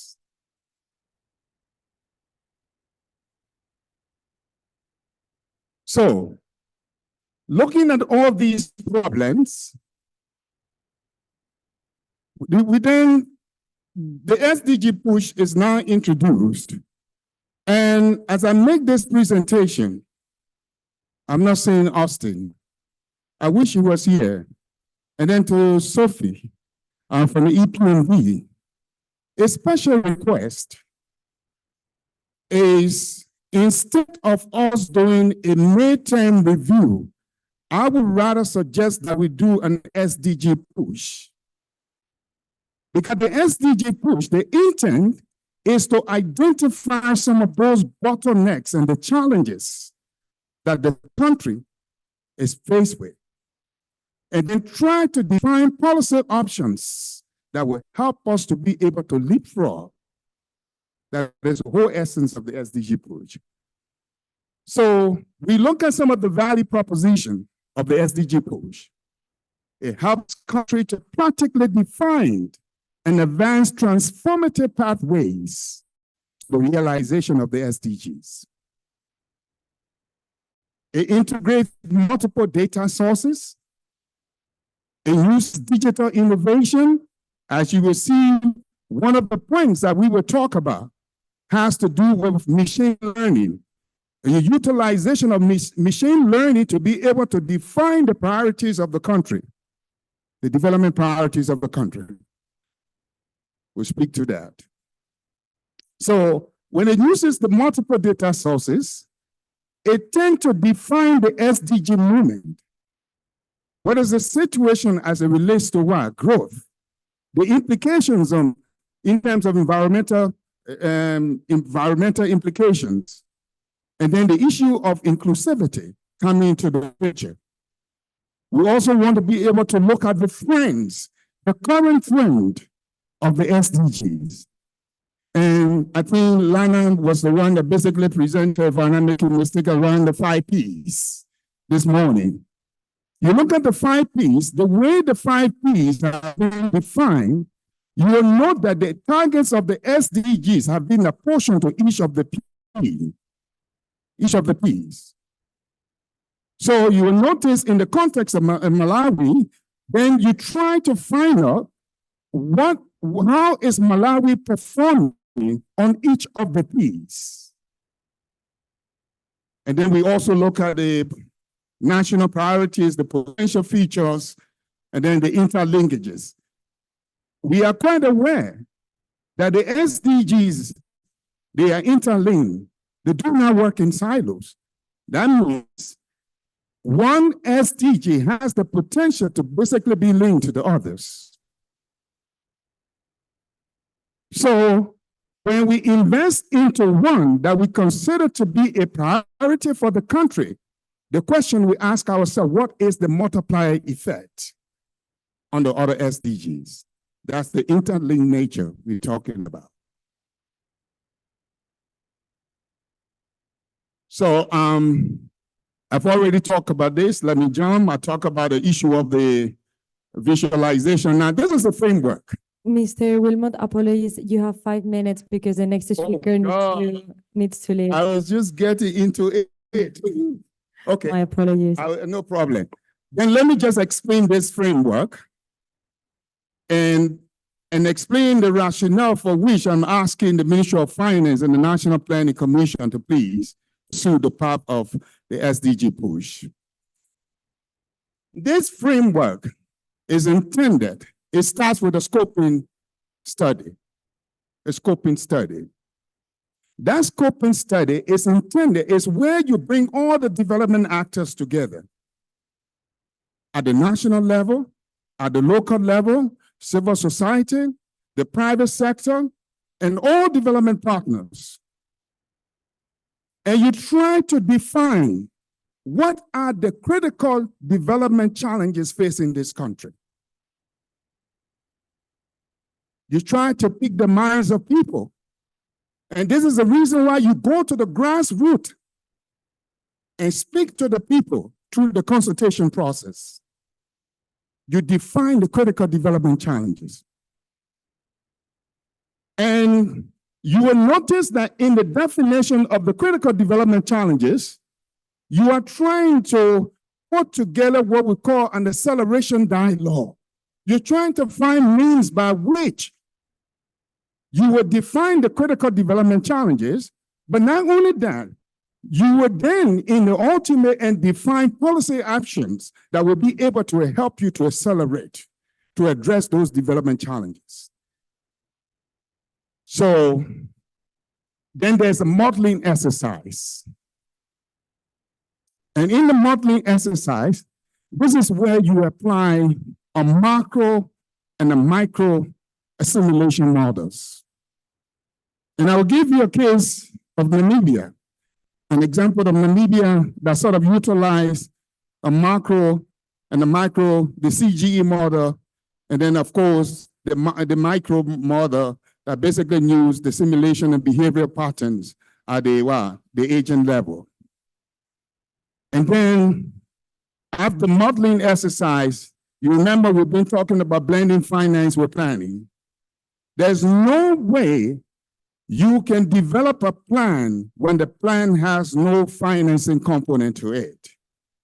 Then you're doomed for failure. So part of the architecture of the SDG push is to basically define the financing mechanism. I see my colleague is now. And then on that basis, we use the acceleration pathways. We find what are the policy options. What if we invest in this particular let's say, economic sector, what would be the multiplier effect? And that and this is what we did in Namibia, because I also covered Namibia, Malawi and Namibia. So in Namibia, this was the framework for the model. Using the macro model, the computable general equilibrium model, we sort of look at some of the production behavior, consumption behavior, domestic market relationship, international market relationship, the macroeconomic constraints, the recursive dynamic setting. And then some of the outputs. And if you look in the middle there, the issue of the inputs, the BAU, we did some scenarios. The scenarios were sort of crafted into business as usual. That is the BAU. What if we continue on the path of business as usual? What is the outcome? What would be the outcome to this country from now to 2030? Then we also say, what if you stimulate inclusive economic growth, you invest into inclusive economic growth? Because when we did the Namibian case, the critical development challenges of that country was what? We found, of course, poverty was one of them. The country is an upper middle income country. But then we also see that inequality was one of the problems. And you notice that Namibia is, I think, the second largest unequal country in the world, if I'm not making a mistake, after South Africa. And this is an upper middle income country. But you see the Gini coefficient of the nation is very high, around 50-something%. That tells you there's a problem. Then the issue of unemployment was a major problem in the country, especially youth unemployment. But yet, this is an upper middle income country that has a budget of almost over close to $6 billion or almost $6 billion. But yet people, and it has a population of 2.3 million people, but yet people are poor. And many young people are unemployed. So we did this, and then we used, so what happened here is we were trying to define what would be the combination of market policy actions and then social policy actions that you will combine that will give you the ultimate output, that will have a significant impact on what? Inequality, poverty, income, and what have you, and employment. Time is over? Time is over, but I was thinking that maybe we can come back to your presentation in the Q&A. No problem. Is that fine for you? This thing is not fun. So this is what I wanted to go to, but I mean, anyway, I want to stop here. You see, in defining the trend, these were the 5 Ps that I talked about. And if you look at the 5 Ps, you see the color. Those colors are telling you, you see the green is on track, the amber is on, is for review, and you have the off track, the red, and then the gray, it means you can find data. You don't have data for that. And you can do a live simulation. You see the the area over there, if you click on that, it goes to a live simulation. You're able to put in Malawi and you see how Malawi is performing. And then that one, now this is the machine learning. Please, just one second. This one is where we use the machine learning to define the priorities. And this is how it works. If you go online just by clicking over there, you take all the policy documents of this country, probably a maximum of 10. Malawi 2063. You take on the VNR report. You take the budget statement, and you put it in there. When you put it into the machine learning system, it is able to tell you what are your priorities. Because what it's going to do is going to pick those keywords that you are basically focusing on as a country. And interestingly, when you see these bubbles are telling you that goal system features a lot in your national policy documents. And this is the reason why when you did a presentation, you remember those goals area that you sort of focus on, those target areas. That's how they came out. Okay? So I think I have to stop here because the colleagues are not very happy with me. So let me stop here. My apologies. Okay, over to you. No worries. You can, we actually have a little bit more time in the end. So if you want to proceed with anything else, we have some more time for you. Yeah, you can go ahead for 5 more minutes.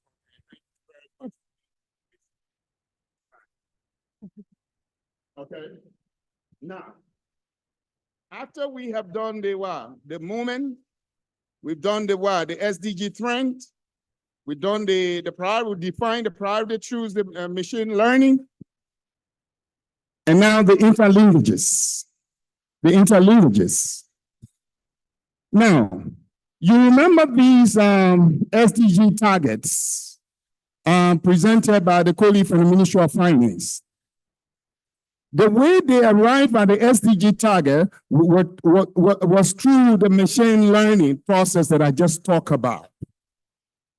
And that machine learning process was able to tell the country that indeed these are areas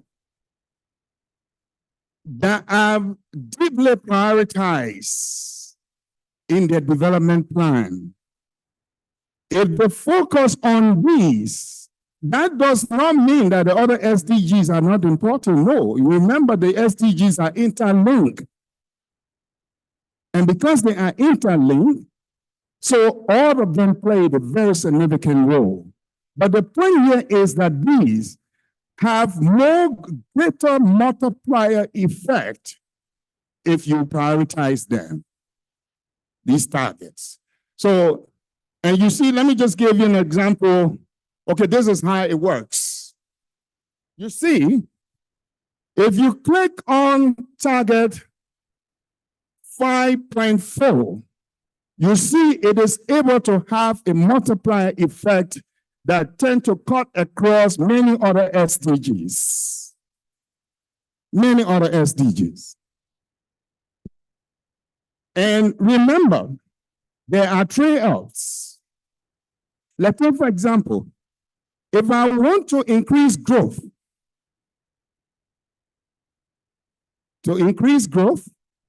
it has to be done at the expense of something, right? What is that? The environment. But this is now where you need the balance.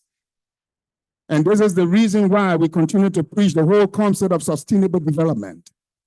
Because how can I enhance the living standards of my people, but do not compromise the same environment in which all of us live in? And that is the kind of trade-off that you need when you deal with this. So let me stop here. And just this one, it just continues with all the other targets. So I'll stop here, and then I have one last one, but it will be during the question answer period. I will speak to that, and that's the financing. Very well, so to continue. Thank you very much for presenting this groundbreaking tool, the SDG Push diagnostic tool.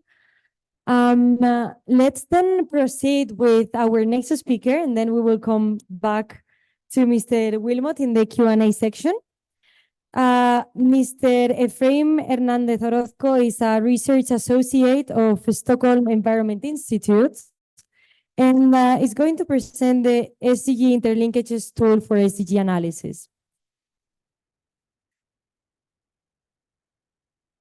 Yeah, it's him. So, Mr. Efren, are you with us? Okay, I understood it differently. So we will jump to the second speaker as the last one. So allow me then to introduce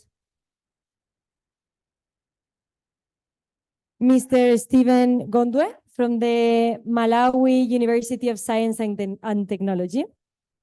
I think you're going to connect your laptop here. Amazing. There we go.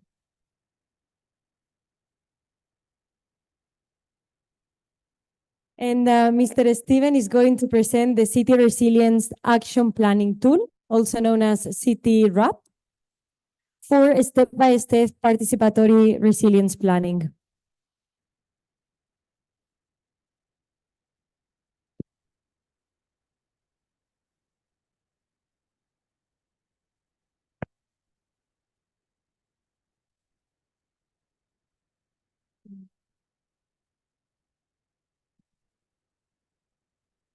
Good afternoon, everyone. Yes, I will talk about, it's just an overview of CityRAP 2, which is, and CityRAP means City Resilience Action Plan. So this is just a tool that is planned to enhance resilience within our cities. Okay, so to begin with, we are talking about urban resilience here. And we're looking at the whole urban system and also the people who are there so that we still go ahead with life despite shocks, stresses, and also building resilience along the way. So what we know so far is Malawi's both rural and urban areas have equally been affected by floods and also different shocks. So we cannot just define that this too applies for this and this too applies for this. So there's no need to concentrate on rural areas only. We also need to help the urban areas. And also to add on that, all right.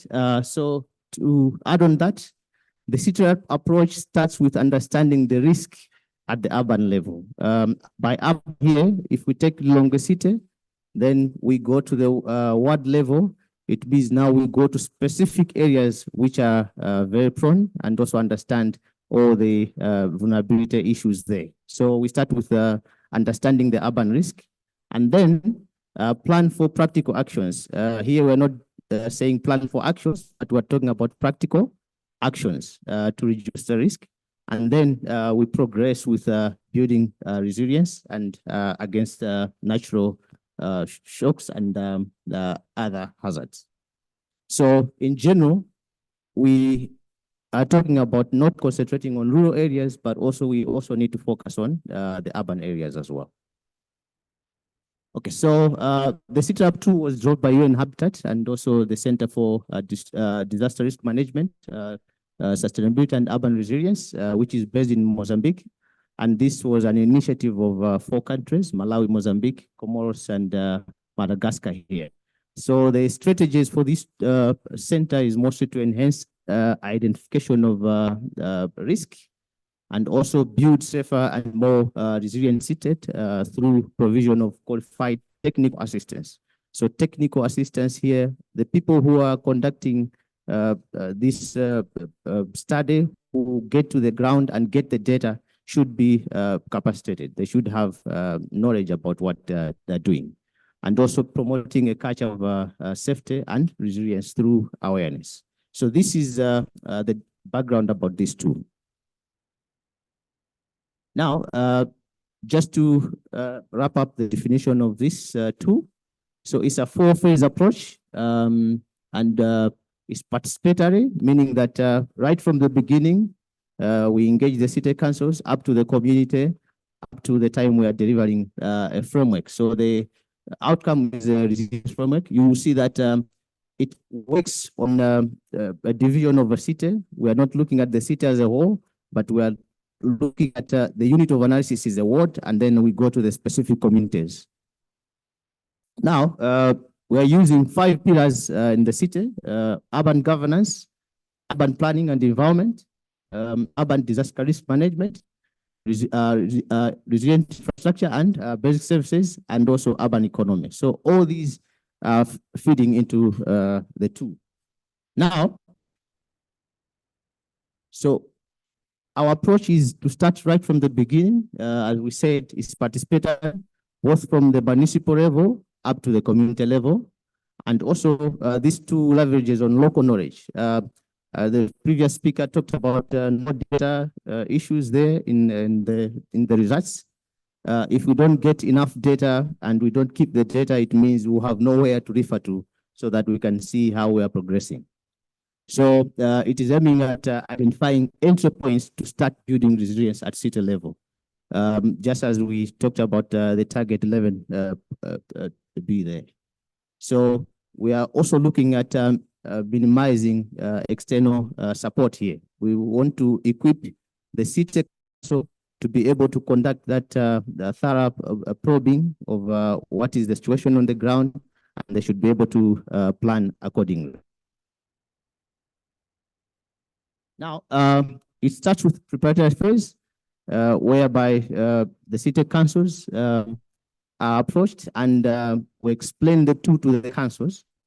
And the council should have a full understanding of what the two is all about, and they should also commit to taking part in this activity. So after the commitment, then we have a crash course whereby we have to train all the stakeholders. Here we're talking about whether representative from non-governmental organizations, whether we have the media. So anyone who works with the council, we have to train them to understand this, so that when even we are monitoring progress, we are aware of what is happening. So right now we are here, we are training Lilongwe City, because this too is tried on Mzuzu City, Lilongwe, and Zomba City.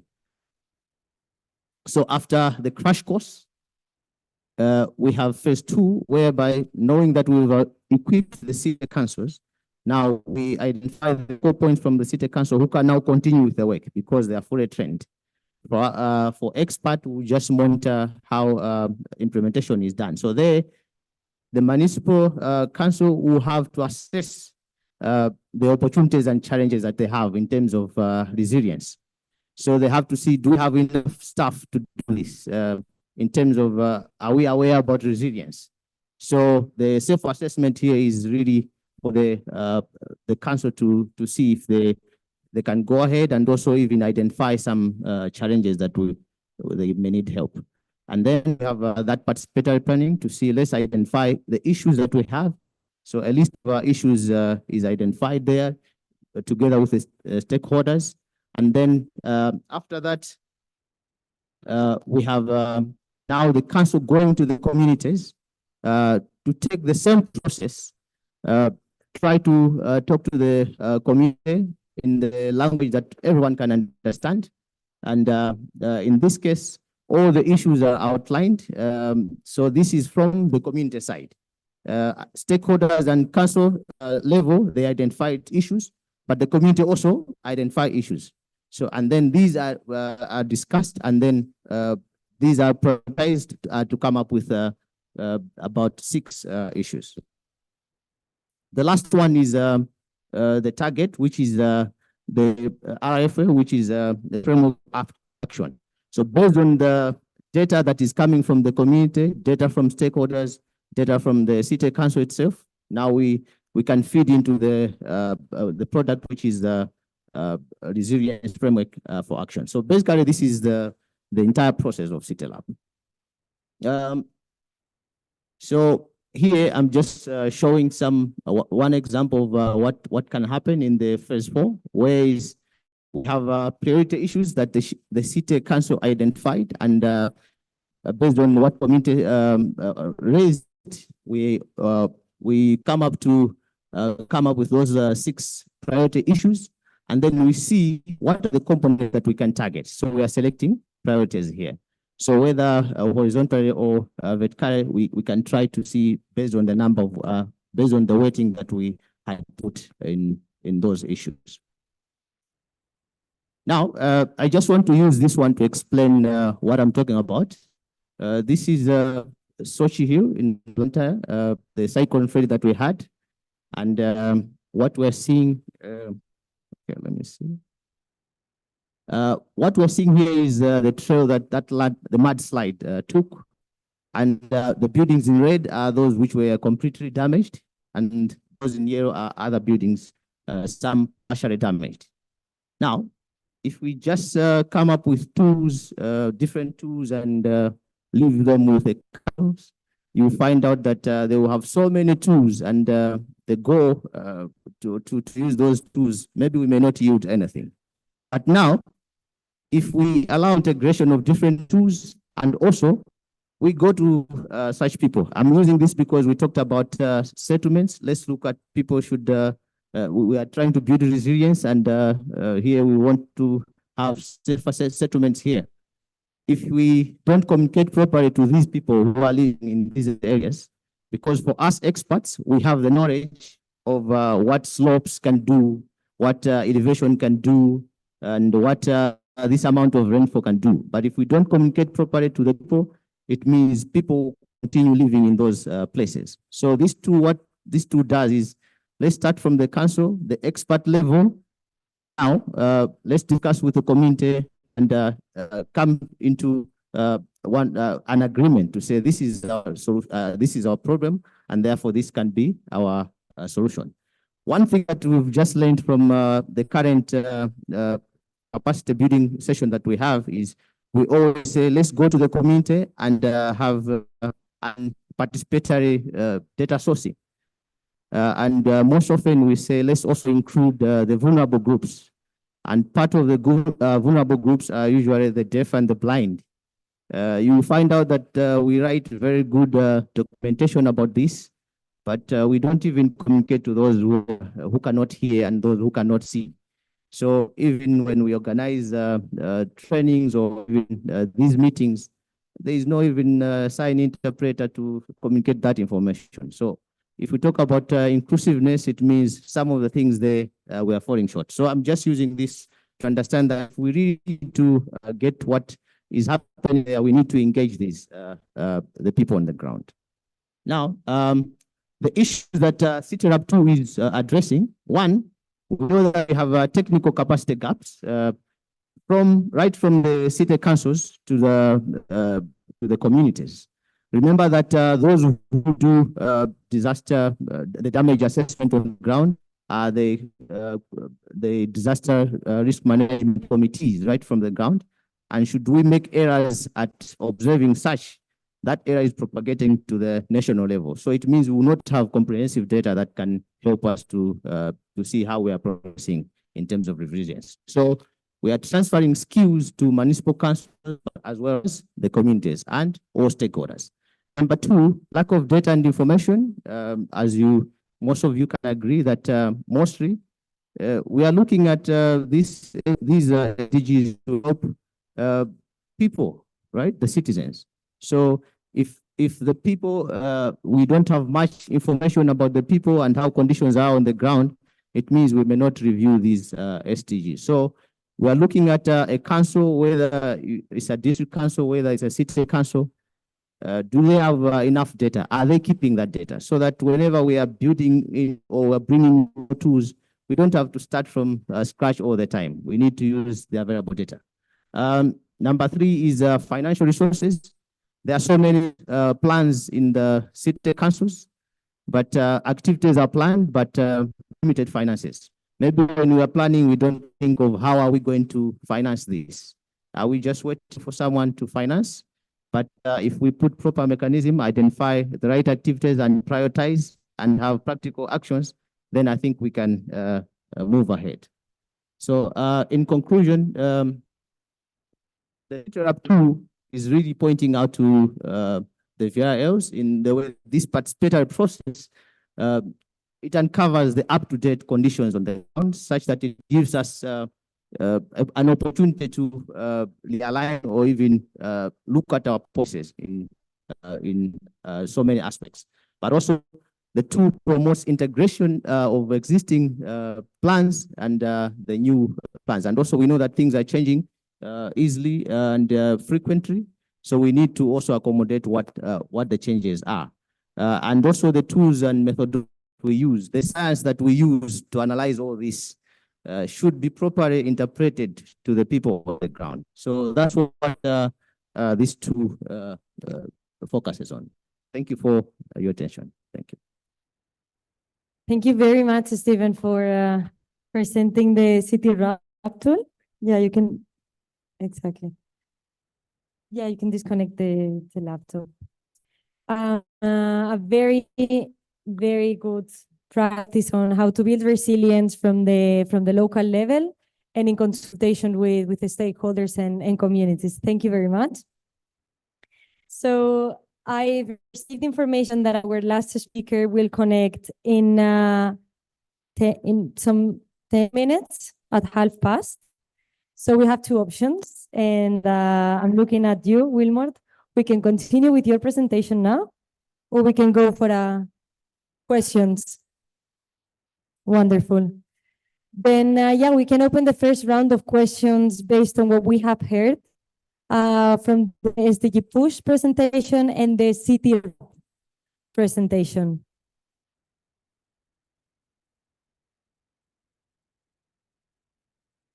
Yes. Thank you. You've made a presentation of the on SDG diagnostic tool. You only present the process on how this can be done.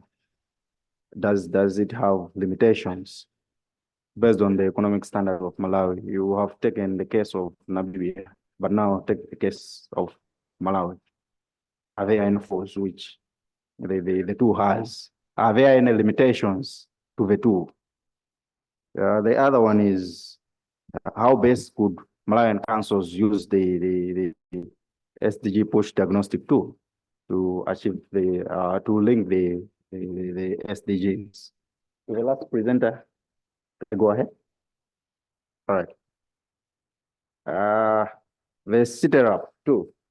Is it different from situation analysis, whereby your problems and then you're analyzing, you're looking at the problem and then you link them to the SDG? Is it different? All right. Thank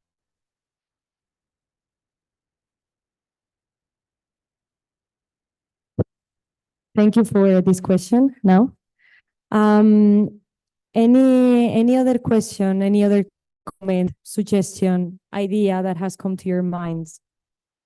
Yes, please, ma'am. Maybe from the push presentations, you indicated of only prioritizing the targets while achieving gains from the other targets using the multiplier effect.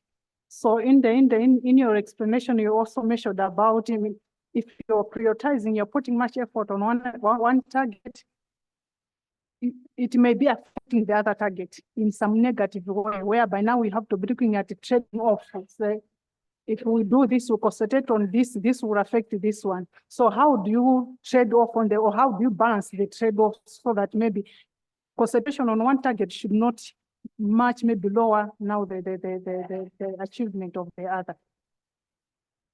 You gave an example like in growth, it will affect maybe the environment. So what will be the level of balancing off so that you know that we increase this growth this much so that we don't lower the environment or hinder the environment?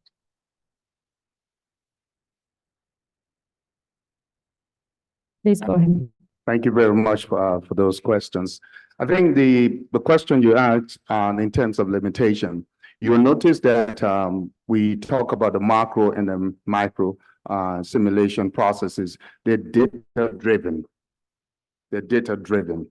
So in absence of timely and available data, let's take, for example, in the Namibian case, we had to use a 2015-2016 integrated household survey.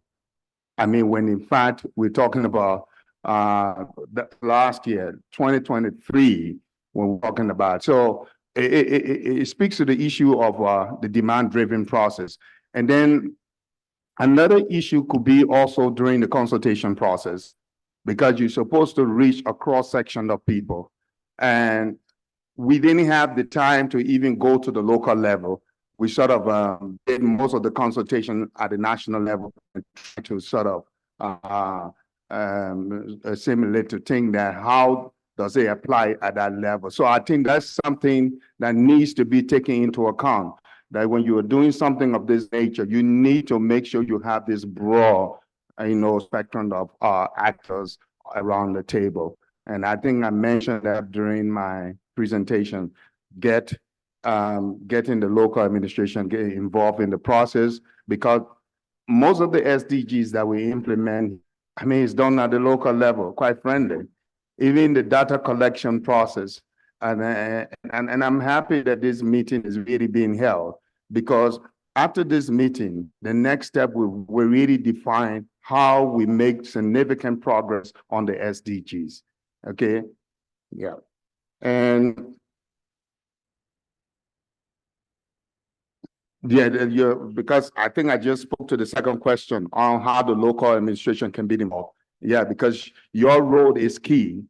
Without your role, I'm not sure whether the central can be able to come up with, I want to believe whenever they produce the VNR, you are also consulted.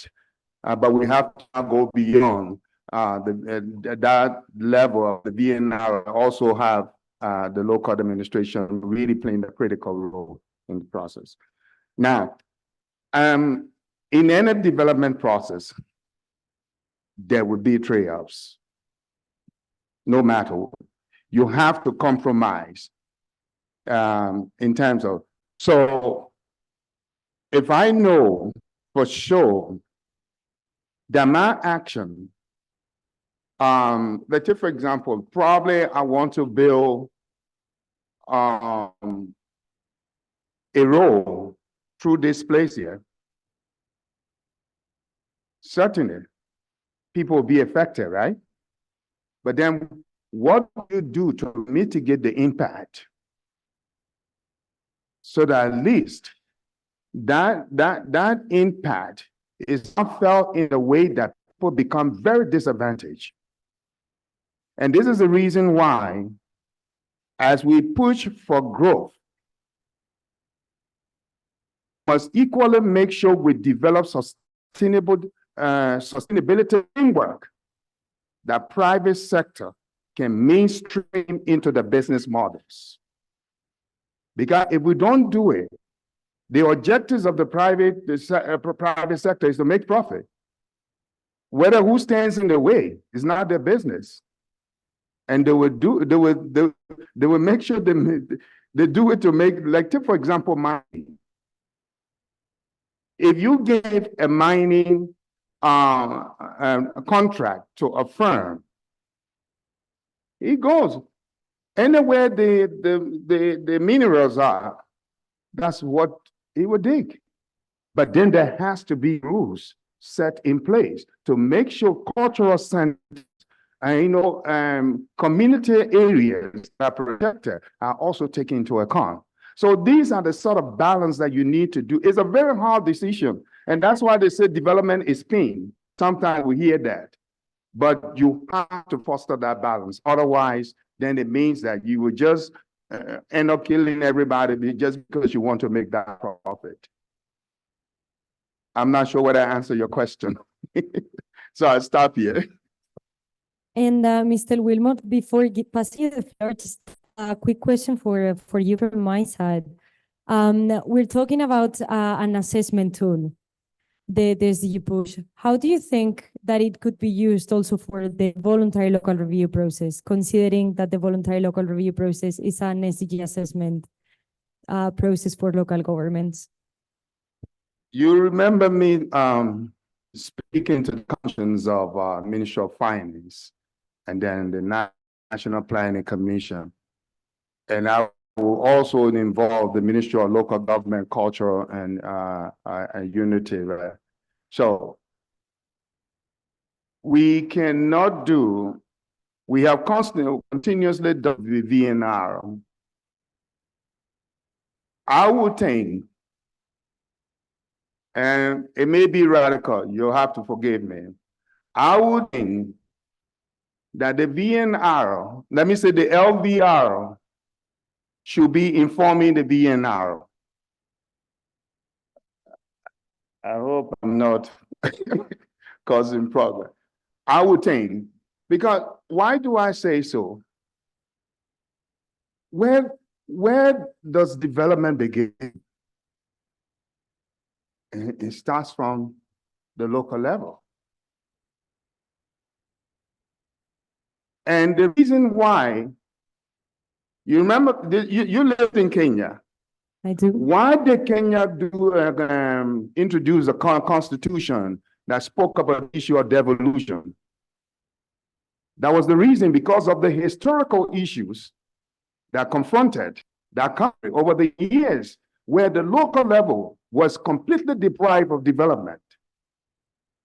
And they had to introduce a constitution that made sure there was about a certain number of government. You had a two-tier government system and a revenue sharing formula, so that development is equally placed across the board, so that the massive migration to the city center can be reduced.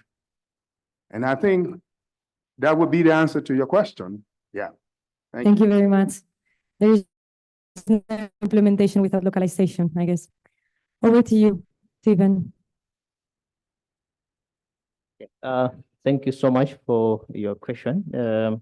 Is a CITRAP 2 different from situational analysis? Just a mere situational analysis. It's different. There are components of situational analysis whereby we know that we have to understand how things are changing on the ground, and also people should prioritize what is there currently. Maybe if they find the needs, maybe 2 years ago, 3 years ago, it has changed. That component is there.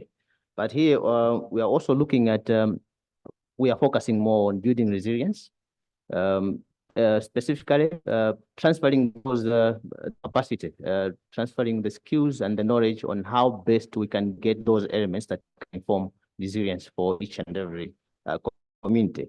But also there is another aspect that maybe I did not cover in the presentation, the spatial aspect of things. If we're talking about a ward in a particular city, where exactly? Because we would like to reach to the actual areas, the vulnerable community. So if we're talking about a ward, it means we're understanding a ward at least a small aspect, a small scale aspect. But if we go to a larger scale aspect, it means we have now to go to the community. The community has to map. So we are also capacitating the communities to see how can we identify these risks, but also let's map the risk within the communities. What I can also talk about here, we're also focusing on the data management part of things. So most of the times we have something and then we don't keep the data and lose that data. So how are the cities keeping the data so that each and every time we would like to follow up on this resilience, we should build on what was there before. And also we are not trying to replace any existing tool at the city, existing planning tool. Here we're saying what are the gaps that are existing in other tools so that we can integrate with what is there. So that's what I can say for now. I'm not sure whether I've answered your question. Thanks. Thank you very much. And with these great answers to the questions, the merits, I will now give the floor to our last speaker of the session, Mr. Efraim Hernandez Oroz. I think that now you are online with us. Yes, can you hear me? Yes, we can hear you perfectly. Welcome Okay. to the Thank you. session. I need to share my screen, but I don't know if I have permission. Oh, there we go. We can see you, but we cannot see the screen is coming up. coming can- up? Okay. Great. I'll keep my presentation under 10 minutes, so try to keep it down. I think it's going to be really useful for the topic that we are discussing at the moment. So first of all, let me just introduce my organization. I don't know why it's not. I think it's just a bit slow. Okay, so I work at the Stockholm Environment Institute. We are an institution whose objective is to bring sustainable development to every place in the world. We have centers all around the world. The most recent one is the center in Latin America, located in Bogota, Colombia, where I work. So our vision, as I said, is a sustainable, prosperous future for all. And in our mission, we develop science, but not science just for only its purpose, for the purpose of science, but also for policy making. What I mean by this is that we create tools, we create methodologies that are used by policymakers mainly to produce different plans, programs, policies. And there's a couple of tools which have been used for VLR reporting, which I'll be presenting. So just a brief thing that I wanted to mention is that work that we've had in the previous years is we created a baseline report for the UN for SDG localization around the world. So during this work that was 2021, we saw many of the challenges that local government have in reporting the SDGs. The main challenge, which I think has been mentioned throughout the presentations, is the lack of access to data, right? One of the main reasons why we found that this happens is because the UN stat indicators that were proposed to track progress on the SDGs were designed and formulated at the national level. This means that having access to same indicators at the subnational level is a challenge. Sometimes they are formulated at that level, and we need to do other things to report on the SDGs. One of the things that governments do is they use proxy indicators, meaning that they find an indicator that thematically can be linked to the SDG, and they use that. But there are other means that we've found, especially in the context of lack of data. So this is the couple of tools that I'll be presenting today. So the first one is a tool called Sapien Sustainability Mapper for Planning and Investment, which is I think similar to the first presentator, which was shown. I forgot the name, but I think it also uses machine learning. But basically, this tool, what it does is first, the first step is that we use text analysis identification with a software called the KeyH Coder. Then we out that we go into more complex methodologies, more complex, more advanced programming would be more convenient. So we developed this tool which uses machine learning. What it does is you upload a PDF in English with text related to a program, for instance, or a plan, a project. And it identifies automatically identifies SDG targets at the target level, meaning that there are 18 goals, correct, and there are 169 targets. So our tool here, it maps to the target level. Some of the uses that the tool has had, or the main use that it has had, is that it's been used, or it's currently used by the World Bank for its SDG reporting. The World Bank, they have a dossier of different projects, over 1,000 projects that they apply every year, and the investors, they wanted to know how these projects contributed to the SDGs. So we, with this tool, they apply the project appraisal documents, which have the project objective, the indicators that they use, some of the methodologies, the outcomes. And the tool, it identifies the targets, as I mentioned, the SDGs at the target level. This is some of the visualizations that have been used by the World Bank in the reporting from the results of the tool. The other tool that I wanted to show is the SDG synergies tool, which uses a cross-impact matrix, such as the one that we are looking in the screen at the moment. And it also uses participatory methodologies, meaning that it is used in, we also use it remotely in remote workshops, but it's mainly used in workshops with policymakers, academia, also people from the civil society, where they score interactions between the SDGs. So one quick parenthesis that I wanted to make here is that there are different ways of SDG reporting.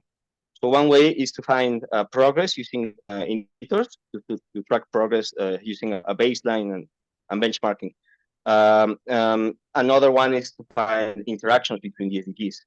I think the presenter before me, he mentioned the SDGs are interconnected, meaning that you cannot analyze them or see them as silos. You need to see them as a whole, a structure or system of goals.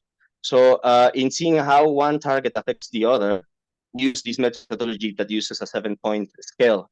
On the positive points of the scale, positive numbers, we have the synergies, meaning that one goal reinforces the other or promotes the other. Then on the red scores, we have trade-offs, meaning that some goals can be not contradicting but limiting between them.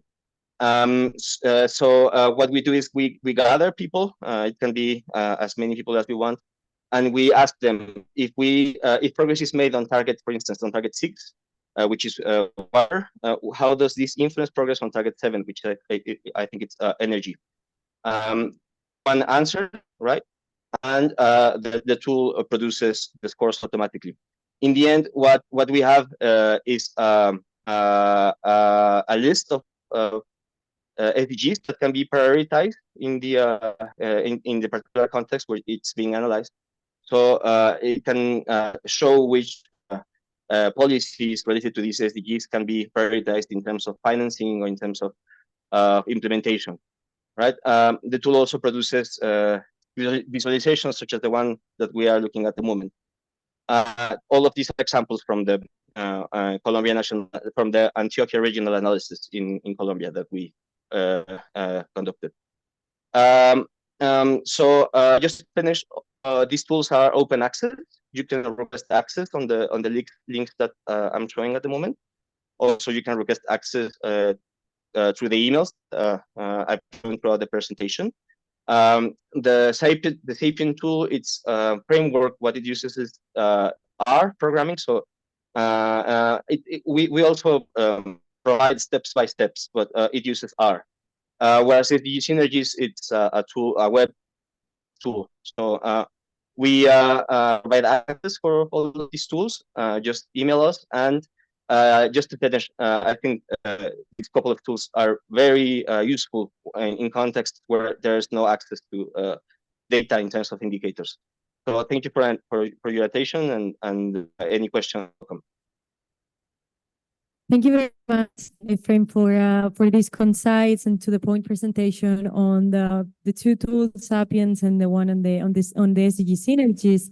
And I'm looking again at the room to check if there is any question that you would like to ask to our speaker. Scanning through. I think it was loud and clear. I don't see any hands up, but otherwise, if there is any question, we will make sure that we channel through you. Thanks a lot for your attention. And just thank you. Just to wrap up this last session, we have heard about 3 initiatives that are related to the implementation of the SDGs at the local level. In the session, in the morning session, we have talked more about SDG planning, and the question was, how do we move from planning to implementation? Well, that's a tricky question because oftentimes you need capacities and you need finance to move from planning to implementation. However, we have seen that there are tools already, there are tools available, open source tools that can be utilized at least to support the implementation of priority SDGs and local action at the local level. So once again, thank you to the three wonderful speakers. We had a very interesting panel. And I will pass the floor to the Master of Ceremony to continue with the workshop. Thanks a lot. All right, let's give them a hand.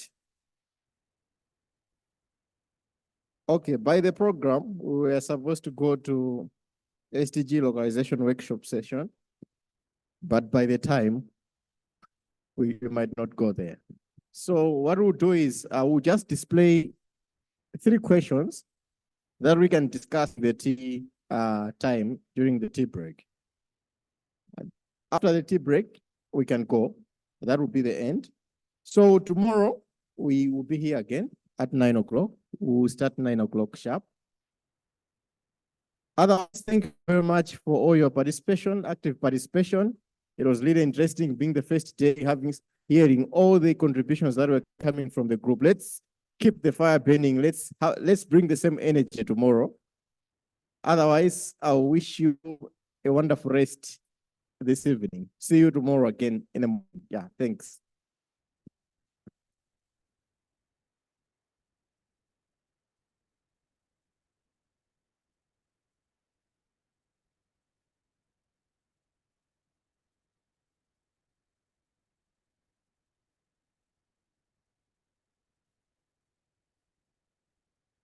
Great, thank you all. So please feel free to have some coffee. I put up some questions just for thought and for discussion, colleagues, as you wrap up. But yeah, in the last 15 minutes, feel free to have coffee and talk to your colleagues.